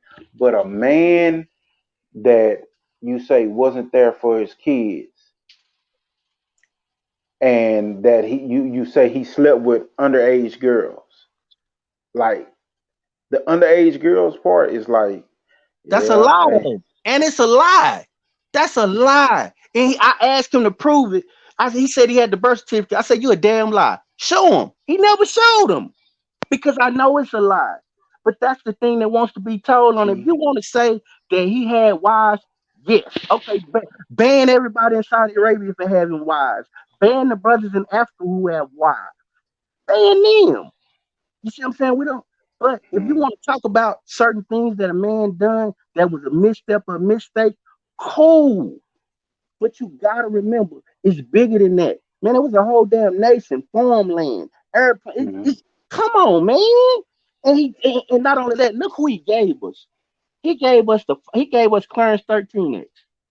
See, and those were the He questions gave that us would have to be asked. What that question of what you when you say when you have a real discussion and you say, well, if you're putting out this film and it's going to be a non-fiction film or loosely based on these events, and you put out this information and say this, that's the thing that people are going to ask you questions. So you can't say you can because that's your right to do it. But when you say fuck the truth, then you can't say I'm speaking my truth that's because right. you're not speaking the truth. If a person says, "Where's the birth certificate?" Prove that this person was underage That's at right. this time, and and if you say that's the truth, then you gotta prove it. Like otherwise, if people got questions, then they rightfully so have questions because I don't know that history. That Yeah, and this is that's what not I was something to me. trying to say. I So have a good because we taught this in the Nation of Islam, this history. We taught this mm, because it's always been something that always came up. It just has. You know what I mean? It's just mm, one of them things. Just like the Malcolm X assassination thing, that always come up. I was mm, born in 1981. Man, I wasn't there. But what I can tell you is that because I'm in that man, that organization could not have done that without law enforcement coming down on that organization because they was already trying to destroy it. How glad would they have been to say, "Oh, we got him on tape mm, saying that the order to hit on Malcolm." That's easy. yeah. You see what I'm saying? And it's easy to say, oh, they done it because we don't want to deal with the hidden hand. You know what? It's easy to point the finger at that, man. It's easy for a slave to talk So about okay, his Brandon. man. Since Go we ahead. here now and we got an audience and it's kind of one of those things that have been driven, it's kind of Mhm. like the other side of the story. What is the story on that? Because Malcolm said that the girls were underage first, right? Is that I how tell that you, went? I'm gonna Is tell that you, how that yes, went? he did. He did, and he knew better Okay, so than to what's the? say that. Malcolm apologized later on, and that's what I was trying to tell y'all. Mhm. Malcolm was he was hurt for what this is basically what happened. Honest to God, from my understanding, from what I was taught and what I was told by the older believers. Malcolm was Malcolm was I'm gonna start from where his disillusion started. Malcolm was disillusioned when one of the secretaries in LA got killed by the police. He was dispatched by the Amlad Muhammad to go to LA and to quell the situation. Mhm. Malcolm wanted to ride on the police department. I'm like, Mama didn't. He said, nah, I did that before. I rode on the police department in the 30s. And when I came back to the mosque the next day, everybody was gone. And I asked what happened. They said, you ain't finna get us killed like you got the mother was hurt. So Malcolm was disillusioned because he thought we was finna ride. And I'm like, Mom was like, nah, they can kill 100 secretaries. We got a bigger mission, right? So Malcolm Mhm. was like, man, we talked all this stuff and they took one of ours and we ain't do nothing, right? So Right. then after that, his son, Malcolm talked about that in his book. His son Wallace came to him and started talking to him. And started talking to him about Elijah Muhammad's personal life. And it Mhm. kind of shook Malcolm a little bit, which it should have. Because you told me one thing, you teaching me one thing, and it seems as like you going to do another, right? Because Mhm. in the Nation of Islam, we taught one man, one wife, So right? what were those, what were the things that Wallace was saying to give everybody an overview of how Malcolm formed this? Basically, what Wallace was telling him, he was giving him insight into his father's personal life, telling him, "Hey, man, he got he got other women. He's married to other women. He got children outside of my mother." See, Okay. Wallace was hurt because the Amlad Muhammad took on other women outside of his mother, and he saw the sacrifice of his mother in the Nation of Islam, right? His Mhm. mother held the Nation of Islam down while the Amlad Muhammad was in prison. They took Amlad Mhm. Muhammad to prison for sedition because they said he didn't want to register for the draft of World War II. Mhm. So he went to prison. Mhm. So, so Wallace, which Wallace um helped turn away Malcolm Foundation. If I had a chance, I would put the audio of Wallace of Malcolm reading the letter from Wallace, and Malcolm was saying, "Yep, Wallace, you call me weak. I am weak. I am weak because this has shook my faith." But anyway, Mhm. outside of that, so what Malcolm he became disillusioned, and then when he said what he said, I thought about. They was all instructed not to say nothing about Kennedy. Everybody was instructed not to. All the Nation of Islam said, "Look, don't say nothing about this man. They love this man, and we don't want that blowback to come back on the Nation of Islam." He Mhm. said something anyway. He was disciplined. He was silenced. He was not put out of the Nation of Islam. He was just silent. He couldn't speak for 90 days. During those 90 days, Malcolm was like, "The hell with this," and he started speaking. So then the messenger was like, "You know what? You know what? You go over there." Until because you not following the protocol. Ain't no one man bigger than the brotherhood. Put him over there. So once he went over there, Malcolm, and it all started because he brought out the teenage secretary. Y'all gotta remember he was standing outside the courthouse. Malcolm said that because he was upset that the Nation of Islam was trying to take back their house that they let him live in. Mhm. And he was pissed off. And when we get pissed off, we say things out of anger that we probably shouldn't say. And Malcolm knew that he shouldn't have said it. He said, "I'm a dead man already." He said, "I'm a dead man," because he knows how he trained the Nation of Islam. People don't realize that Malcolm was like a don in the Nation of Islam. If Malcolm, I ain't gonna get into the details about the New York stuff, but Malcolm shook up a lot of people in New York, Mhm. and Mhm. his hands wasn't clean. He had blood Mhm. on his hands too. Malcolm put.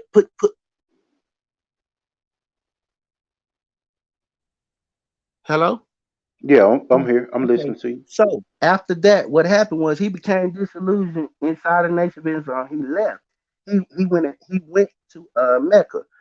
I mean, he went to he went over. He had never been to Mecca before, but he had been to the Middle East because Elijah Muhammad sent him in 1959.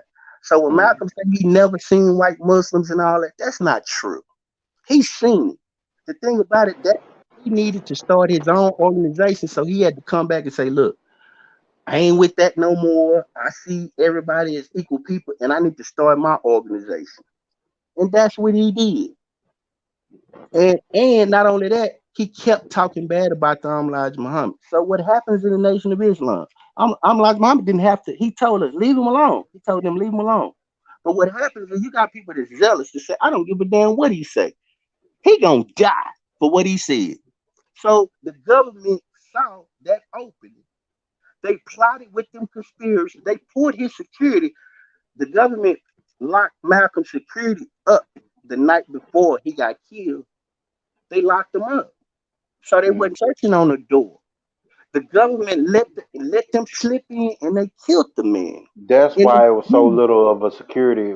See, this is the part where people need to see if a man is willing to tell this much and be give this much detailing, what is there to really hide?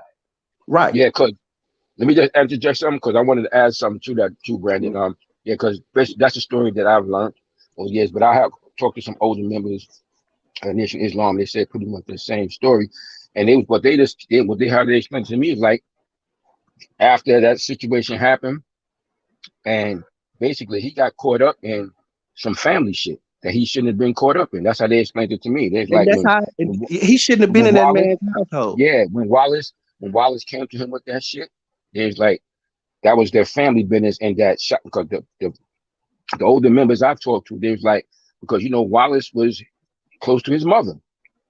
He's close to his mother. He had problems with his father.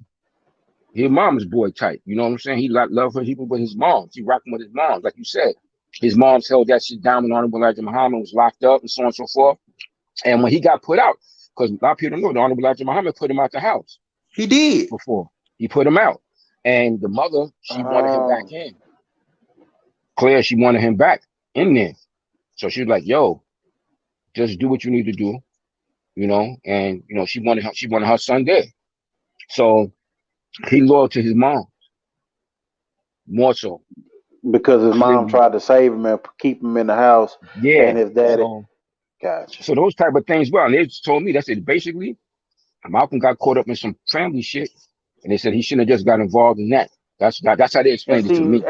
when you not being biased, all of this needs to be told in that aspect when it's going on, and that film comes out a whole lot different. But to just go on the attack of people that's really, it seemed like this is the part that we never got to that everybody was trying to tell. Yes, sir. I mean, this is always loomed over the nation. This always been a big thing. So we was always taught these. So I heard these stories. I can call people personally that was sitting in the audience. So and not only that, um, the FBI had a list of everybody. The next day, they had a list of everybody that was sitting in the room. Did you know that? A handwritten list is public information. They had a handwritten list. So these people pretend these people pretend like they don't know what happened. They know what happened. They knew what happened the exact same. The next day they Oh knew exactly what happened. wow. Stonebone say he sold all the temple's land. He sold everything his father built. I didn't want to talk about that part of it. We was just I didn't want to deal. I'm not. I don't want to deal with that. Yeah, I didn't want to go That's that a kind route. of touchy. I wanted just That's to a stick kind of to this touchy shit. subject. That's touchy Yeah, in I the want to nation of stick to this. Islam. I ain't touching Okay, that. I Yeah, ain't okay, yeah, okay. If yeah, y'all don't want to touch yeah. it, I ain't fucking with it. Yeah, Mm-hmm. that's respect. You see how Okay. that's, but you see how we build. Like if it's something that's kind of, Yeah. you know what I mean. We ain't gonna deal with it. I don't Well, because it's not gonna be constructive. It's not gonna build on nothing. So it's why? not about this. It's not about discrediting Wallace. It's Right, not about taking away from him. It's about just right, getting to the facts. right. And you could Yeah. have took that route right then and and went there. And you didn't take it. I can respect that. But keep on building. Let's slide So past that.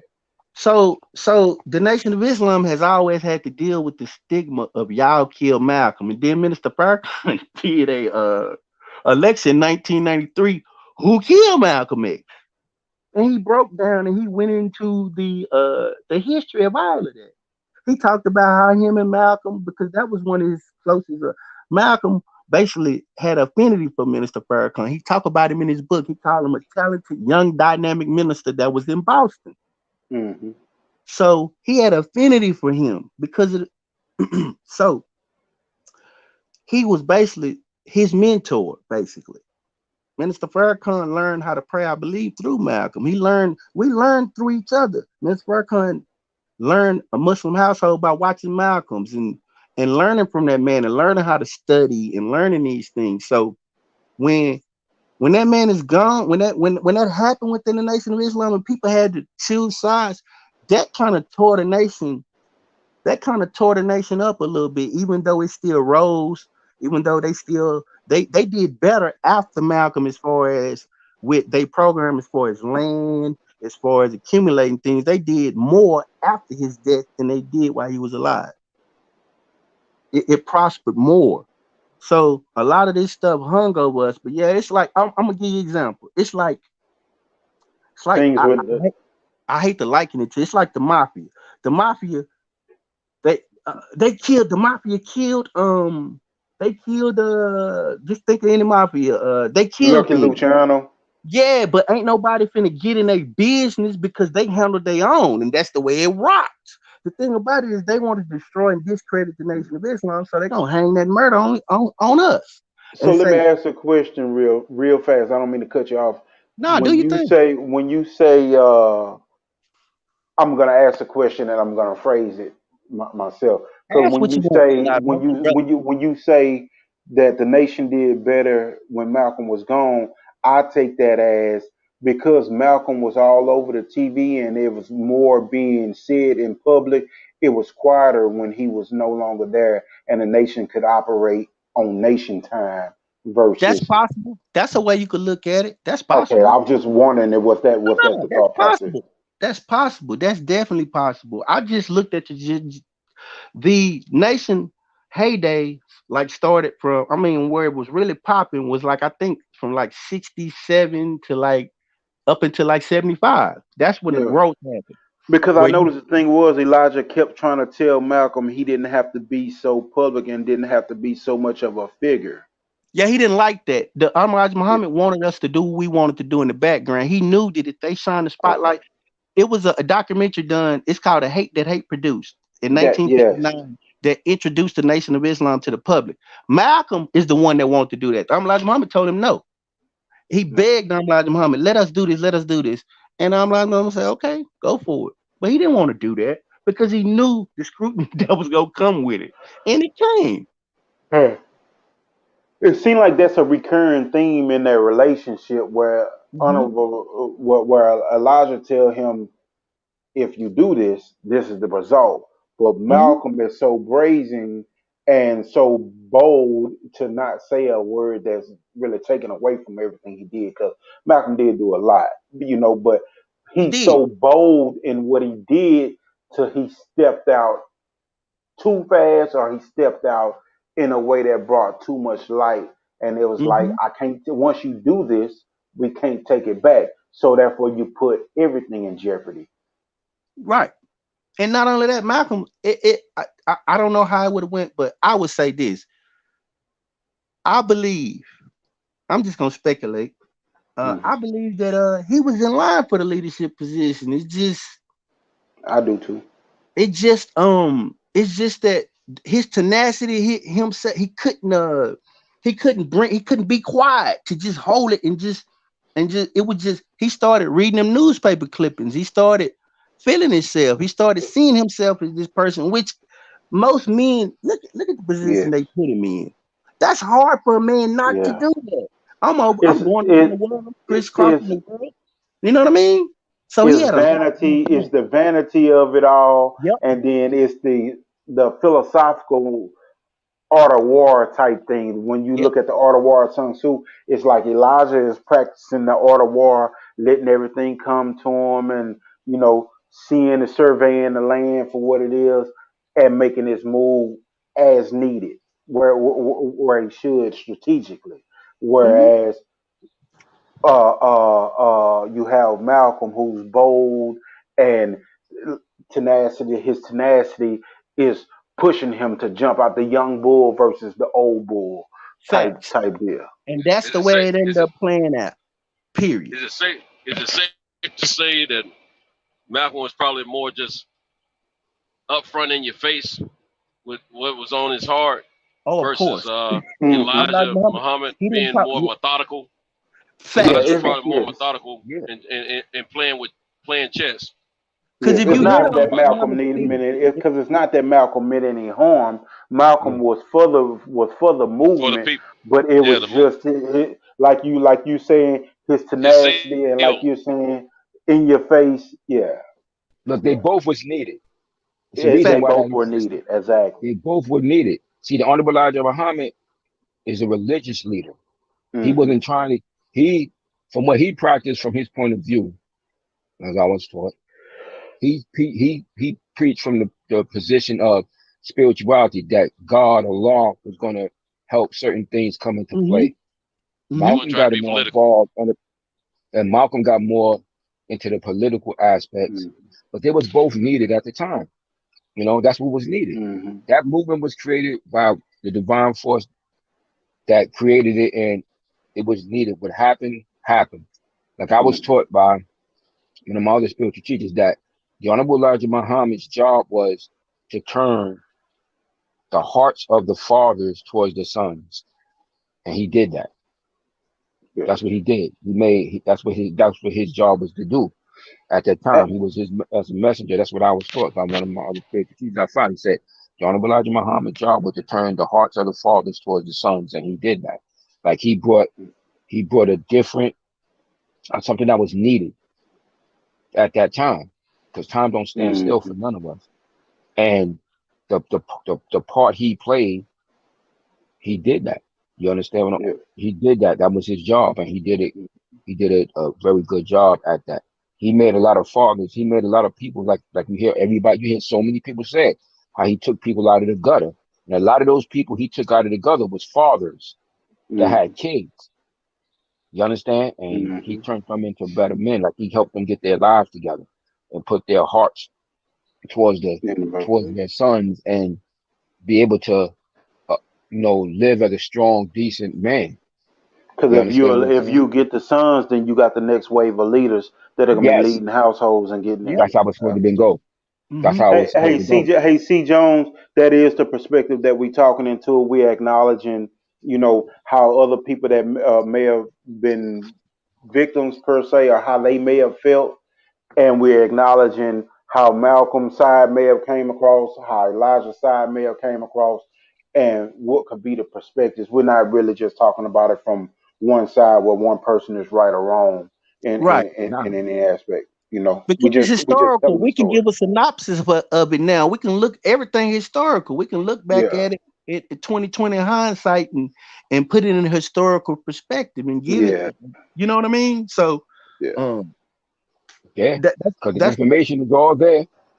Hmm. It's all I, there. I honestly, I can respect it more this way, just because of the simple fact that now I have an acknowledgement of this woman in the household did so much, and she felt like her husband betrayed her.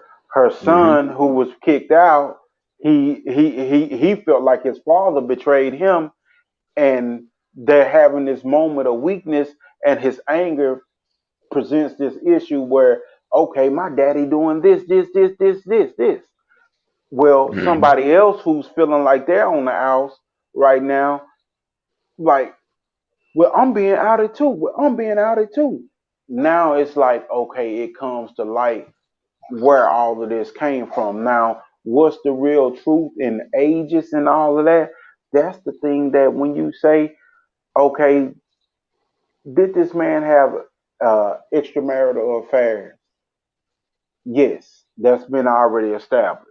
So is that your business to say he cheated on his wife? Or is it the fact that you're saying that he's a spiritual leader? Well, if you're saying he's a spiritual leader and he cheated, hey, the man was a spiritual leader, he was supposed to guide other people one way. It is what it is. He's being called on it. Are you saying that, hey, this man, outside of him being a spiritual leader, cheated on his wife? It was unethical. Well, when you don't do something ethical in your household, is everybody in the world supposed to crucify you for, or is that between you and your household? So the different point of views from different people, you can start to see it when you discuss it in this light, because some people that were there are not looking at him as just a spiritual leader or as if he was God, as has been said. They're looking at him as he was a man that was teaching a way, but at the same time he was still a man, and they understood that. So it wasn't their place if they got the information that they needed and they got the guidance that they needed to change their life. It wasn't their place to chastise him on doing wrong, you know, or what other people deem wrong. It was their place to better themselves and better their household per And se. that's the way, and that was well said, because that's the way a lot of people took it. View. You know what I Yes. mean? You had to take it like that, Mm. because or else, man, I'm gonna be honest with you. Once the Nation of Islam was destroyed, a lot of people ended up in insane asylums, and I'm just gonna leave it at that. They ended Yeah, up yeah, I heard locked. that as well. They ended Yeah, up I've in known. insane asylums. They ended up back in the gutter because they didn't have that no more. Yes. But yeah. I don't want to get too much because it's deep, man. That's why I don't like. That's why I had a. Because I said, man, this thing is so more nuanced than that. Like you Mm. could have, like that scandalous, salacious. Like that's the way you want to present your It information. gave honestly, having this conversation gave me perspective, because I, I was like, shit, if Elijah did what he said he did, then sure, it is what it is. And at times I questioned, because of the film and the background that I had from hearing Fred present it. I was thinking, damn, he victimized these young girls and everybody else just let it go on. But now it's a question of, were these girls this young? It's a question of, the family had this issue going on where, yeah, a woman that's scorned and her child that's been kicked out, and she felt this type of way, and all of these different events went on. Then it's more to be said, it's more to be heard, it's more to be uncovered than to just run with this in 6 months and 3 months and Right. put together a whole basis from just one side, because you just coming from just the victim side.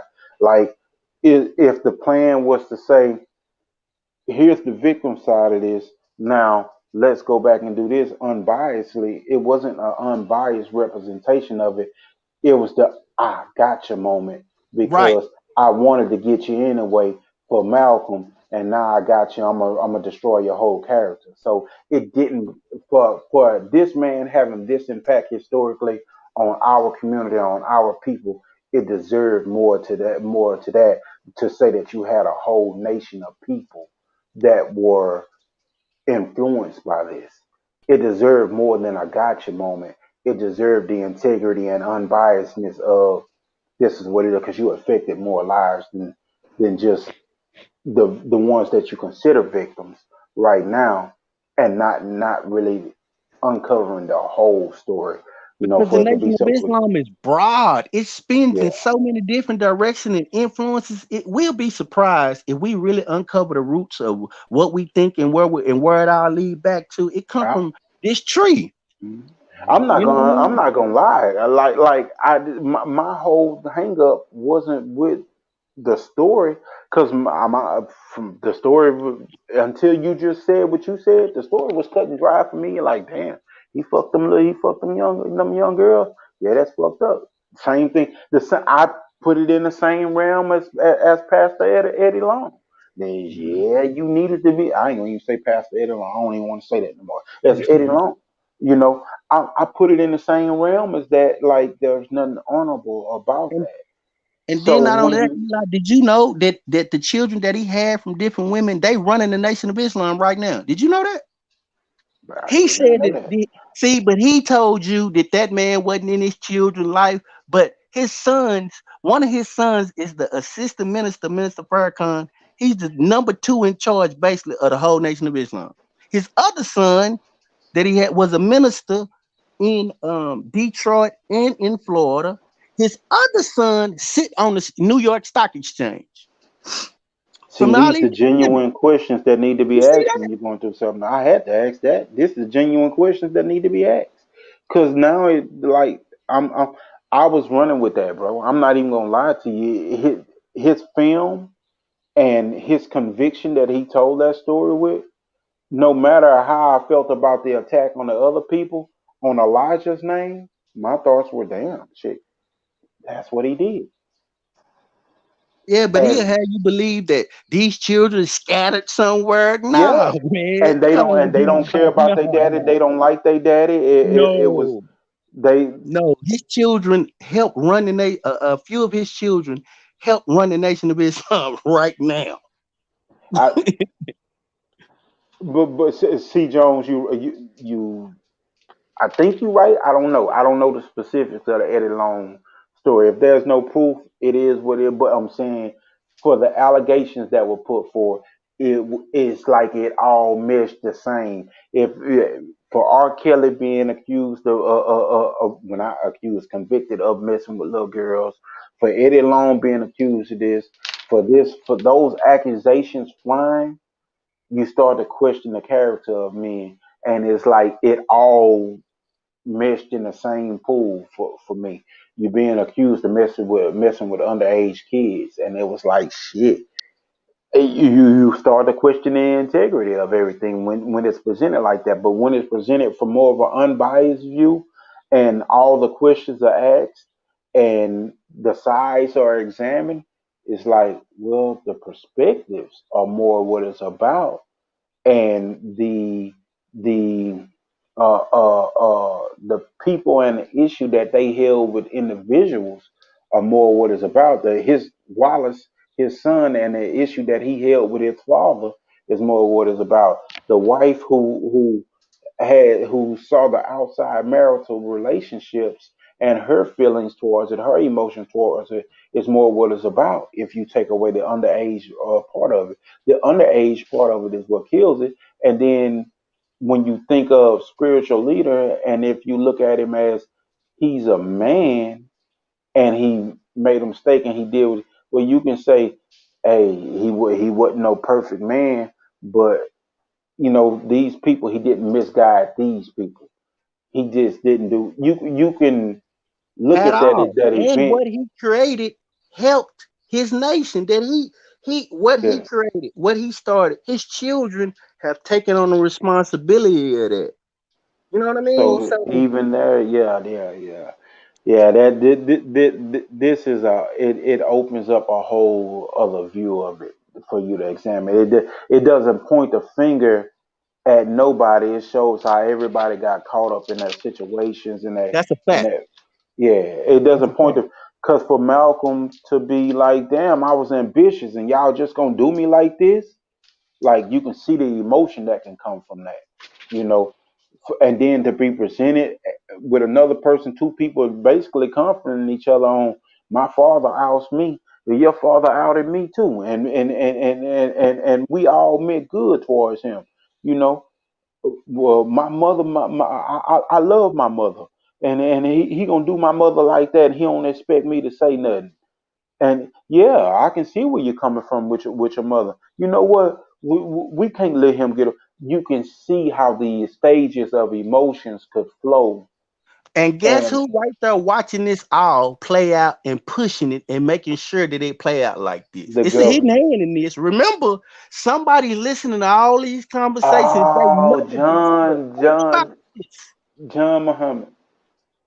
Come on, Is that no, I'm it? just saying the government. I'm saying listen to the people. They know that this going on in the nation. It Yes, was yes. also You got you, and they you got. and the government Come on, goes back and gets at what's his name? His name is John Muhammad or something, or what's the guy's name? The one that's still alive in The, Chicago. the That the that one that Fred is using information from, his name is John Ali.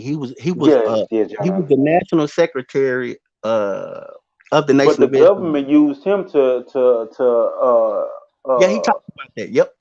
Mm-hmm. yeah. In So the Nation of so it's Islam, we have okay. Now our that draws hand in hand.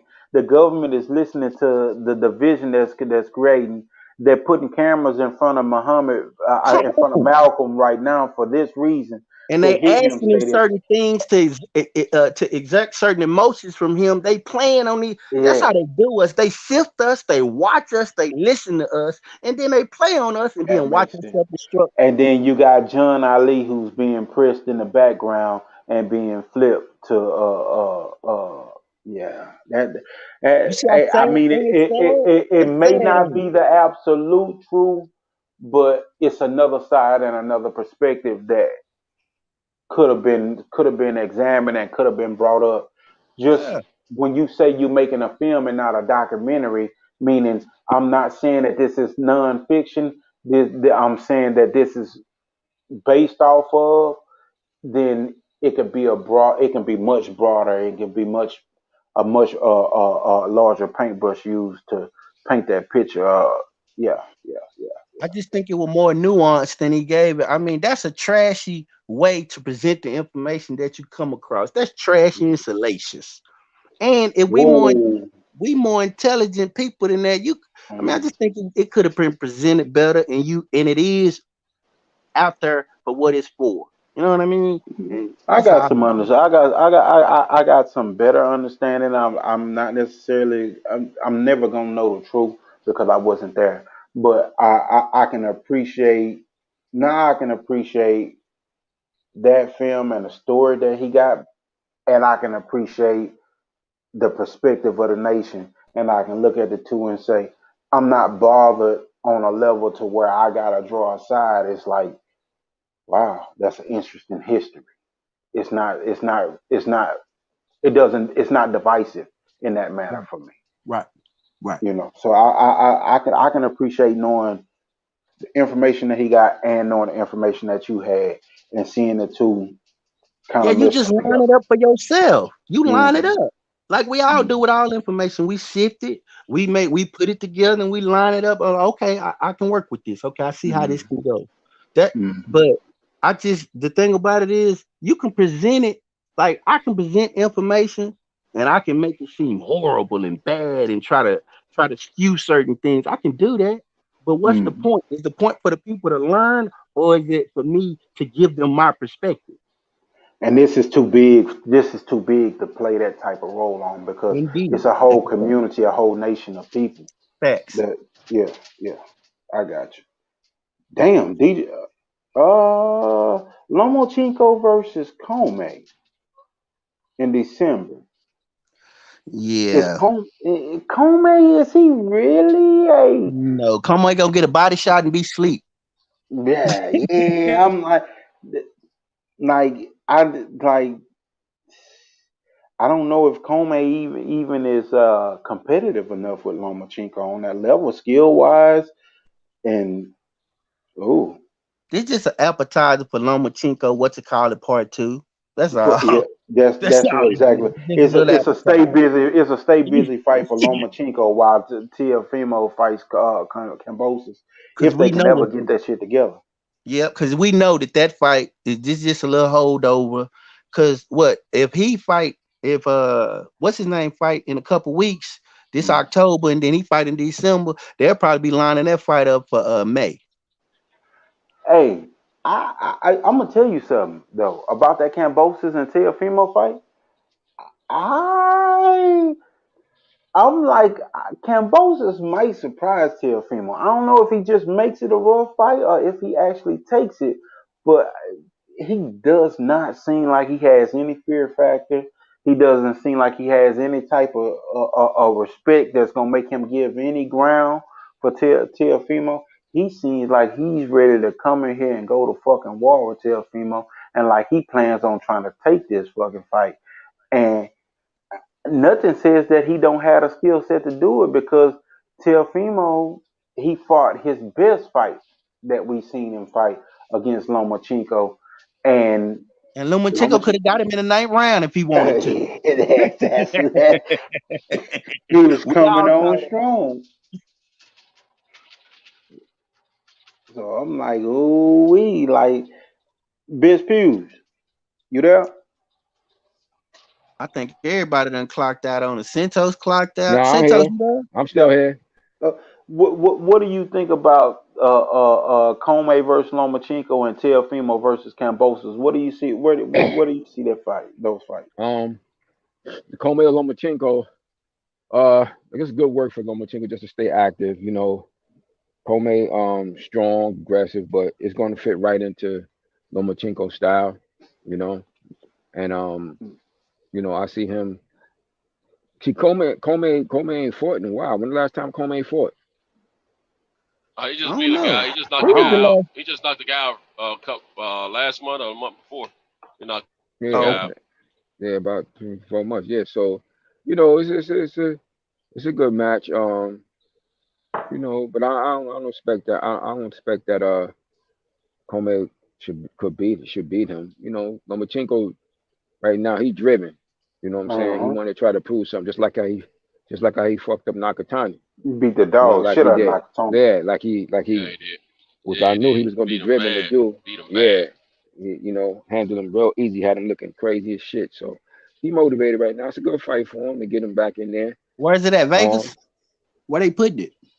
I don't know. It's December. Is what so DJ just put Probably in the It got to chat. Vegas. be on the West Coast. yeah, It so I got to would be expect. to the West Coast. Yeah, so Well, I it would probably expect. wouldn't be in California because of the Yeah, restrictions. But yeah, I yeah, don't know. yeah. I would expect Lomachenko to take that. And as far as the Cambosis uh Tio fight, I think it's going to be a good fight. I think it's going to be a good, exciting fight.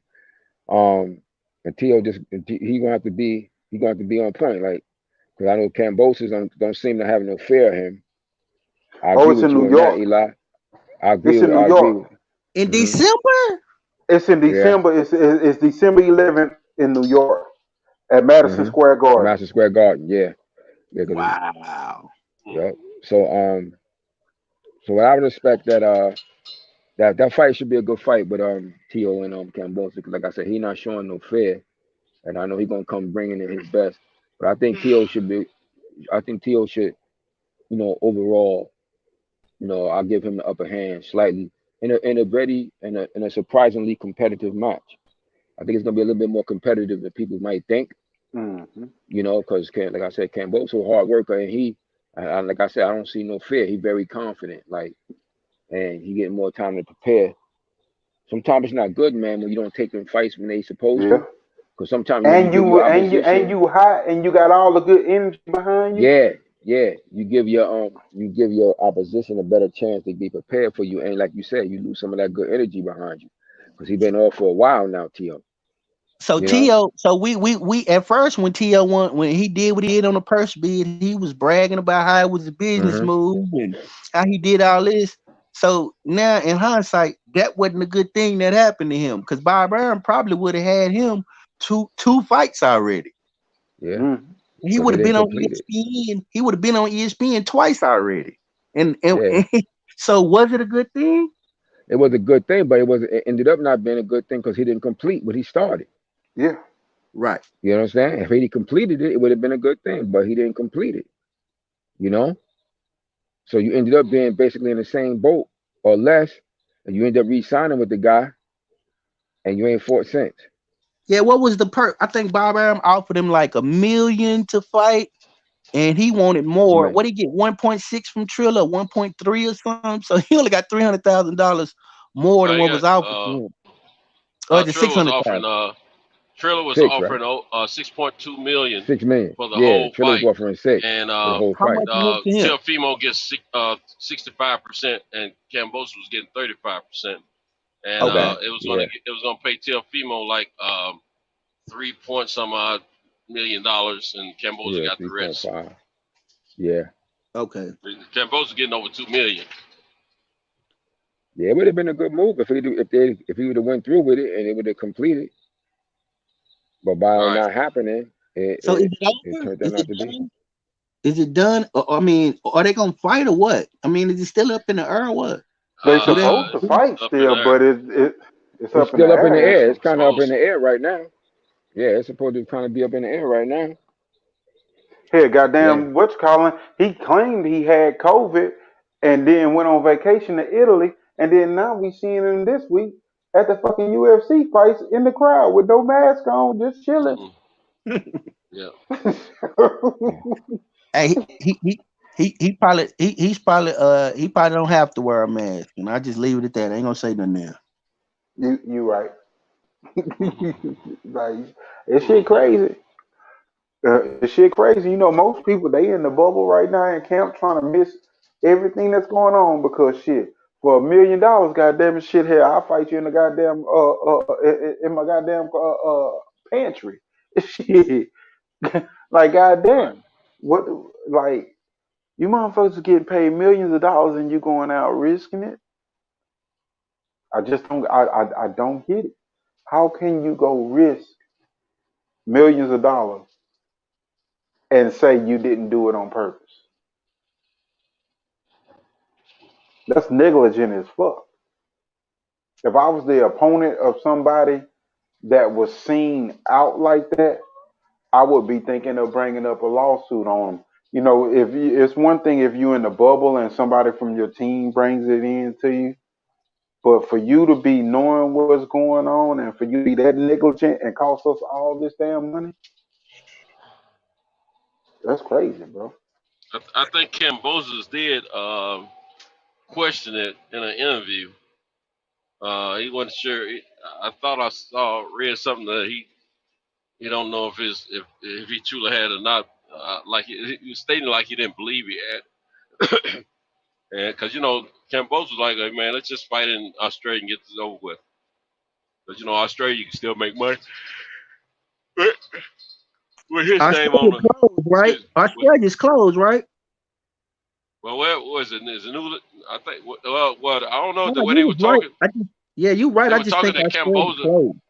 They were talking about they were ready to give a bunch of money for the fight because of Camboza, wherever his home country is. Yeah, It's they wasn't really Australia, I closed. believe. They wasn't closed like that because you remember Costa Zoo's son had fought recently Yeah, that's right. over there. Oh, okay. So I guess since Bob making that fight, I know Floyd finna make Tank. I know we finna get that announcement. He finna have to usurp this Floyd. Ain't too much attention finna go to Lomachenko. I guess we finna hear a Tank announcement pretty soon. But the tank already been announced. That's what's getting me about this whole December fight in I Madison ain't heard Square that. Garden when Tank and Rolly's supposed to be fighting in December. Yeah. Hmm. Hmm. Yeah, Yeah, I yeah. don't know what. Yeah, I don't know what. I don't know. Did PBC? I'm not gonna break up the schedule, but do we know what fights is coming up on PBC? And do we have a like a winner schedule, like a winner? The only dates we No, got, what we got? no, we don't have no schedule because all the fights got busted up with COVID. All the fights, David Benavidez ain't and coming up. Ain't David it, Benavidez supposed to be coming up? Yeah, it's coming up. you know, it is crazy. Everybody been making the comment here lately that boxing is the only thing that's being stopped by COVID, and that shit's true, bro. That's just true. Like football ain't stopped because of COVID. I ain't even hearing about players coming up with the shit and being dropped out. You They just know, put their it ass may on be a the few. COVID list and keep playing. They just put their ass on the COVID list and keep playing. Like basketball went through fine. Fucking UFC going fine.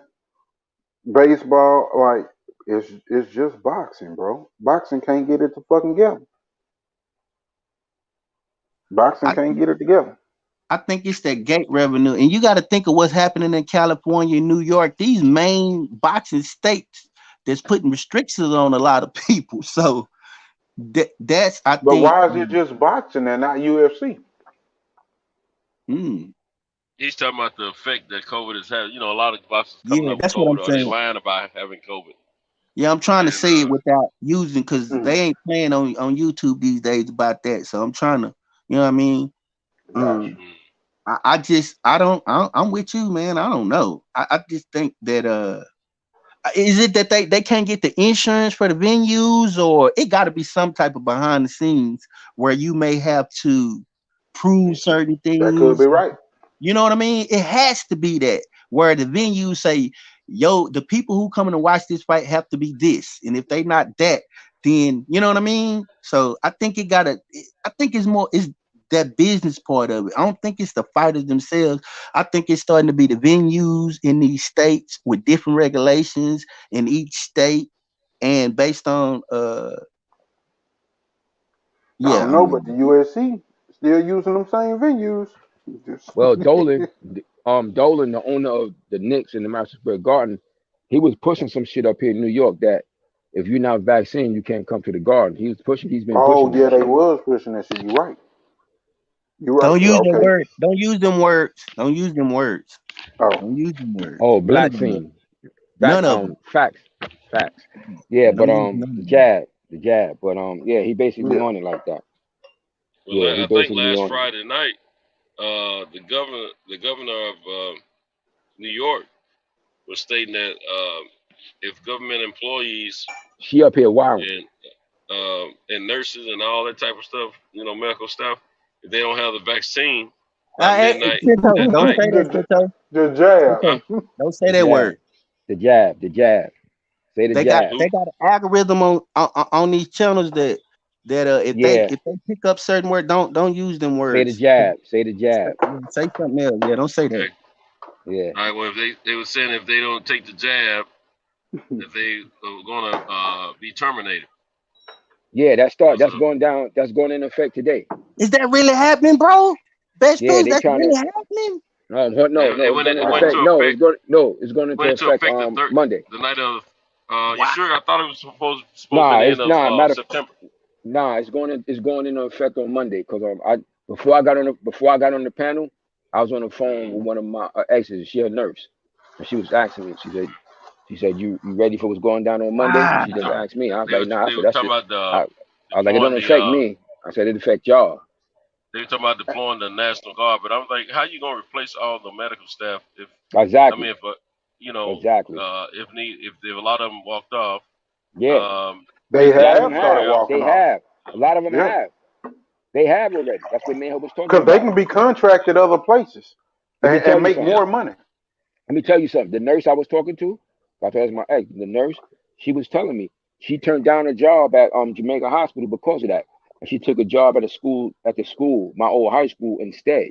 But she's like, I'm not taking that shit. I'm not being overworked like that. They already short staffed. She said, Hmm.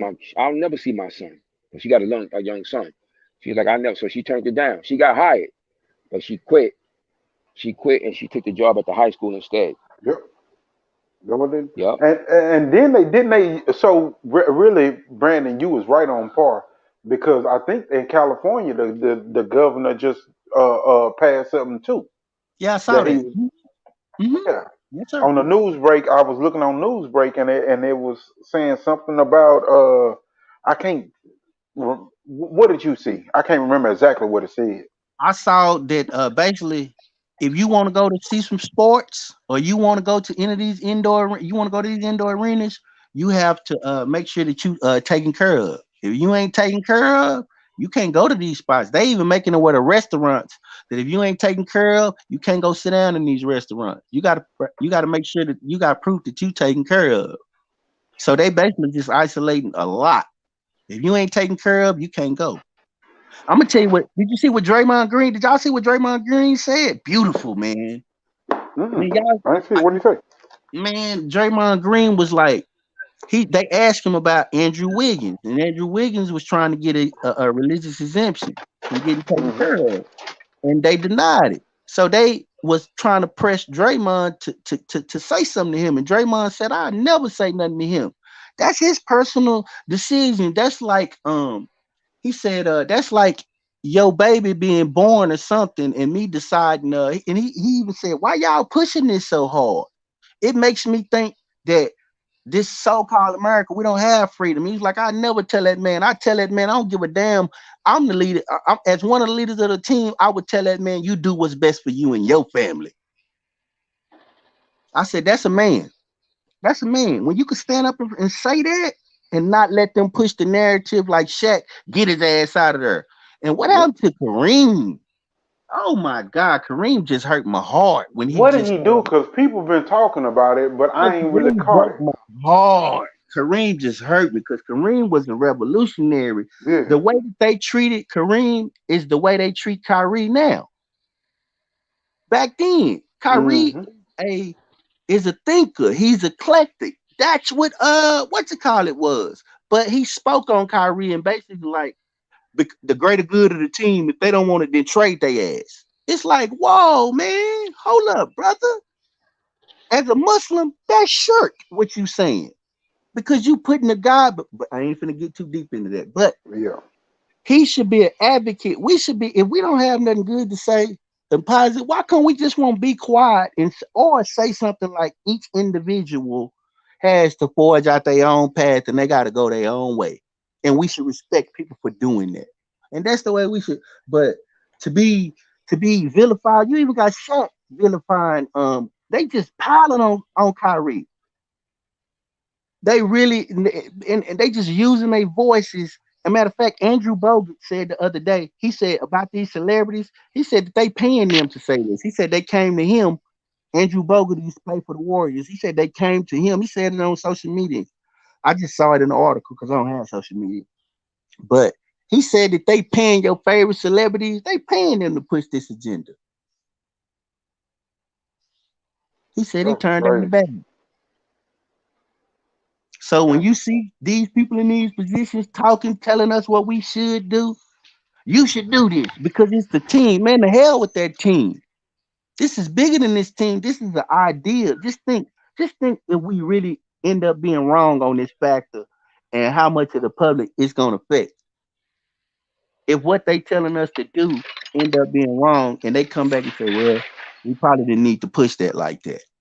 And why are they pushing it so hard anyway? Yeah, it's crazy. I mean, I did get it. I did get it because my daughter had to get it for college. It was one of those type things. I did get it. I ain't feel no effects of it. My family felt a little bit effects. My wife and my two daughters that are here, they felt a little bit of the effect of it for like 8 hours, and then they were fine. But me, I didn't have nothing, you know. But I mean, I'm still like you. I don't push nobody to get it. Your business is your business. That has nothing to do with me. And I didn't do it because it was something that I was just all in on and wanted to do or something. It just came to a decision for my family and our And you made the lifestyle, best what we decision needed for to you and your family. And nobody do. can judge you for that, and nobody will Yeah, judge you for that. And that's yeah. the way we should treat each other individually. That We exactly, all gotta make the best exactly. decisions for your situation at that time. Hmm. It ain't gonna change the fact of if I can or can't get it or not anyway. It ain't gonna change the fact of people telling you, "Oh, your body react better than this." It's people dying the same fucking way. So I mean, it is what it is, you know. But DJ did allude to the UFC, how they're getting around it. He says the UFC laid out the blueprint. They had two controlled venues, one in Las Vegas and one in Abu Dhabi, and they kept them closed off with no fans until 4 months ago. So Hmm. that's the control that boxing has to take. Each promotional company needs to establish their venues in whatever places. I mean, yeah, if you look at it right now, Las Vegas, somebody can establish grounds in a couple of the hotels, a few of the hotels there. Texas here, they can establish grounds here, and I think places like what's that? Florida, Miami, Atlanta. What they I call them, mean, the rebel states. That's I used to sometimes I'd be like, man, I ain't living in Texas. But when this came about, I'm like, thank God I live in Texas. like shit. Yeah, they call it. But you know what's crazy though, bro? When I be looking at this shit, I be like, the fucking states ain't that fucking different. I mean, But you want to be told that you gotta take this fucking vaccine over here, or you want to be told, hey, it's your choice. It is what it is. But then you walk outside and you're like, damn, these motherfuckers coughing. They ain't doing it. It's like it's no matter what you do, it's gonna be a discomfort for somebody. So you might as well at least not be pushed to do it. You have the free will in Texas to either go to this store or not go to this store. It's your choice. If you see that they ain't enforcing masks and you don't want to go there, cool. If you want to go there and you want to wear your mask, cool. But like shit, to be forced to take the jab, like you don't know people health reasons to be forced off your job. If you don't, like And a lot I'm, of us I'm have religious exemptions. You know what I yeah. mean? Like a lot of us have religious exemptions that they won't even honor that. They won't even honor that my religion tells me not to inject certain things into my body unless it's 100% necessary. I'm Yeah, they doing glad that that I'm kind up of here. glad that they blocking that the mandates type shit here, that they giving people more choices because of the Yeah. simple fact that shit companies can't really push that shit like that where they make you take the vaccination right now here. You Hmm. But know, what it's they kind of do, like is they say if you get it, we ain't gonna pay you. Hmm. You yeah, know what I mean? Like if you don't get taken care of, tuned up, then if you get it, we not gonna pay you for being apt to recover. You know what I mean? That's how exactly. you get around that. So Yeah. what they do, so they basically put you in a position to be like, all right, you on your own, and you got to be able to say, I And, take Yeah, and because you what's got to get happening up here, tested every week. yeah, they make you get tested every week. And what happened up here, like I told you, I was just talking to her just before I got on the show. Um, this morning. She was telling me that because a lot of healthcare workers have resigned up here in New York, and and it's crazy because she was saying it's crazy because it was already a shortage of like nurses and stuff like that. That's why she turned down that job at Jamaica Hospital. She's like, hell no. She like she let me laugh though. She's like, shit, slavery over. She said that shit ended in 1865. They ain't putting me through that shit.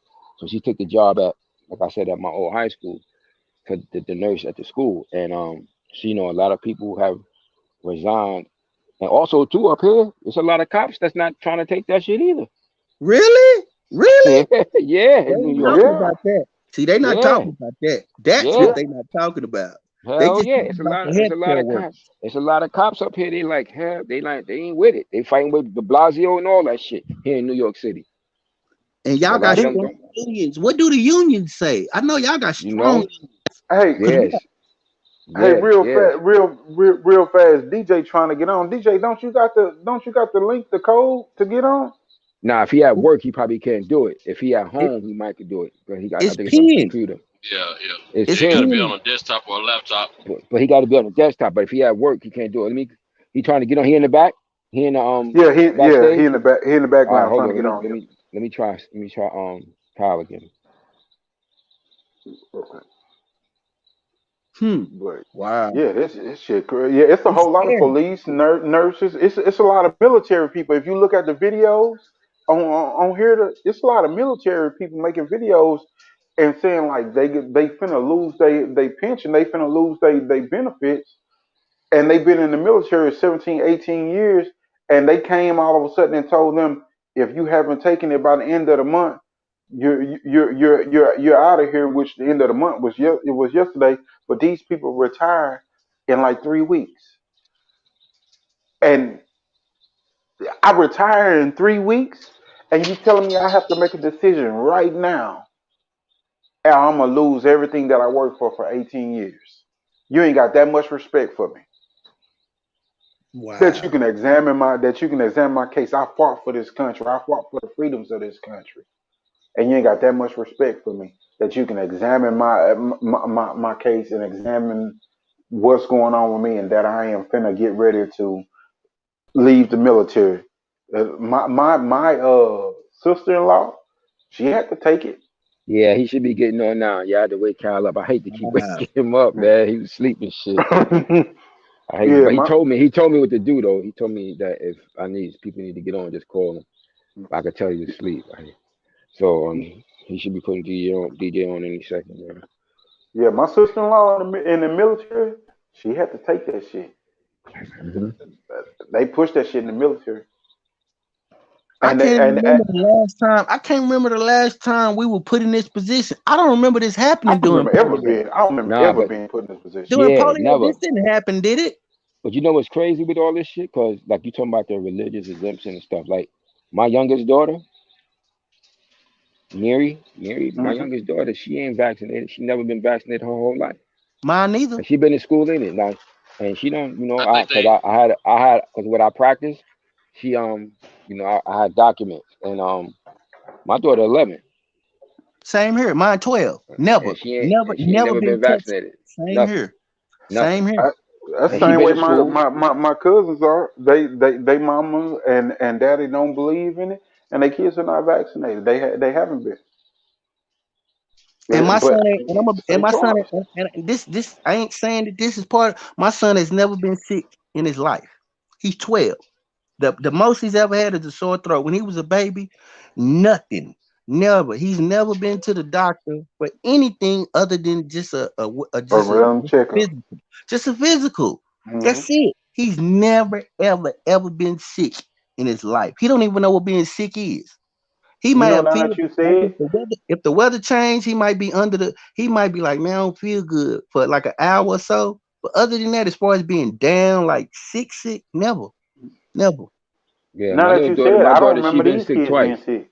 Yeah, my daughter, she only been sick probably her whole life, maybe twice. She had a little cold, and You each see time that? it healed, Yeah. and each time it healed very quickly. But my daughter, my youngest daughter, I had her vegetarian, vegan. She just ate meat for the first time, maybe almost getting on 2 years ago. It's funny you say that, bro. These kids, Yeah, she didn't. She hadn't ate meat up until about my two little years ago. cousins the same way, bro. She What was you just vegetarian, said, they vegan. don't they Yeah, vegan and they yeah, not vaccinated, and them kids don't get sick like that. You made me think about that. yeah. My daughter just, and then she don't eat, and that was fish. And that's what she ate. And I'm Yeah, gonna be honest. The reason my thing it was that I had a autism study 12 years ago, and I was yeah. That was just big. that was a big thing. Like you know what I mean? Like about 10 to 12 to 15 years ago, around my Yeah, I son remember 12. that. That was a big thing, and I just made sure that that wasn't gonna happen because I seen it happen to other people. I had a coworker of mine, and he was telling me about his son. He was like, "Man, my son autistic." I was like, "Really?" He was like, "I was like," because we were talking about, and he said that he noticed that when his son was 2, and they took him to go get that the tune up, the booster tune up, Mhm. that his son, he said that his son just started just spinning around in circles, and then he found out his son was autistic. He said nothing was wrong with this boy until they tuned him up when he was 2. Hey, okay. Now that you say that, that's something with the whole virus, the whole thing that's getting me. How in the fuck is it affecting people with neurological diseases?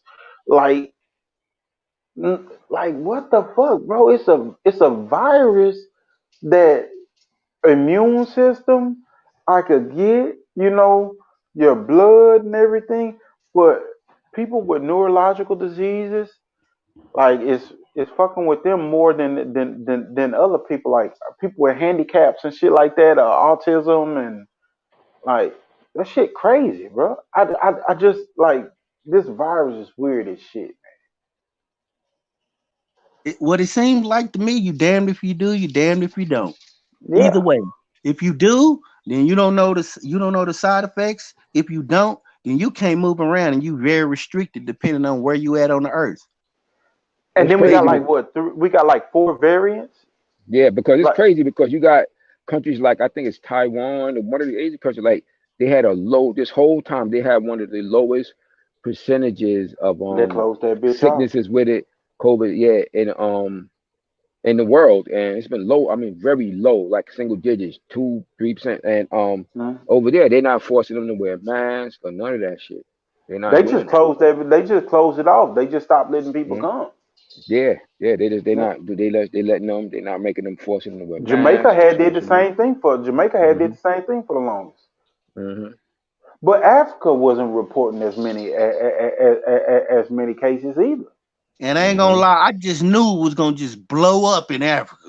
That's just what I was just like, because we watched it do it. We watched AIDS sitting, like I was just waiting to see, because that wasn't gonna do nothing but add to my conspiracy, what I think anyway.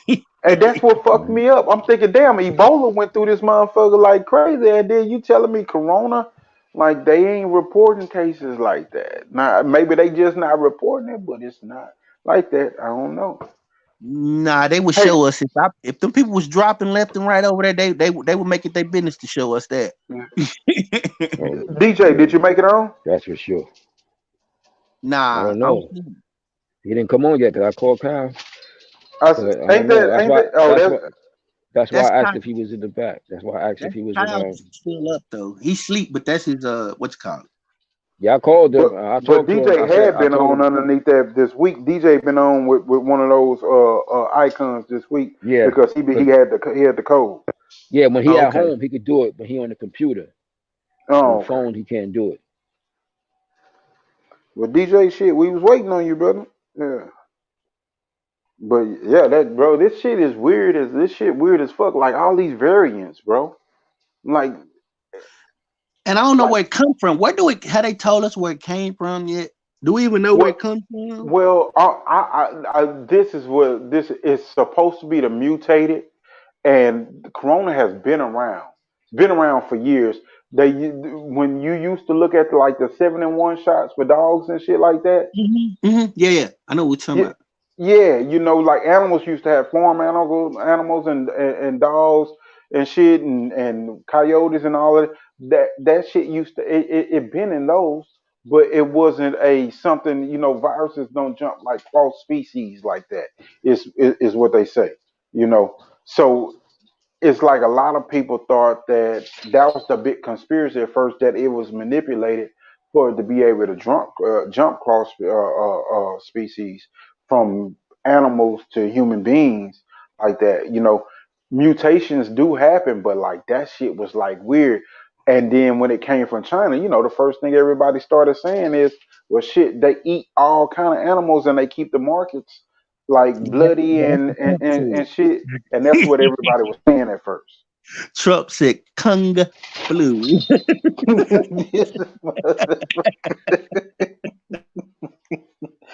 Hey, that goddamn Trump ain't got no tact. He just say what the fuck. Hey, Like, Reggie bruh. probably ain't gonna like me saying this, but I miss that dude. I believe this country was. I believe we wouldn't be dealing with a lot of these mandates. I believe if he was president, he'll be like, "It's your choice." I believe that because I heard He him say it. no, he absolutely would do that, but I don't miss Well, he's been Trump. promoting it But lately. I do. He has been for you. You're right. He He's, did he's start, been he's, but he's been for he's been telling his followers to get mhm, the vaccine lately. he been Mhm. Yeah, telling them to get it, but he ain't been. He been telling them now it It's is your your choice. choice. he ain't Yeah, He right. mandated, but still he's been telling them to get it. He have been telling them to get it though. But I don't miss Trump, bro. But I do miss a more conservative world, United States. I don't And miss then Trump we though. got more information coming out of him because we can see him on Twitter. You know what I mean? I'm just being honest, man. He was Yeah, doing press conferences every day. He was so you kind of had an idea. Like now, you don't really have an idea what's going on because you don't see Biden as much. And when it is, he's misstepping. It's like that dude is mean and angry. He's like a mean, angry old man. Man, that dude down. So that dude is being for hire, bro. Whatever anybody pay him for and lobby with him for, they can get it. This shit, bro. This world so fucking crazy. All these different crazy ass laws being passed and all these crazy ass agendas. This shit weird as fuck, bro. This shit ass backwards. I ain't even gonna lie. I miss that more conservative shit. I You do. know. I do, because they wouldn't allow you no mandates for you to be pushing nothing. That's why we have that in Texas, because they ain't going for that. Not these. Come on, we live next to Eli. These people here, bro. You can't tell these dudes what they gonna put in their body. That's like trying to take their guns. Come to Texas and try to take a gun. Bruh, these Come to Texas motherfuckers and try to take a gun. say, hey, my fucking neighbor say they try to take my gun, they gotta kill me. I say, bruh, god damn. I And they want mine mean too, but that was my whole thing. Like I'm just like I'm thinking, where can I hide shit at? Where can I push it? No, these motherfuckers thinking, nah, I'm gonna fucking kill one of these. But this you okay, this brings me to the next. Here go the segue. Okay, bro, these motherfuckers run around here with these back the blue flags and decal. But bro, they killing these fucking police left and right. yeah, Yeah, yeah. yeah. Bruh, Because bruh, they feel these like white they're people killing the shit out these above the police. police. Bro, they how the fuck you back the Our blue? Bro, mental is trained. I swear I seen like 4 different cases, bro, where they done killed these police. But go ahead, since what you was saying, bro. See, in our community, I meant we're programmed and trained that we're not above the police. But they're taught the opposite. We all know this, but they'll stand up to the police and say, "You work for me. I pay your service." That's factual, but at the same time, you don't see that in the black community. And so they Nigga, feel they're cause they above. cause Yeah, they'll shoot the they'll fuck kill them out in a of one of heartbeat. us. Hey, I done Hmm. been beat up by the DPD when I was a younger man. Shit, they don't play. They beat the hell out of me. So Hey, I ain't gonna even lie to you. Say I done stood up a few times, and I don't know what it was. I say God was with me because I done booked the system a few times, bro, and the total motherfucker shit. Hell, I bet you won't. And I kind of got away with it, but my mama told me, boy, don't you do that shit no more.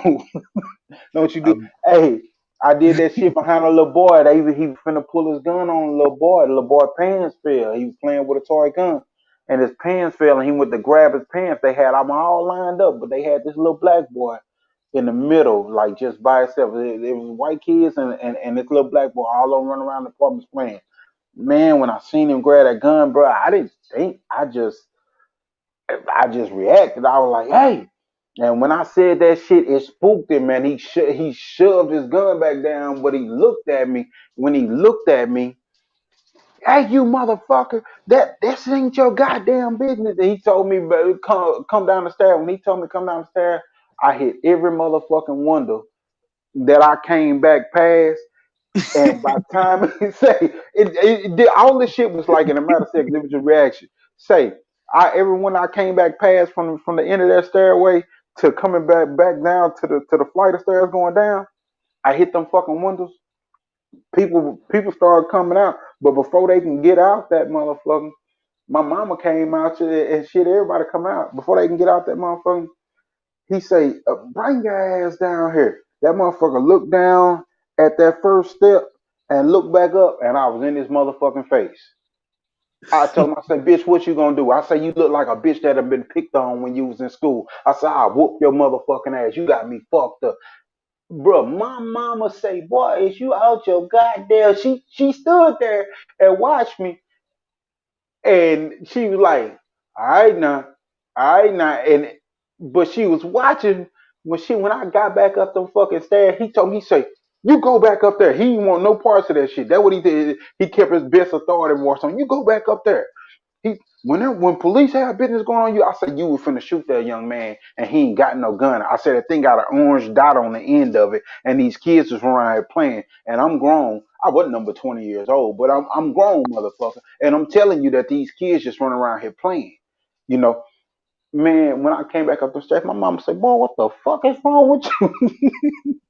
I just, I couldn't see that little boy get shot like that, you did the you right know. thing. You did the right thing, because our mama and your mama did the right thing too, because she didn't want to see her son hurt. But at the end of the day, you did what you were supposed to do as a man. You did what you said. You know that young man? I seen him like 2 or 3 times, like years apart. And every time that I saw him at the gas pump, and then I saw him at like the grocery store or something. Man, that young man remembers me. And he walked up to me. He walked up to me when I was probably like 24 years old, 28, and I think I seen him again at like 33 years old, probably like 5 years ago or so. That young man walked up to me and say, "Man, I appreciate you." Every fucking time he saw me, "I appreciate you." He just shake my hand and just look at me like he done told a lot of people that story. Man, this dude saved my life. Bro, he walk up to me and he tell me that shit. Every time I've seen him. I Cause the don't see him DPD, they often. will smoke you. They'll smoke you. DPD will smoke you down here. Nigga. Hey, I was in Richardson, bro. Yeah, you was out. Yeah, yeah, you blessed. You know what You time it blessed. was. You know what time it was. I wasn't even in Dallas, bro. I was in Richardson. Yeah, you Nigga. blessed. Yeah, you ain't lying, brother. Richardson? Oh man, they be racing. They be like, "Oh, we got us one." They be racing each other to go. Nigga. The other time I did that shit, guess where I was at? I was in fucking Garland, bro. Oh yeah, man, Nigga. you and man, brother. Hey, and they nigga, I say, bro, you know how they whoop your ass on the Dallas side and bring you back over to the They Garland damn side. sure. They damn sure. Hey, them bitches hit them bitches hit my partner uncle with an M16 from the corner and flipped him in his mama yard. His mama was on vacation, you had to call and told him your son dead in your yard. Yep, yep. This shit, hey, them bitches gang unit, nigga, they is a gang. They is a gang. Them bitches Biggest used to gang go in to the the world. boxing gym. Mess with Them one of bitches, them and see how much backup come. Mess with one of hey, them and see how much backup come. bro, listen, I'm gonna tell y'all 2 more stories. Look, them bitches used to go to the boxing gym, bro. And you'll see them bitches where they just go in that motherfucker and just have a free fall. They stand in front of each other and just punch it down like they getting paper in the motherfucking penitentiary, bro. That's what they used to fucking do. You know what I'm talking about? And motherfuckers used to see that shit. They used to box and shit. Be like, God damn, these motherfuckers in here going on. Nigga, they catch your ass in the hood and you make them run, they would beat the dog shit That's how out I got beat up, and that's how I got beat up. you. I was about 15. I had on all white pants, some jabos. I called myself there. They beat the shit out of me. My grandmama saw me. I be dusted off. She was mad, but we couldn't do nothing. But I took that ass whooping and kept it moving. Hey, now I'm gonna tell you what I did. What I did, bro. I was fucking around and I was at my kinfolk in my house and shit. And I'm sitting out here chilling. Everybody, bro, always hanging out around here and shit. And motherfuckers do dirt, do fucked up shit. But I ain't got nothing going, bro. Everybody went in the house. Everybody saw them lights and shit. They went in the house. My ass stayed out there. This motherfucker pulled up and shined the light right in my motherfucking face. My stupid ass stuck the middle finger up at him. Hey, I don't I play with stuck. them like that. I get out of their face. Name, Hey, rank, look. serial number. That's all they getting from Now, me. listen, bro. I stuck my middle finger up. That motherfucker jumped out. He say, "You son bitch, you motherfucking punk. Bring your ass out to the street and do that shit." I told him, I say, "I ain't no motherfucking punk, but you a stupid motherfucker. Get back in your car and go on about your business." He say, "No, you a scary son of a bitch."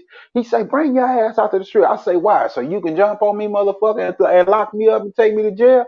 I say, "No, get your stupid ass back in your car." I say, "You jumped out your car for no reason." I say, "You shouldn't have put that fucking light in my face. You wouldn't have seen my finger go up." That motherfucker told me, he said, "Motherfucker, the next time I see you, you gonna be walking wrong, and I'm gonna get your ass." Bro, I was walking a fucking puppy. That motherfucker pulled up on me and said, "Hey, I you bet remember your me?" heart jumped in your chest, boy. That's a hell of a thing when they pull up on you, don't No, it? Nah, I feel like I was all good. He said I was gonna be walking wrong. So how the fuck can I be walking wrong? That motherfucker looked at me and say, that's a nice puppy you got there. I say, yeah, man. I said, man, why you mess with me, bro? I said, I go to work. I don't fuck with nobody. I said, wait a minute. He said, you remember you flipped me off? I told you was gonna be walking wrong, huh? He said, how old is that puppy right there? I say, shit, the motherfucker 3 months old. He said, can you prove that? I said, fuck you mean can I prove it? I say, shit, the motherfucker 3 months old. I got pictures and shit. He say, but can you prove that? I say, shit, I don't know. He say, well, I tell you what. I say he 4 months old and he ain't got no city registration or vaccination. And wrote me a motherfucking ticket.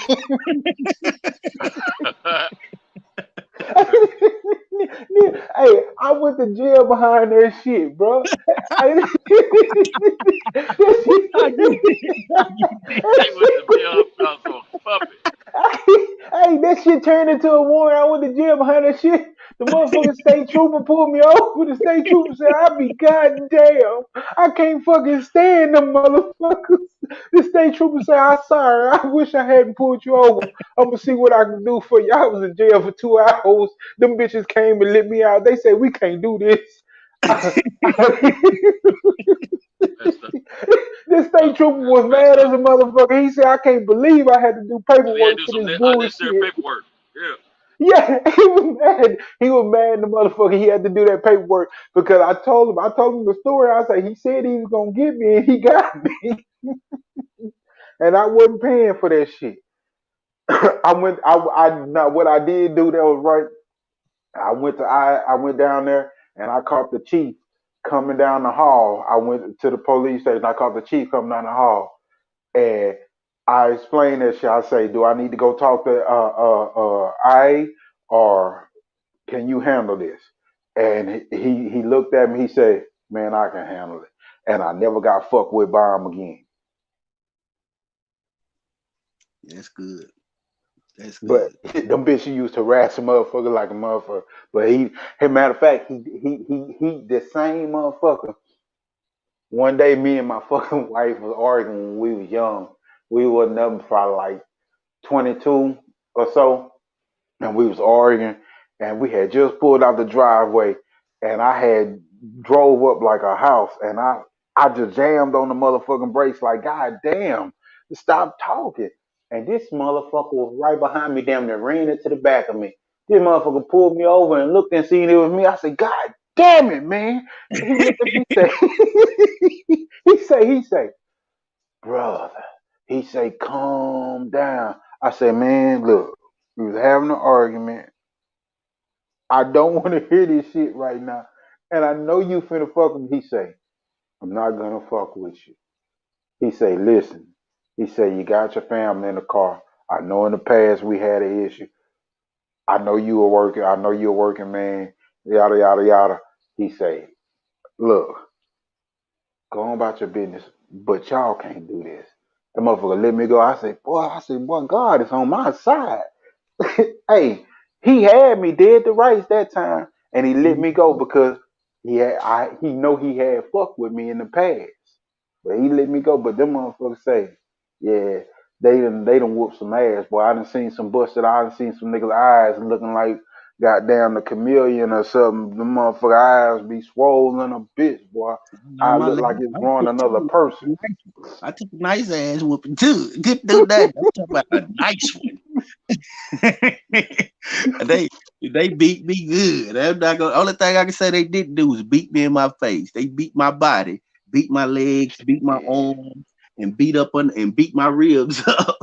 Boy, I done seen motherfucker with they shit split. Like, who? When you talking motherfucker lip look like a booty? Motherfucker split they lip all the way down the middle. Motherfucker goddamn eyes and shit, eyelid split open. It. Boy, I done seen some motherfucker beat the fuck up by the goddamn police, boy. Yeah, and I watch them. It's a shame that if they pass by me, they could be going the opposite way. Do you know I look in my mirror to see what they did? I Bro, look in the mirror to see what they did, and that's a shame. I hate I that, still but I do do. that, bro. I still do that. Listen, I ain't been in trouble. in 11 years, fam. I ain't been in trouble in 11 years, bro. I caught my little case and got my little shit out the way.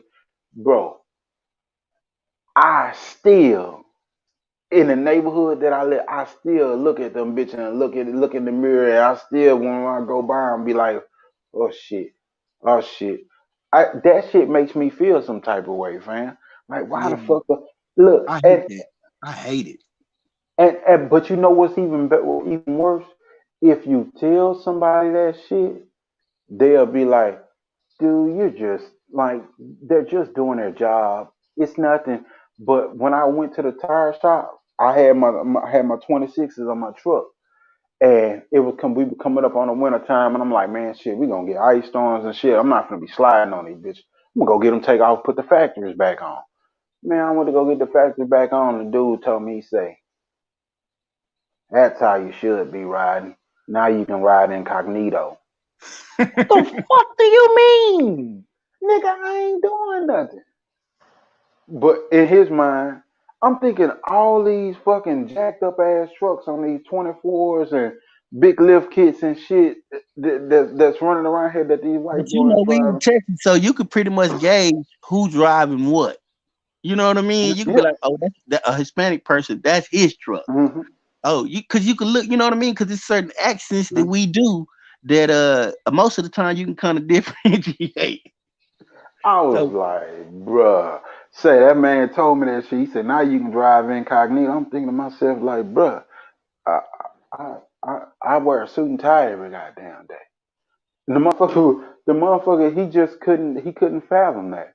I, when they figured out that I lived in the community out here, oh, they was like, "What the fuck?" That's how they looked at me, like, "What the fuck?" I was like, they was "Damn." like, how did you get here? Exactly how they is. I'm Do like, you? They shit. probably like, do you play football or do you dunk or something? He must do Like, something. Now he yeah, hustle. He hustle. That's the only reason he goes that's from it. power. He goes from That's power. all. We finna watch him. And what was crazy about it is they was talking about they talk about everything that they talked about, like it was like I could join in on. They were looking at me like that shit was fucking crazy. Like they were talking about their portfolio, and I had a little portfolio and shit. And they was talking about the car and going to the track. I'm like, oh yeah, I got my Camaro, yada yada yada. They were looking at me like, what the fuck? This nigga's out here. Yeah. I And was then like, they want to know what you do and how you do it. And then once you explain to them, oh, I do this, I do that, this why I'm here. Oh, okay, you cool. Okay, you cool. But exactly, and that's exactly how. But they still watched me. But you got to think at the time, bro. I was 33 years old and had bought a house over here. They was like, nah, this nigga doing something. This nigga, my they neighbors. always think we doing something. I don't know why. I don't know why that because when we start doing well, they just equate underworld to what we do, drugs or I mean, I'm Yeah, like, that's not all we are. But if one of them come by a big house, it's no problem. but They ain't never got to bro, see them go to work now, not one time. Oh, he's retired. Oh, he inherited money. my fucking neighbor, bro, told me, "Oh, your Facebook is real fucking private." They had because they was, they talked to my wife and shit, and they like, oh, her Facebook is this because she get on the community page and look at what's going on and shit. They had went through her page and looked and seen us being married and tried to go on my page. Your page is private as hell. I say that mean I don't want you to fucking know what I got going on. I'm gonna tell you something else. I was I at said, work. what the fuck? I say, They so y'all told me. went. Look, They said, so "Hey, then my Brandon, you neighbor got a was social talking about media?" one of the other neighbors and shit. Was like, yeah, um, that's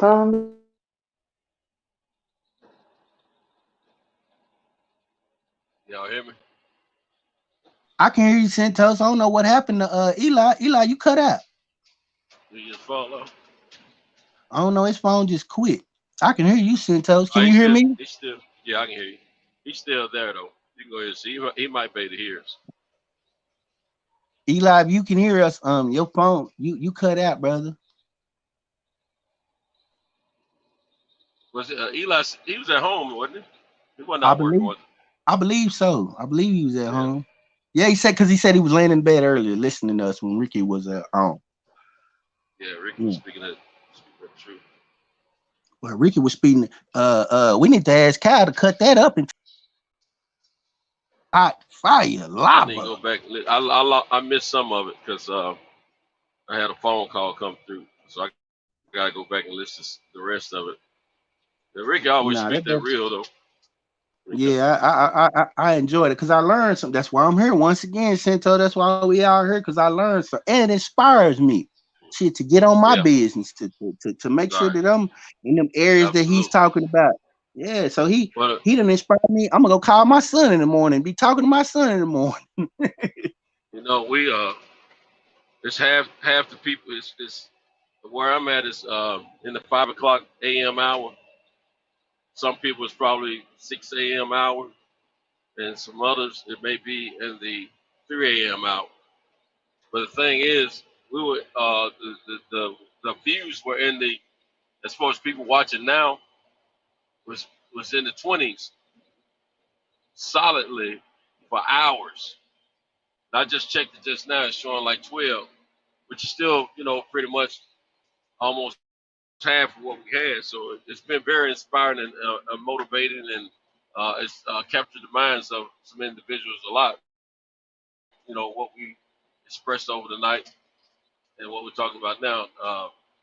So it's a beautiful thing, and that's a building process because we these last few weeks or the last past month or whatever this show has had.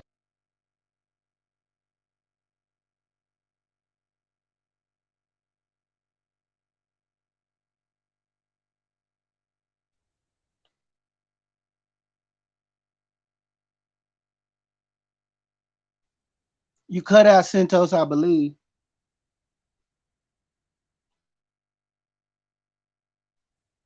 Hey, Bess, you still there, bro?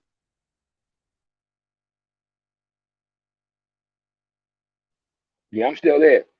I'm just taking care of something, but I just was on mute.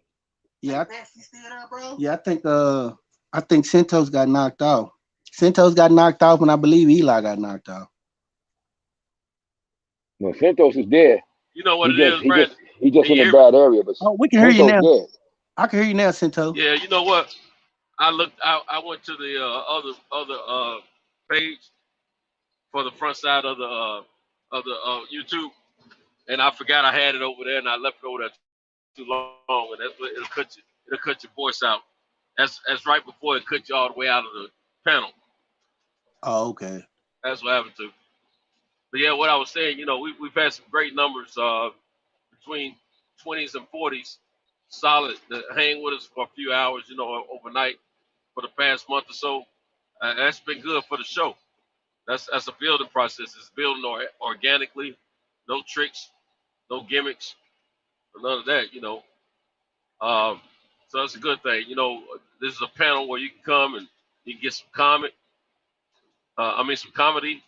You can get some realism. Of course, you can get your boxing facts and learn about life, learn about men and women, learn about fathers and mothers, husbands and wives, boys and girls, children, you know, grandparents, finances, um, what's going on in the hood, uh, the mindset of how, well, I ain't gonna say the mindset, but how these junkies are moving.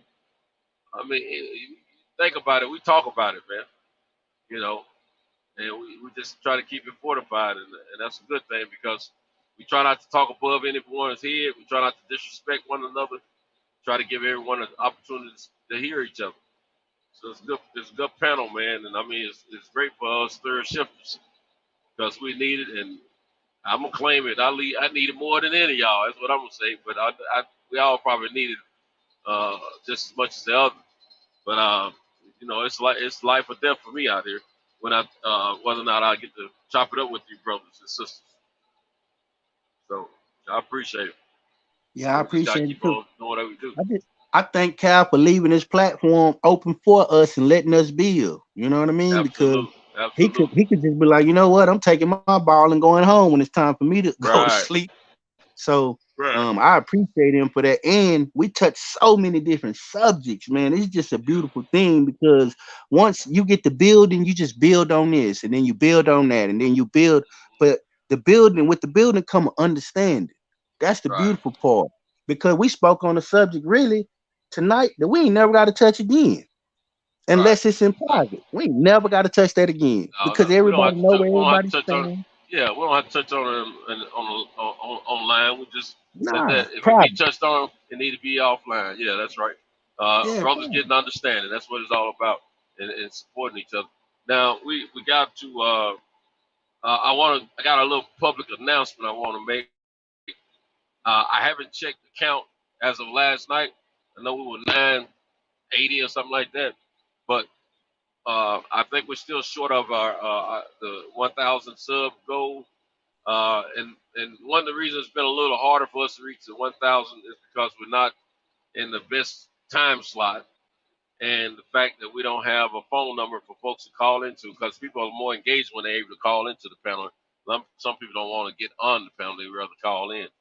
But at the same time, we're doing this thing organically, and we would love to see this number get to 1,000 and exceed it. Of course, 1,000 helps out with more people can, uh, uh, if they want to give contributions, they can, and to help support the channel as well as help our guy keep this thing going as far as Kaya. Um, but we got a good thing, man. I mean, let's if you haven't subscribed, please do. I noticed yesterday or the day before, a lot of the playbacks are averaging anywhere between the threes and fours in playback. It's not bad for the level amount of people that we have as far as subscribers. That number is only going to increase. So we just got to keep on rocking out. You know what I'm saying? Stay consistent. We got to stay out here so they know we're here. It's just like a business. You build it, they'll come. But if you build it, you got to be open in order to receive your patrons. You know, so if we open, we get people to come in and sit here and chop it up with us. If we're not open, then we're like, they ain't consistent. They ain't gonna be open. And then next thing you know, we miss a few. But that's part of how it works, you know. But right now, it's a growth that's going on, and we just got to keep this ball bouncing, keep the doors open, and keep everybody rocking out with each other. You know, building relationships. You know, encouraging um, our youth, our elders, our friends, our foes, and what have you. And that's a good thing that we have, and it's beautiful, man. It just I can't say it enough, I guess. But I guess I need to slow up, roll up, and let you guys speak on it. Nah, Centos, go ahead. This is it's Centos. We finna roll in the Centos Chronicles. My phone finna die. So it's finna go. We look like we finna go in the Centos Chronicles. Yeah, yeah. This stream, y'all will chew up some battery. That sure will. It will chew it up. No matter if you got to. So I keep mine plugged into my charger. It don't get to 100%. Like I'm at 85. I'm doing good. Now it's not overheated. It's at 85%, so that's good. But normally, when it's heated, it's like 60 or 70 something percent. And if as soon as I unplug it, it starts dropping, dropping, dropping. You know what I'm saying? But yeah, it's been pleasurable tonight, man. I mean, it was emotional for a minute. Not that any of us was upset with each other. It's just that we were hurt, and we talked about something that was painful for all of us, and we got our pain out, man. And We did. now we can move forward and keep building from there. And hopefully we can see, you know, we turn this back into a chocolate city between the two platforms. You know what I'm saying? Because we were building a chocolate city, believe it or not. That's the way I was looking at it, And because it just like anybody else, and all the ones of you and the rest of us that was speaking on it, when we I hate division so much between our people. It just it brings tears to my eyes because it hits me in the gut. You So and I me don't both, like it, man. Centos. I don't You like and it me at all. both. Just give me an eerie feel, man. That's when you can call me punk, sissy, whatever you want to, because I get emotional. But man, it hurts, man. When it hurts, it's about something I love. Shoot, I'll shed a tear, and I'm man enough to say that because I don't like when that stuff go on. We need to just keep us fortified and keep us loving one another. You know what? I think I need to go back a little bit further. I don't want to have to walk that far. Cause it starts with us. If we show this community, if we show everybody straight love over here when they come on this channel, they not gonna hear us bickering at each other. They not Right, gonna hear us disrespecting each other, calling each other out of each other's names right, because we disagree with a point. You know what I mean? Or we yeah, don't like the way somebody said something. right, This is how we show that. And right, like I grew up, it's called clean glass, dirty glass. I ain't gotta say nothing. Only thing I gotta do is just sit the clean glass next to the dirty glass. You'll figure out which one you want to drink out of. So that's what I'm about, and that's what we hmm all about. So I I can't like you, Cintos. I'm gonna be honest, man. I can't thank y'all enough for being stand up men who call out things as they see it. You know what I mean? Not being biased, not being going along with the popularity thing. Just be like, hold up, this not right, and we're gonna do something to try to correct it. Stand up right, men. If we have more stand up men in our community, I can guarantee you that a lot of the BS and a lot of stuff that hurt us and ill us, if we keep being stand up men, all that's gonna end up dissipating after a while because our examples are gonna be followed. You know what I mean?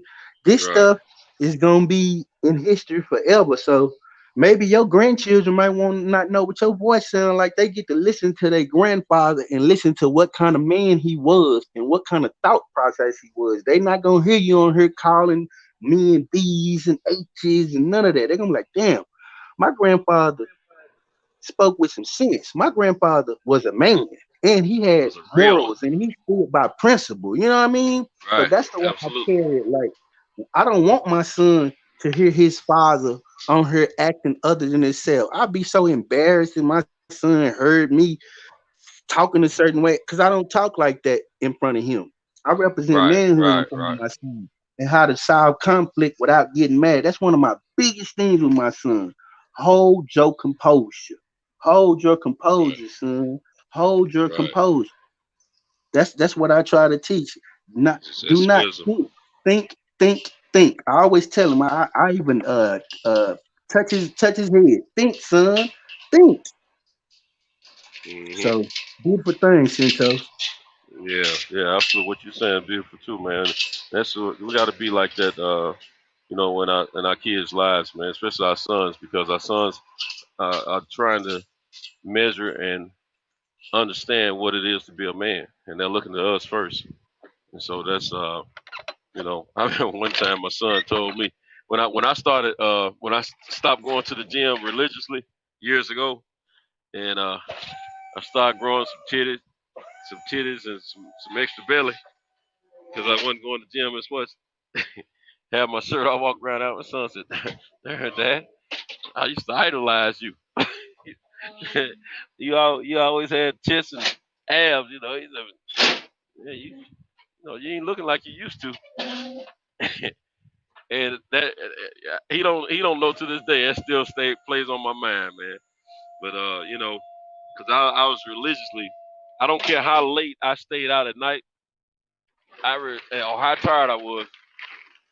5:30 the next morning, I was between 5 and 5:30 next morning. I'm in the gym and I'm getting it in. I've always been a thin frame guy, but I always, as an adult, kept myself in decent shape, until I said I do, and I started working a lot more.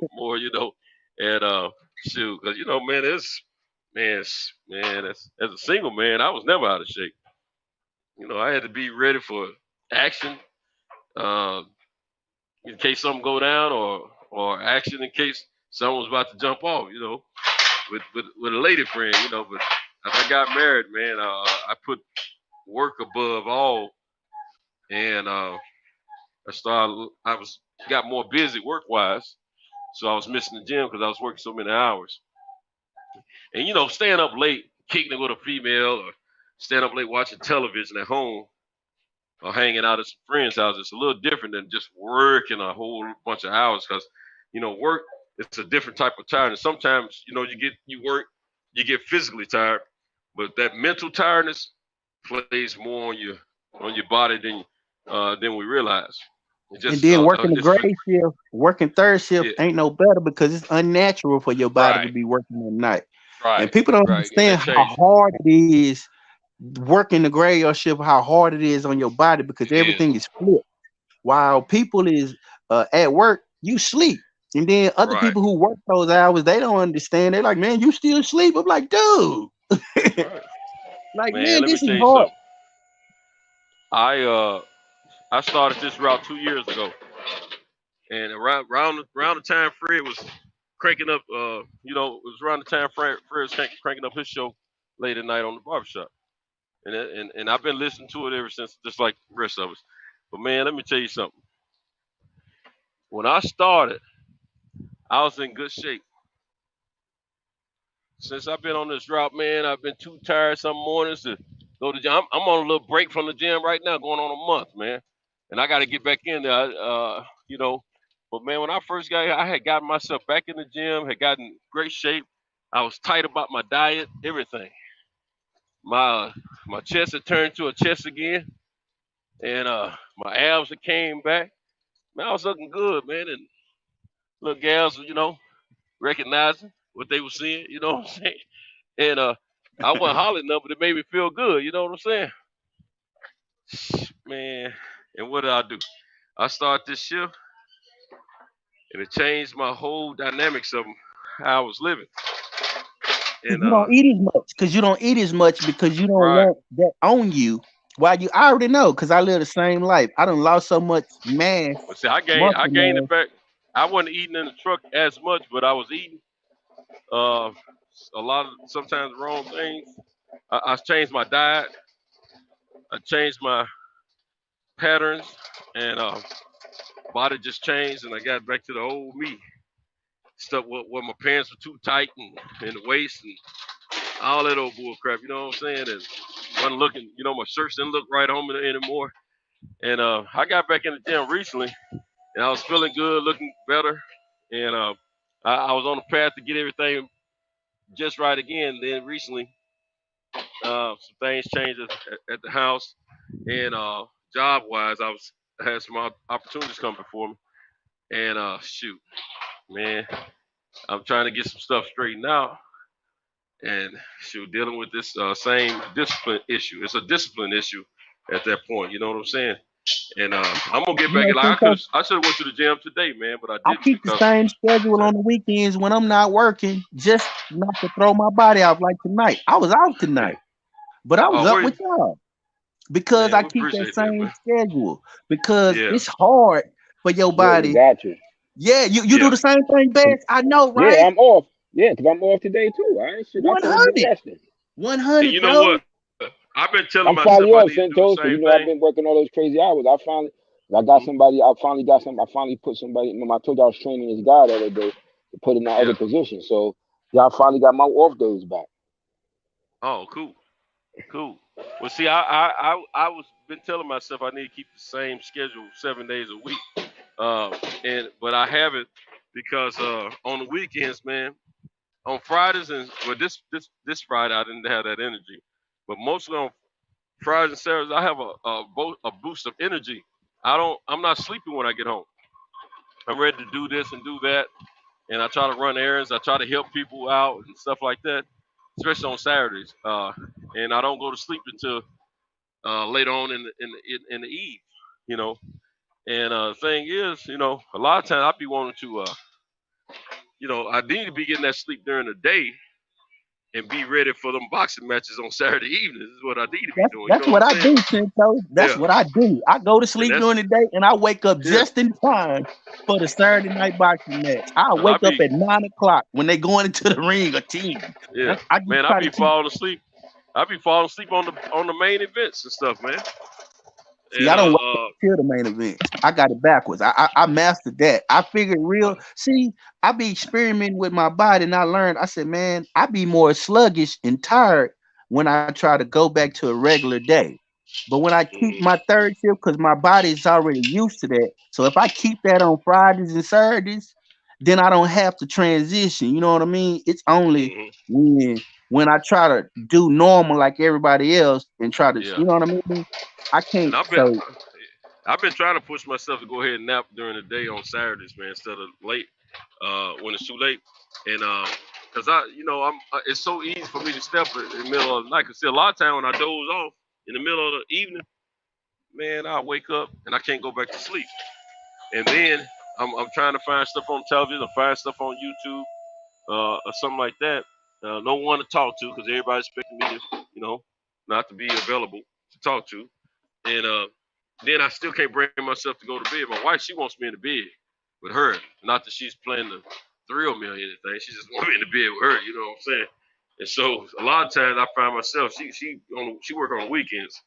So when she's getting up to go to work, I'm getting in the bed. That's 4 and 5 o'clock in the morning. And sometimes I don't go to bed till 4. But I'm thinking I'm gonna encourage her to get busy with me before she has to be at work, but it don't work like that. You should have been here a long time ago. You want to, all that bull crap. What's the right time then? So you don't never want to give me nothing. So what's the right time? Shoot, we on different patterns about sleep and sex and all that. You know what I'm saying? But the thing is, she used anything as an excuse to get out of it. So I already figured that out. It don't matter. Shoot, everybody know morning time. In the wee hours of the morning, it's dark. You got time. Shoot, everybody's sexual organs ready at that point. you better believe it. She can say whatever she wants to. I ain't no female, but I know better. Too many females talk about they love that morning sex too. Matter of fact, I want me some right now. But that's okay. I'm driving this truck right now. On Monday morning when I got home, I had to have it though. I didn't let off the hook at all. You don't give it up. Yes, you are. You might as well get ready. As soon as I walk through the door, I still on prep. I say, hey, it's time. Huh? What are you talking about? You know what I'm talking about. What in gear? Shoot, you said I do 20 years ago. Now, let me see if you really do. It ain't like I got something from it yesterday or the day before. But yeah, man, it's a wild lifestyle though, man. This third shift thing, man. But you know what? I like it, man.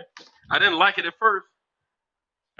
I accept it, I guess, because I I don't like like that driving better. Yeah, around. yeah, I accept it too. Plus, this the way to get my money. You know what I mean? This just the way Yeah, I got to get my money. right. So I I do what don't I I got to don't do like to get driving my money. around with folks, all the public out here. I don't like driving around with them. I like when I got the road almost to myself. You know what I'm saying?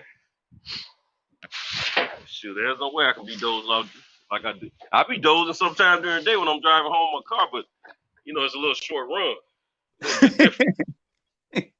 I be saying, shoot, I got to get on out of this car. Now the truck I'm gonna be in it for a while. But man, shoot, we got our own thing out here, man, which is a beautiful thing, really. And I thank God for what we have, what we built, and what we're building. Because shoot, we all know, shoot, a lot of us could be doing a whole lot of other things. Like you off tonight, shoot, you could be in the bed, sleep, living your regular life as an individual, like a normal individual. But shoot, this third shift is a special thing to me, man. It really is. I agree. I agree. When I woke up because I wasn't feeling good today. I woke up probably about midnight, and I think I looked over and saw y'all on, and I said, "Oh, there go my brothers, right on Yeah. time."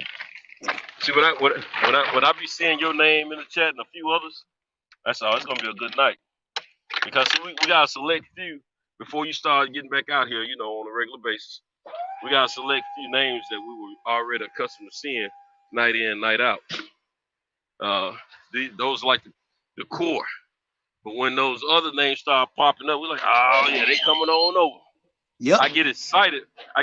For that because more awareness, more people including themselves and it's gonna make for growth. You know what I'm saying?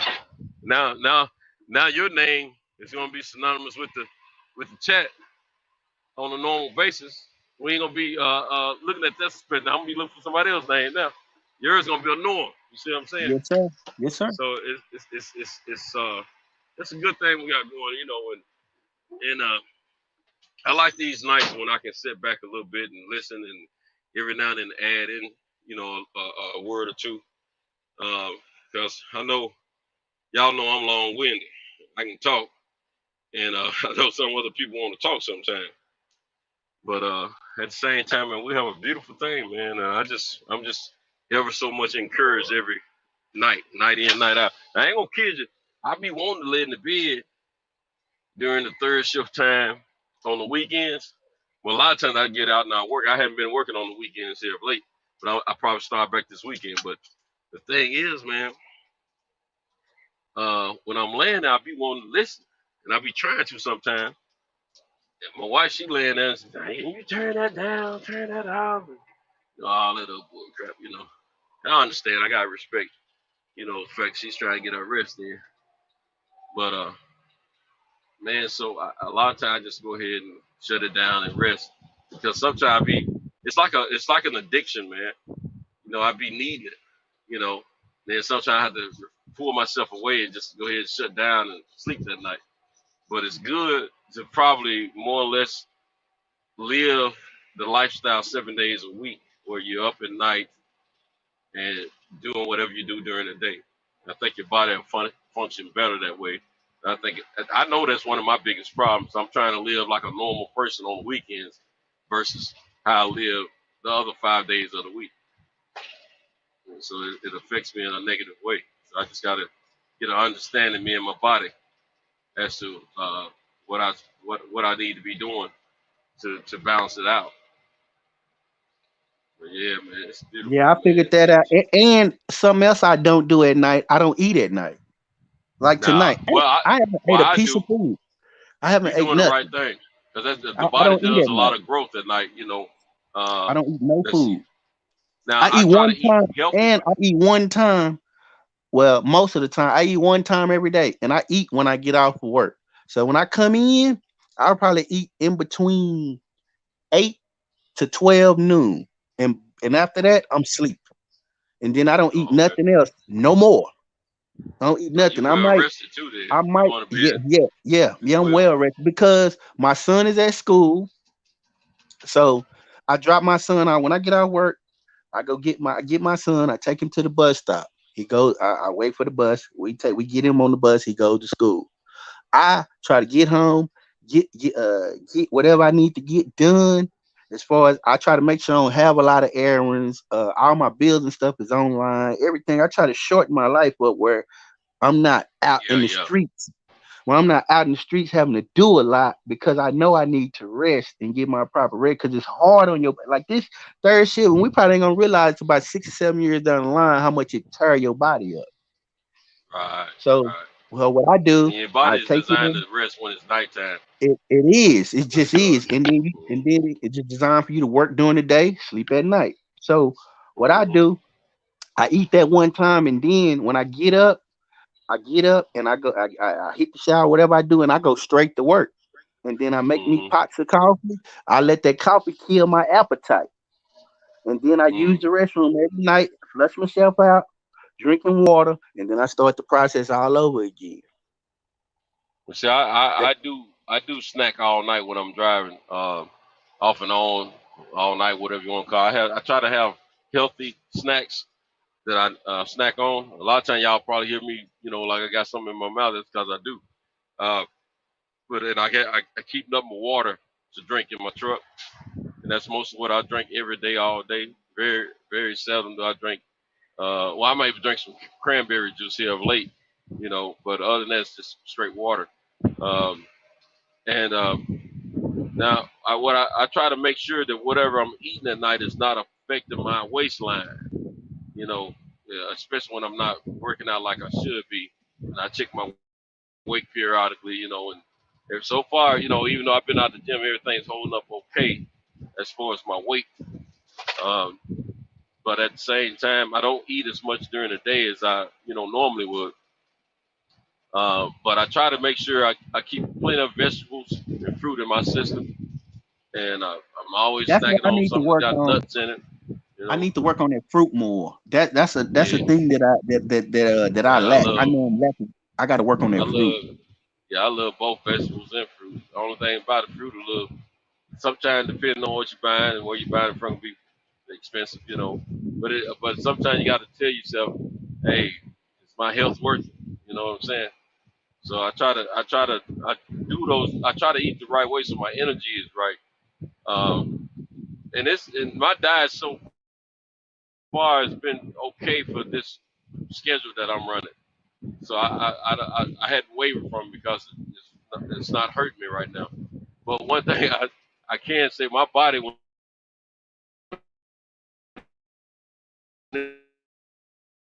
it's ready to shut down. On free calling me, needing help with this, that, and the third, and a lot of times, like I tell you, I talk to a few females over the phone. They're friends of mine, and then sometimes they need help or they know somebody need help. I'm a sucker for helping people, especially my people. You know what I'm saying? If it's something I can help and do it within my abilities, and it ain't costing me no more than some time or something. That's what I do. I go help people, when I have time, because it make me feel better at the end of the day that I did something positive deed for somebody. So anyway, Fridays and Saturdays, a lot of time I'm out helping people with this, that, and the third, and impeaching on my sleep and rest to take care of someone else, and then I go home. I'm tired. Well, eventually my body catches up with me. Like um, yesterday, it's Friday. When I got home and got out of my truck, I got home. Before I went home, I stopped at the IHOP and had me a breakfast. It was my little celebration breakfast for the end of the week. And I get me a spinach mushroom omelet, and the bad thing I do is I get the pancakes instead of something else. So anyway, I ate that, and I went home, and sleep just came down on. So I had changed. I had taken my uniform off and got in my shorts and everything. And next thing you know, I was on my sofa upstairs and I was gone. I turned YouTube on, but I never did. I don't remember too much after that. I didn't get to watch anything. My television went the screen went black. I was out from like 2 something in the afternoon till about 10 minutes till 5. I mean till 6 a.m. I mean 6 p.m. That, yeah, Woke up you and was I was out. mad. You I was like, out. "Darn, I You was didn't get to out. sleep that long." Yeah, and so and then I wasn't stretched out. I was bent over, awkwardly sleeping. But I was so shut down that I couldn't change what I was doing. I had to go ahead and sleep that way. You know what I'm saying? Then I woke up and I stayed up for maybe a few minutes and I fell back to sleep. Then I didn't wake up again until like a quarter to 7. And then like about 7:30 p.m. I got in the shower, and it was about 8ish p.m. when I got out of the shower and everything. And I laid down and went to sleep until it was time for me to report for duty. And man, it was just one of them days, man. I mean, because normally, like I said, on Fridays, man, I have some extra energy. I think my mental be telling me it's the end of the week. It's time to celebrate. You don't have to work that much more, but on this particular duty, this job. But like I said, a lot of times I normally do Amazon on the weekends, and I'm probably gonna reincorporate that this weekend because I hadn't done it for 3 weekends. Because I'm trying to get this other little thing started during the day. But anyway, sometimes you gotta listen to your body. You just gotta let. If you don't listen, it's gonna shut you down anyway. And but I just gotta get a vital schedule that works for what I'm doing and works for my body, so I can be a little bit more, active first. Because everybody, most people that's real close to me that know me, they know if I'm out away from my home past 4:30 or 5 p.m., my body starts shutting down because it's accustomed to going to sleep normally around that time. Now, if Yeah, I'm at home, mine too. yeah, My people know. They know that I don't come to functions. I don't come to yeah, nothing. They know that. They yeah, they know that. But they yeah, know that.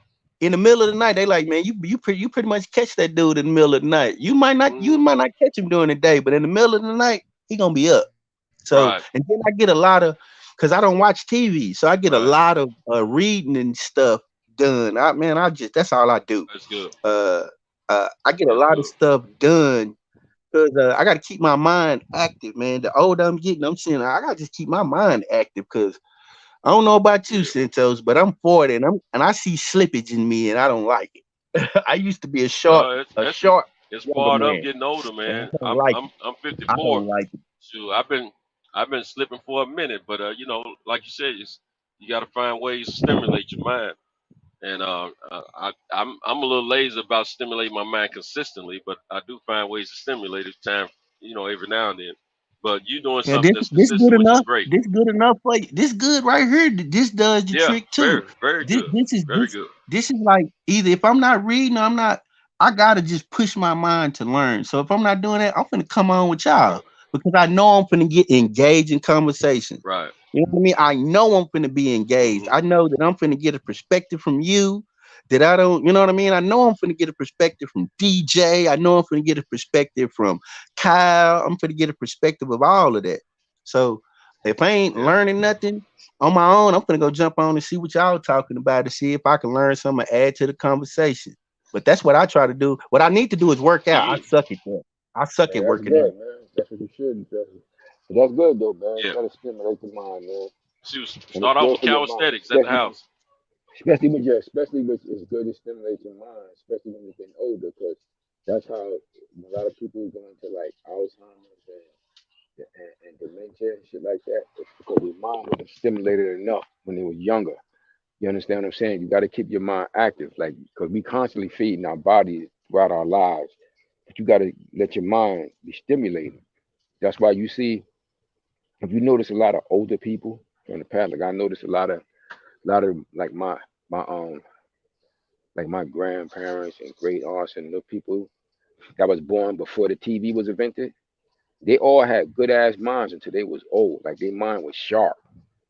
Yep, like Neely Fuller. Like Neely Fuller and Mr. Yeah, Farrakhan and them. Yeah. yeah. They was born before the TV was invented. Their And minds then the is like, TV used to cut off at night. Right, Remember hmm when I was little? yeah, When right, I was right. little, the TV would cut off at Hmm. like 12 or 1 o'clock and it wouldn't come back on hmm till like 5. hmm Man, it So was a proud thing when I was a kid on Friday nights to see them jets come on the television flying through the sky hmm before the yeah, television actually signed off. I thought I was done signed something off. back in them days, man. Yeah, Yeah, that was so my I, thing. I what I noticed that like you got to work the mind, and that's one of our spiritual practices, and what in my culture, like yo, to engage your mind like that, so that it'll help strengthen your mind for when you're older, like that as well. Don't just be frivolously, constantly just watching TV and things like that. Like engage your mind and things. That's why it's good to read things and like that in particular. Yeah, Keep your mind active. Basically feed your mind the food that it needs as well. You know, so that when you do get older, it's active, and just keep along with keeping a good diet as well. Because for the most part, I do pretty much the same thing the brother Brandon does. I usually generally eat one meal a day, and I usually do it when I get home, pretty much between the same time frame he stated, and that'll be pretty much. Now, just recently, I started adding like I have some snacks, but it's usually like some sunflower seeds or something like that, like or some or maybe some pistachio nuts or something to that effect. If I do yeah, anything, that's what I will do. If I want to man. do everything, but generally, oh, and I keep my drink and I keep my drinks with me. Like I keep like my orange juice. I want, What's up, especially kitty now, cat? you want to keep your vitamin C high. Keep your vitamin C high at this time. That's a very important vitamin. So I keep like my orange juice and stuff with me, and that'd be pretty much it for me for the most part. You know. But yeah, it's good to engage your mind. You know. Yeah, because I don't People watch definitely do. TV. I find it hard to watch TV. I don't even have a TV in my room, so I got to get up and go in the living I room and wish I let me had that watch habit, TV. man. I've Yeah, been so fascinated with television since I was a kid, man. Oh man, these fuck. I mean, yeah. man, I'm I go cussing through like different crazy times. tonight, ain't I go through I? different. Yeah, I know I don't go through. cuss, man. Mhm. These songs gotta be bad. I got some stuff. Kiss my Yeah, leg, man. I go through different times. Like it depends on what I want to see. Like I got a lot of reading I'm catching up on now. I'm reading a lot of different books and shit now, spiritual books from out of my spiritual practice and things like that, and catching up on a lot of that reading, and then trying to study some of my brotherhood stuff. I've just got a lot. I got a lot of stuff that I'm catching up on, but I will engage in certain like I may if I hear about a certain documentary, like I watched that Muhammad Ali documentary. I finished that. I finished that last night. Yeah, I'm on I, part one of that. But Yeah, other than yeah, that, yeah, like I stuff like just I that, got part one. stuff yeah. like that, stuff like that. I will watch. When I hear about it and But somebody Real recommend it and it's good, I'm gonna check Housewives it out. and You know, Love and Hip Hop and stuff Mhm. like that, I refuse to watch that. I won't Yeah, watch that shit. None of yeah. that. I don't None know of nothing. it. Yeah, I don't watch I don't none know of that. about. I don't watch those things. Nah, I don't even But have I a try to. social media. I don't have an Yeah. Instagram. I don't have a Facebook. I don't have Uh huh. nothing. Anything that I Yeah. think that's gonna distract me, I'm afraid of it. I'm just being Uh honest. huh. Because it Yeah. take me off my path. And when I get took off my path, for me, I'm easily distracted because my mind will just be here, there. So I gotta kind of Mhm. protect myself. Because Yeah. I No doubt. see people on social media and they just go down this rabbit hole. I don't want to do that. So I just Well, chose never. I don't know how to get on Facebook. I don't know nothing about Instagram. I don't know nothing. I just choose to be ignorant. nah, but that's good that you know. That's also a part of knowledge itself. Knowing yourself, knowing what you like you said, that you'll go down that rabbit hole. And you see a lot of people doing it, you don't want to do it. And that's a part of having knowledge itself, knowing that about yourself. So that you don't fall victim to that shit. Because many people do, And I you will. know? So I'm afraid. So Yeah. I keep that away from me. I don't want because I seen how social media is. Like it's just so many. I can't handle people talking about sports, people talking about sex, people talking about this, and it's all on the same line. Like I gotta separate it. Like politics gotta be here. If they're gonna talk about sex, it should be here, but it should be in a certain format.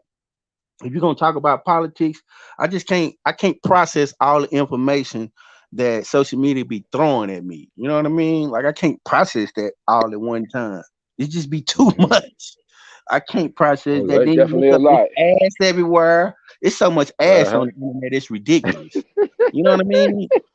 It's just- so I'm like, nah, I'm out. I'm out. I don't want the distraction because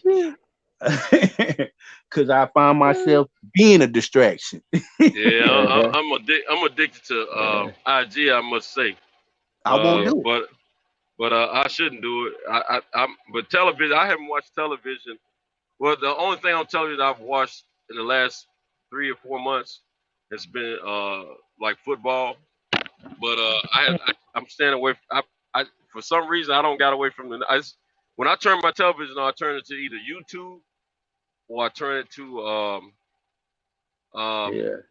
I turn it to my little movie app and watch some Uh huh. movies or YouTube. Now outside of that, I'll turn it to my little television station for football or boxing or something like that. Other than that, I ain't been watching anything on television because it's just I don't lost my love for it like that. You know what I'm saying? And the news is always something negative. Always, So always, ain't yeah, it? I don't yeah. watch local news because I used to try to watch local news, but local news make me think I'm living in Afghanistan in a war zone. I mean, it just local news lead off with the worst news ever.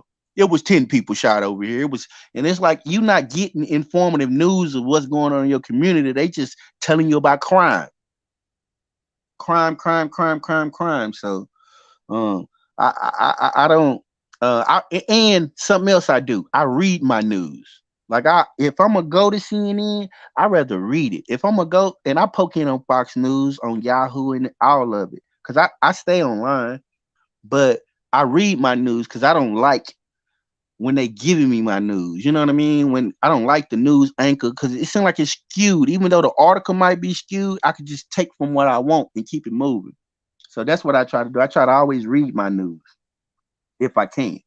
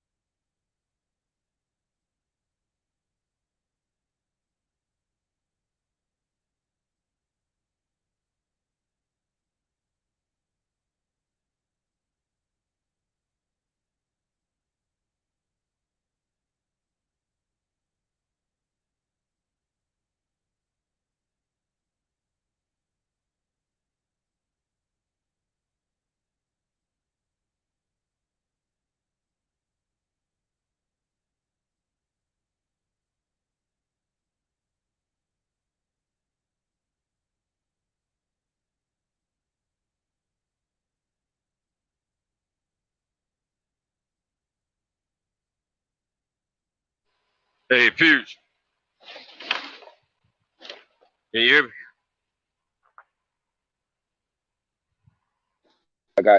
My phone had went off for a second. Oh, it's cool. I'm trying to put this. Yeah, my I'm phone. on mute because I'm trying to put this freaking pallet on the back of my truck. This lift gate they got, man. I Oh, don't understand. The brake thing don't work right, man. It's I all think jacked Brandon up. fell. I gotta move my I truck think up Brand, some. I think Oh yeah, Brandon fell off I too. think his battery might have ran down. Yeah, because I Yeah, know I think his Eli battery battery ran out. ran down. Yeah, Yeah, mine was biting the dust too. yeah, we all get to that. Well, mine, man, I can keep a little charge because I got I mine on a got it, but charger now. I'm putting mine on. I got mine on a oh, charger do now you? because mine had went all the way down to 9%. Because a good thing I noticed it because it would have cut me off. I just happened to notice it, Oh, but okay. I'm up to 54, and it would have been faster, but because of this StreamYard, it's taking longer than it normally would. Yeah, So I yeah, got it yeah, on my yeah. I got it on Street. my speed charger, but I'm letting it charge up because until it's time for me to go to work. Because I work in the midday, I'm gonna be working in the midday. Normally I'm overnight, but I'll be in a midday shift today. Any fight scheduled today? I want to think some. I think some UFC at least. Going. Okay. I think at least UFC. Man, this is a strange forklift, man. The brake don't work. You got to hit the accelerator for the front, the forward and reverse, man. It's old joint. Oh, You know what? You better-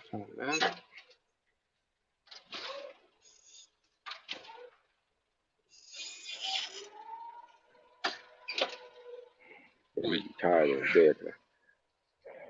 Man, it's been very stimulating, man. Very stimulating. And, it's good. We got some stuff off our chest and talked about it because I'm sure, it's been on a lot of folks' mind. A house divided will surely fall, man. No, it's all Need to good, be, man. It is what it yeah, is, we man. just got to, People, like I said, it is what it is. Generally, but situations like that, when you got a bunch of minds that have people that have good, decent minds, they tend to come to that point, yeah, and we continue to move on, you know, continue to move on in a positive manner, and you pick and choose what you want. Like if it's something you want to support, right. you support it. If you don't, you don't. But it's other stuff. Oh shit, it's my lady texting me. Shit, I forgot I was supposed to get up with her ass. Hold on, let me see what she's talking about. Yeesh.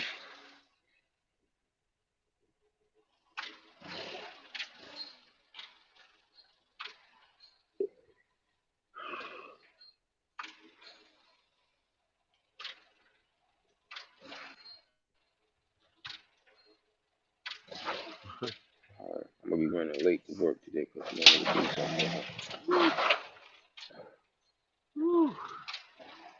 Getting too close to that truck.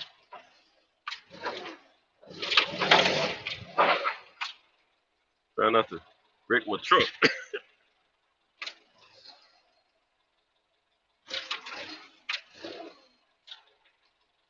Oh boy. There we go. That's good. Man.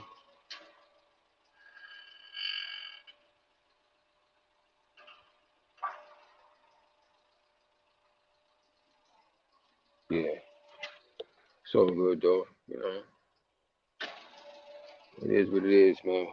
Just do what we do. Yeah. You know, and move forward. Right. And try to, you know, try to be able to just come together, man. And keep going what we got going. You know, in our little community. To the best of our ability. You know. You gotta I think at some point we gotta be able to show the ability to unify in some way, shape, form, or fashion. You know? Right. God, dog. Still in that, right? Yeah. I know you heard that, didn't you? Yeah. Yeah, my bad. I got the hard part done now. Yeah, I'm not late. I gotta meet up with her. Shit, I just started. Yeah, it's Saturday, man. That's the only thing, you know, about being late on Saturday morning is the fact that you ain't got to worry about too many people getting out trying to hustle and bustle to work. You know what I'm saying? Yeah, I'm gonna stay on for. I'm not gonna be able to stay on for a little bit longer because I gotta go meet and do something with her before I go to work. I was hoping she was hoping that she was going to come reach out to me and shit, but she just hit me, so I get ready. I'm glad I didn't run into nothing. Yeah, man. It take more time to fool with this forklift than it do my lift gate and all that. So what's now? Well, that part of it is. Yeah, man. We'll get together, man. Brothers, hey, as they say, brothers gonna work it out. Yep. Brothers gonna work it out. Yeah, that's the song. That's the old school song. Brothers gonna work it out. Right. Young cats don't know about that though. Young cats don't know about nice, man. One of these days, man.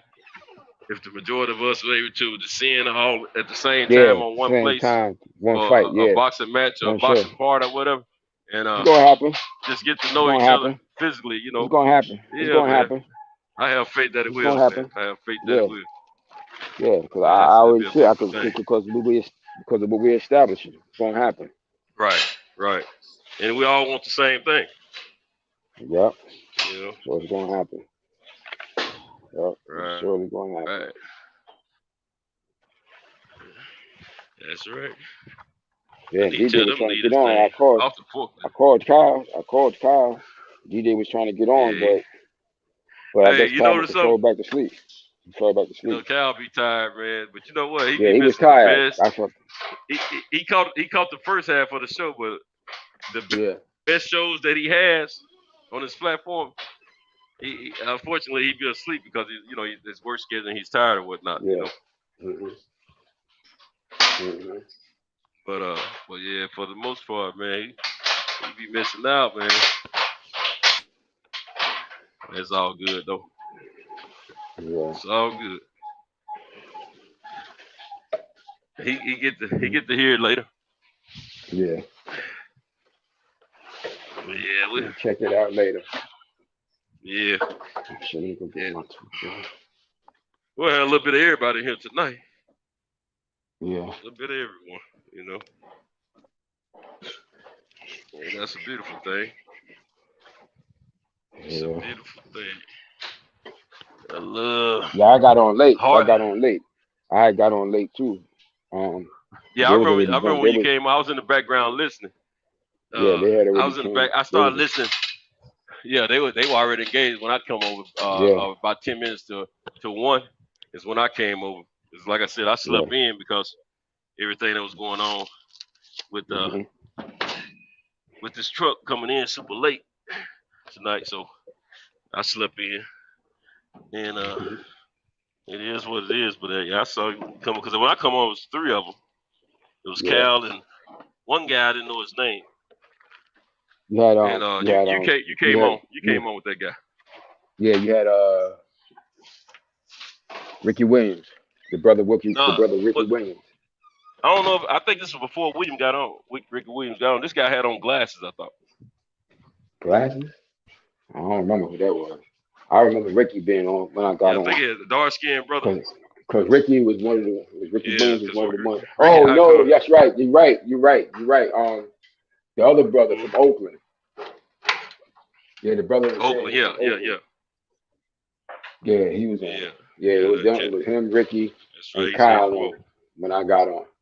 Yeah, Right. him, Ricky, and Kyle. They was And they on were when I chopping got up. on.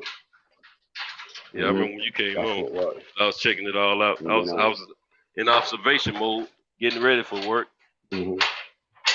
And then I didn't want to get on until a cow called me, but I didn't want to get on until I was done loading the truck up because I know I'm gonna be making a bunch of noise, Mm-hmm. You know, back here in the back of this truck, it ain't the quietest. Yeah, I'm not going to do that for hours. Yeah, man.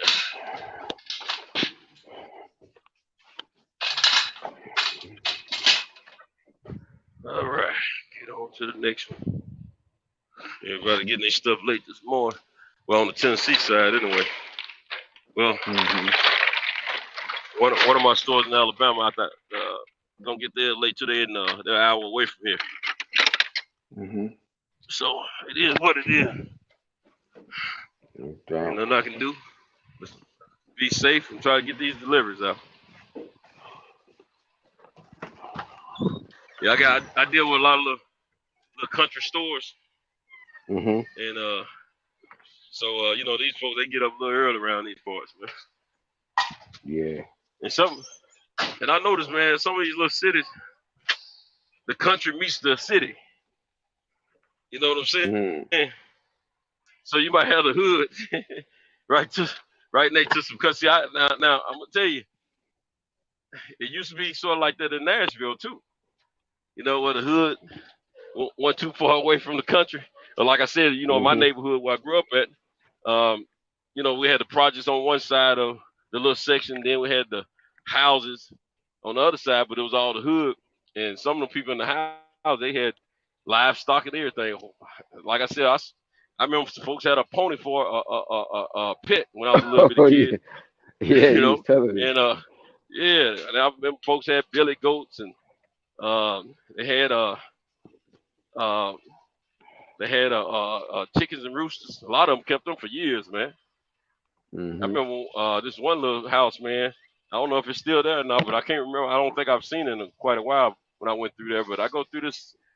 I went through there for years, and they had all these roosters in these little individual coop things. I guess I don't know why they kept them so separated like that. I don't think they were chicken. I think they were roosters because the way they look, and the chickens usually they can be housed together, can't they?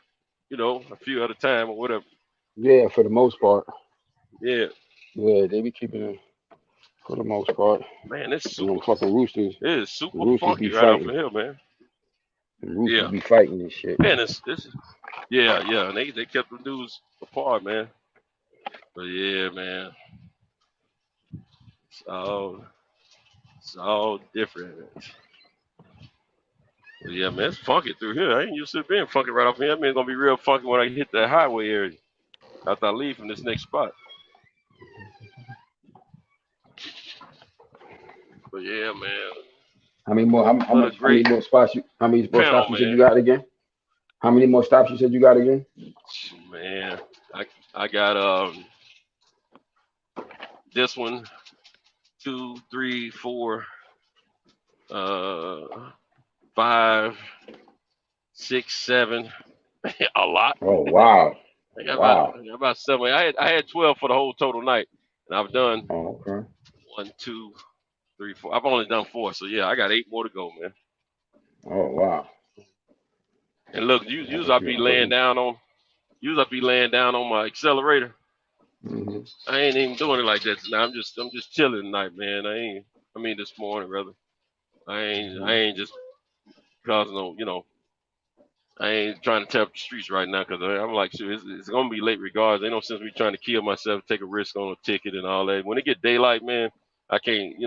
These cops out here, they out here at night too, but not as they can see more Yeah, in the during the day daytime. and than night. I can get away with some stuff. Yeah. I gotta be on my P's and Q's when it's daylight more than I am at night. But Yep. man, shoot, just gotta take my time and do it right, man. It'll be all right. They'll get it eventually. There, you just made me remember. I ain't done as much as I thought I had. You know what I'm saying? I'm like, God, dog, still 8, 9. I'm like, oh man, I ain't done but 4. I got 8 more to go, man. Yeah, shit. Yeah, man. Yeah, It cause I'm is what about to, it I'm is. like, shit, I'm about to, yeah, cause I'm like, I'm about to get off now, Now cause do I what you gotta gotta do, man. I'll be start all getting right. ready. Shoot, And shit, I'll figure out. worst case, Hey, I'll I'll give figure you out some kind of survival tactic. a, I'm good. I'm good though, yeah, man. that, I'm straight. yeah, dude, I try to hold you down, cause if I wouldn't have had to meet up with Man, her, if I wouldn't have had to meet up with her, I'd have been able to rock out with my you, brother, but I you got, don't owe me a thing, man. You don't nope, save me a plenty nights. You know that. yeah, So I yeah, can't so, cry about nothing. cause I would I have just been appreciate getting in a little while you. ago Yeah. from work, and I would have still been up And for a couple more hours with you till at least 9. hey, But I gotta, after you don't put this many hours in with your brothers, hmm you deserve to have some company from a female yeah, perspective. yeah, That's what I be saying sometimes. I don't put the females down in the middle of the night to chop it over my brothers, but then like in the morning when they just start calling aggressively, man, I have to go on and get off eventually. But yeah, chop it over with them because I said, well, I don't gave them some time. Like yesterday morning, man, I meant to come back, man, but them calls came in back to back, man. I was like, God, no. hmm So I never did make it back. But no, man, go ahead and handle your business, bro. I appreciate you, man, every time. Even yeah, when you're man. not So able to come over, man, I appreciate yeah, no doubt. Yeah, so man, I just want to say, peace, peace to everybody in the chat. You know what I'm saying? To everybody that was on the panel tonight, from Kyle, to my good brother Cinto, to Brandon you. Yes, Washington, sir. Eli, Zachary, uh, brother Ricky Williams, Picasso um, said send a link. Picasso in the I chat. don't know if Yeah. we can get you on. You gotta try to you have to get the Kyle. Yeah, that's the Kyle should be problem. getting up. Well, does he have to work? If he ain't got to work, he probably ain't getting up Yeah, right now. yeah. But we'll see what we Cause can his do. thing is still up. So Yeah, yeah, his he thing probably is still up. he So he might be. yeah. Don't be We'll see what's up. surprised. He might be. Don't be surprised. He might be getting on soon. Cause I told you I called him. He got up, but you could tell he was asleep. He was like, "Yeah, what up, huge?" He was asleep. Right. I was like, "Yo, DJ want to get on. Need to get on. He in the back." He was like, "All right, I got him. I got him." Mm. Then, but it never happened. So I guess he must have fell back to sleep. You know. Yeah, yeah. He meant well. Yeah, He yeah, meant well. yeah. So man, with that, Yeah. man, travel safe, man, and you Okay, bro. know, man, enjoy the rest of your day. You know what I'm saying? And like Absolutely. I said, just stay safe out there, man. Continue to do what you Yes. do, Yes, sir. and I'll holler at y'all and everybody later. All right, my brother. All right, You bro. stay safe, man. Enjoy your Stay weekend. up. All right. Hey, for you brothers are still in the chat. Just bear with me.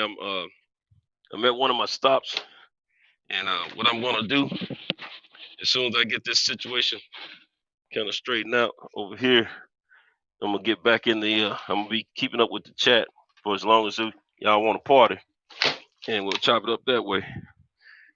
I gotta get this situated here though. Trying to make one trip to the back. So y'all just bear with me. Gotta turn my little bulb on so I have a little light.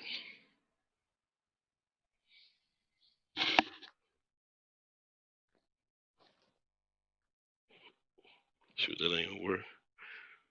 I keep forgetting. I don't want to put it on that, but we'll see. Yeah. This ain't gonna work out. Shoot, what I tell you, it ain't gonna work out. Shoot.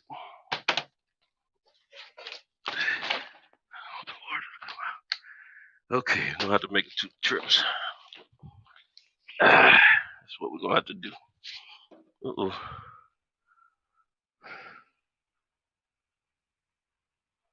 All right, we're gonna have to make it 2 trips because these batteries don't want to cooperate. Every night they got batteries, man. Every freaking night. And they ain't talking in the country. They don't have little small batteries. They have big equipment, so batteries are big. Tractors and trucks and whatnot. Boats. You name it.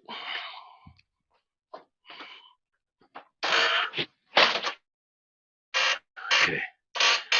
I do want to come back and get the other one in a minute. Yeah.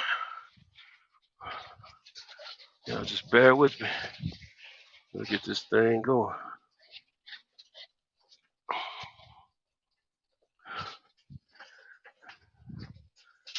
And I'm feeling Mother Nature. I'm feeling Mother Nature knocking on my door, man. I might not be able to finish the ride without stopping. Man, that's messed up. Gotta get that off my mind. Keep pushing. Get that off my mind. Keep pushing down the line. You did. All right, let's see.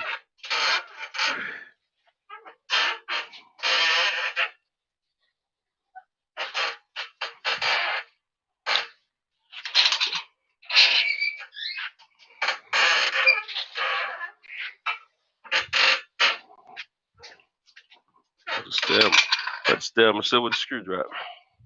Turn the light on. Power. There we go. Power source.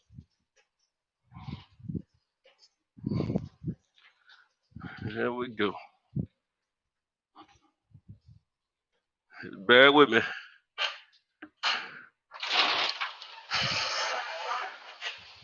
Trying to get it done. Once I get this stuff from the front to the back, the other part will be easy.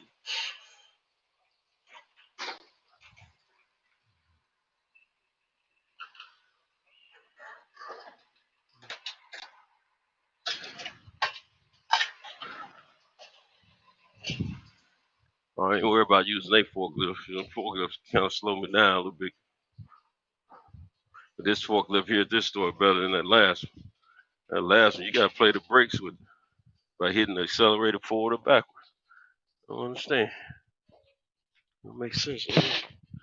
I guess it's the way some of them work. The pedal that you think is the brake, that don't work at all. It must keep on rolling on you.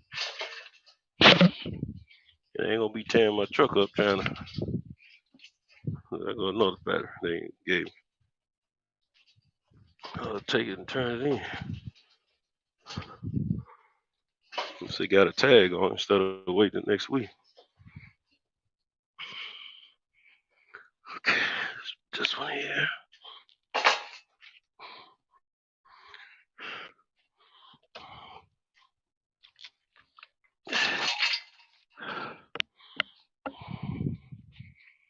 Okay. Should get that up when I should be able to get it on. See if they got it all filled out because I don't want to wait till next week. It's one of them more heavy batteries too. Yeah, they got to figure. They got to.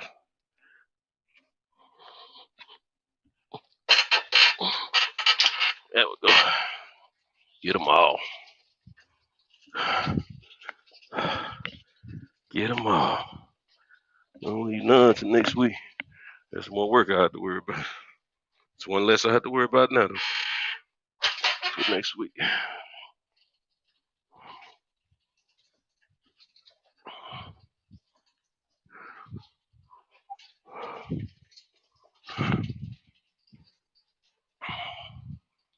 Okay, everything's in the back.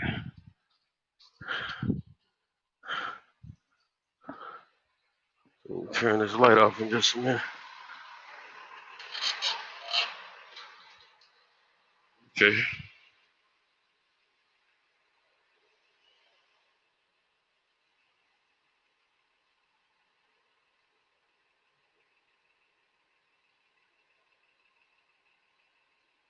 Yeah. Birdman, what up? C. Jones.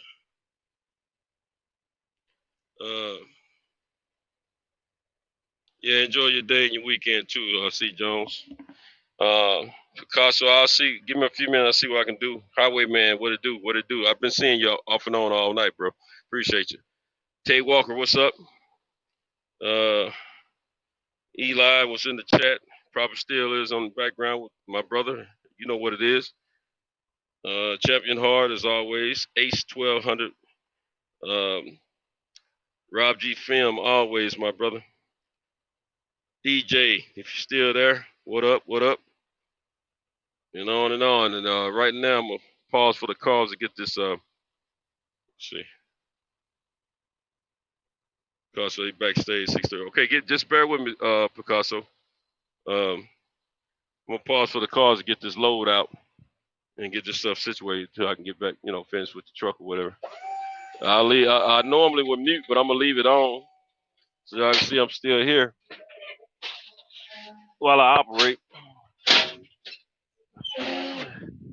I want to get this show back on the road.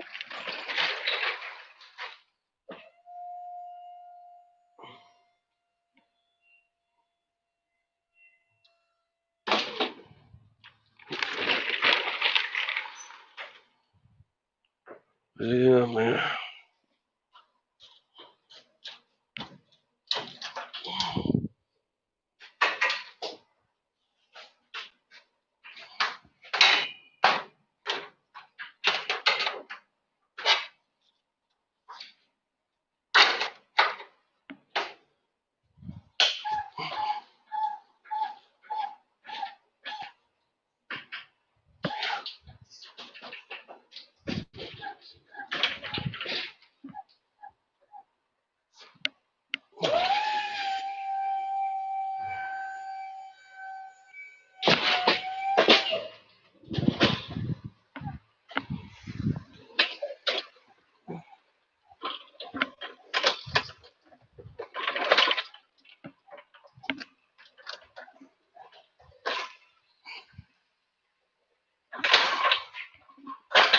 Okay.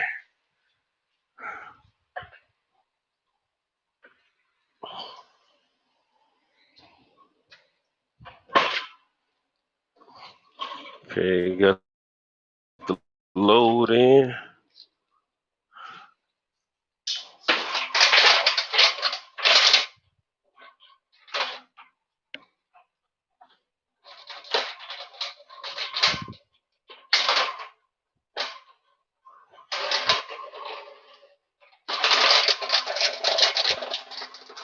Yeah, raggedy pavement.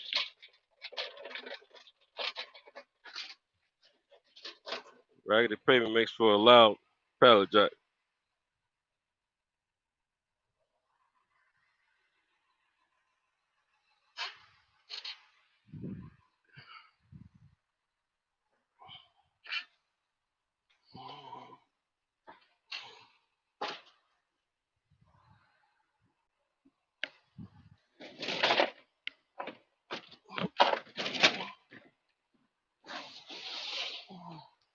All right. Get all this up in the truck. It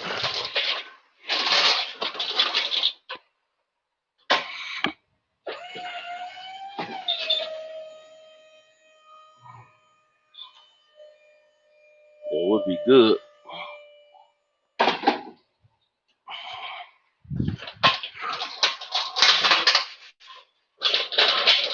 Man, I don't think I'm gonna make it, man. Mother Nature's knocking at my door, telling me, pull over.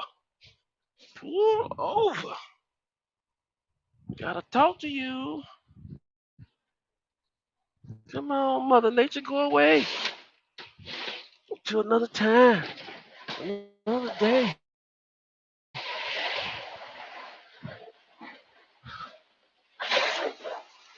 Getting more aggressive.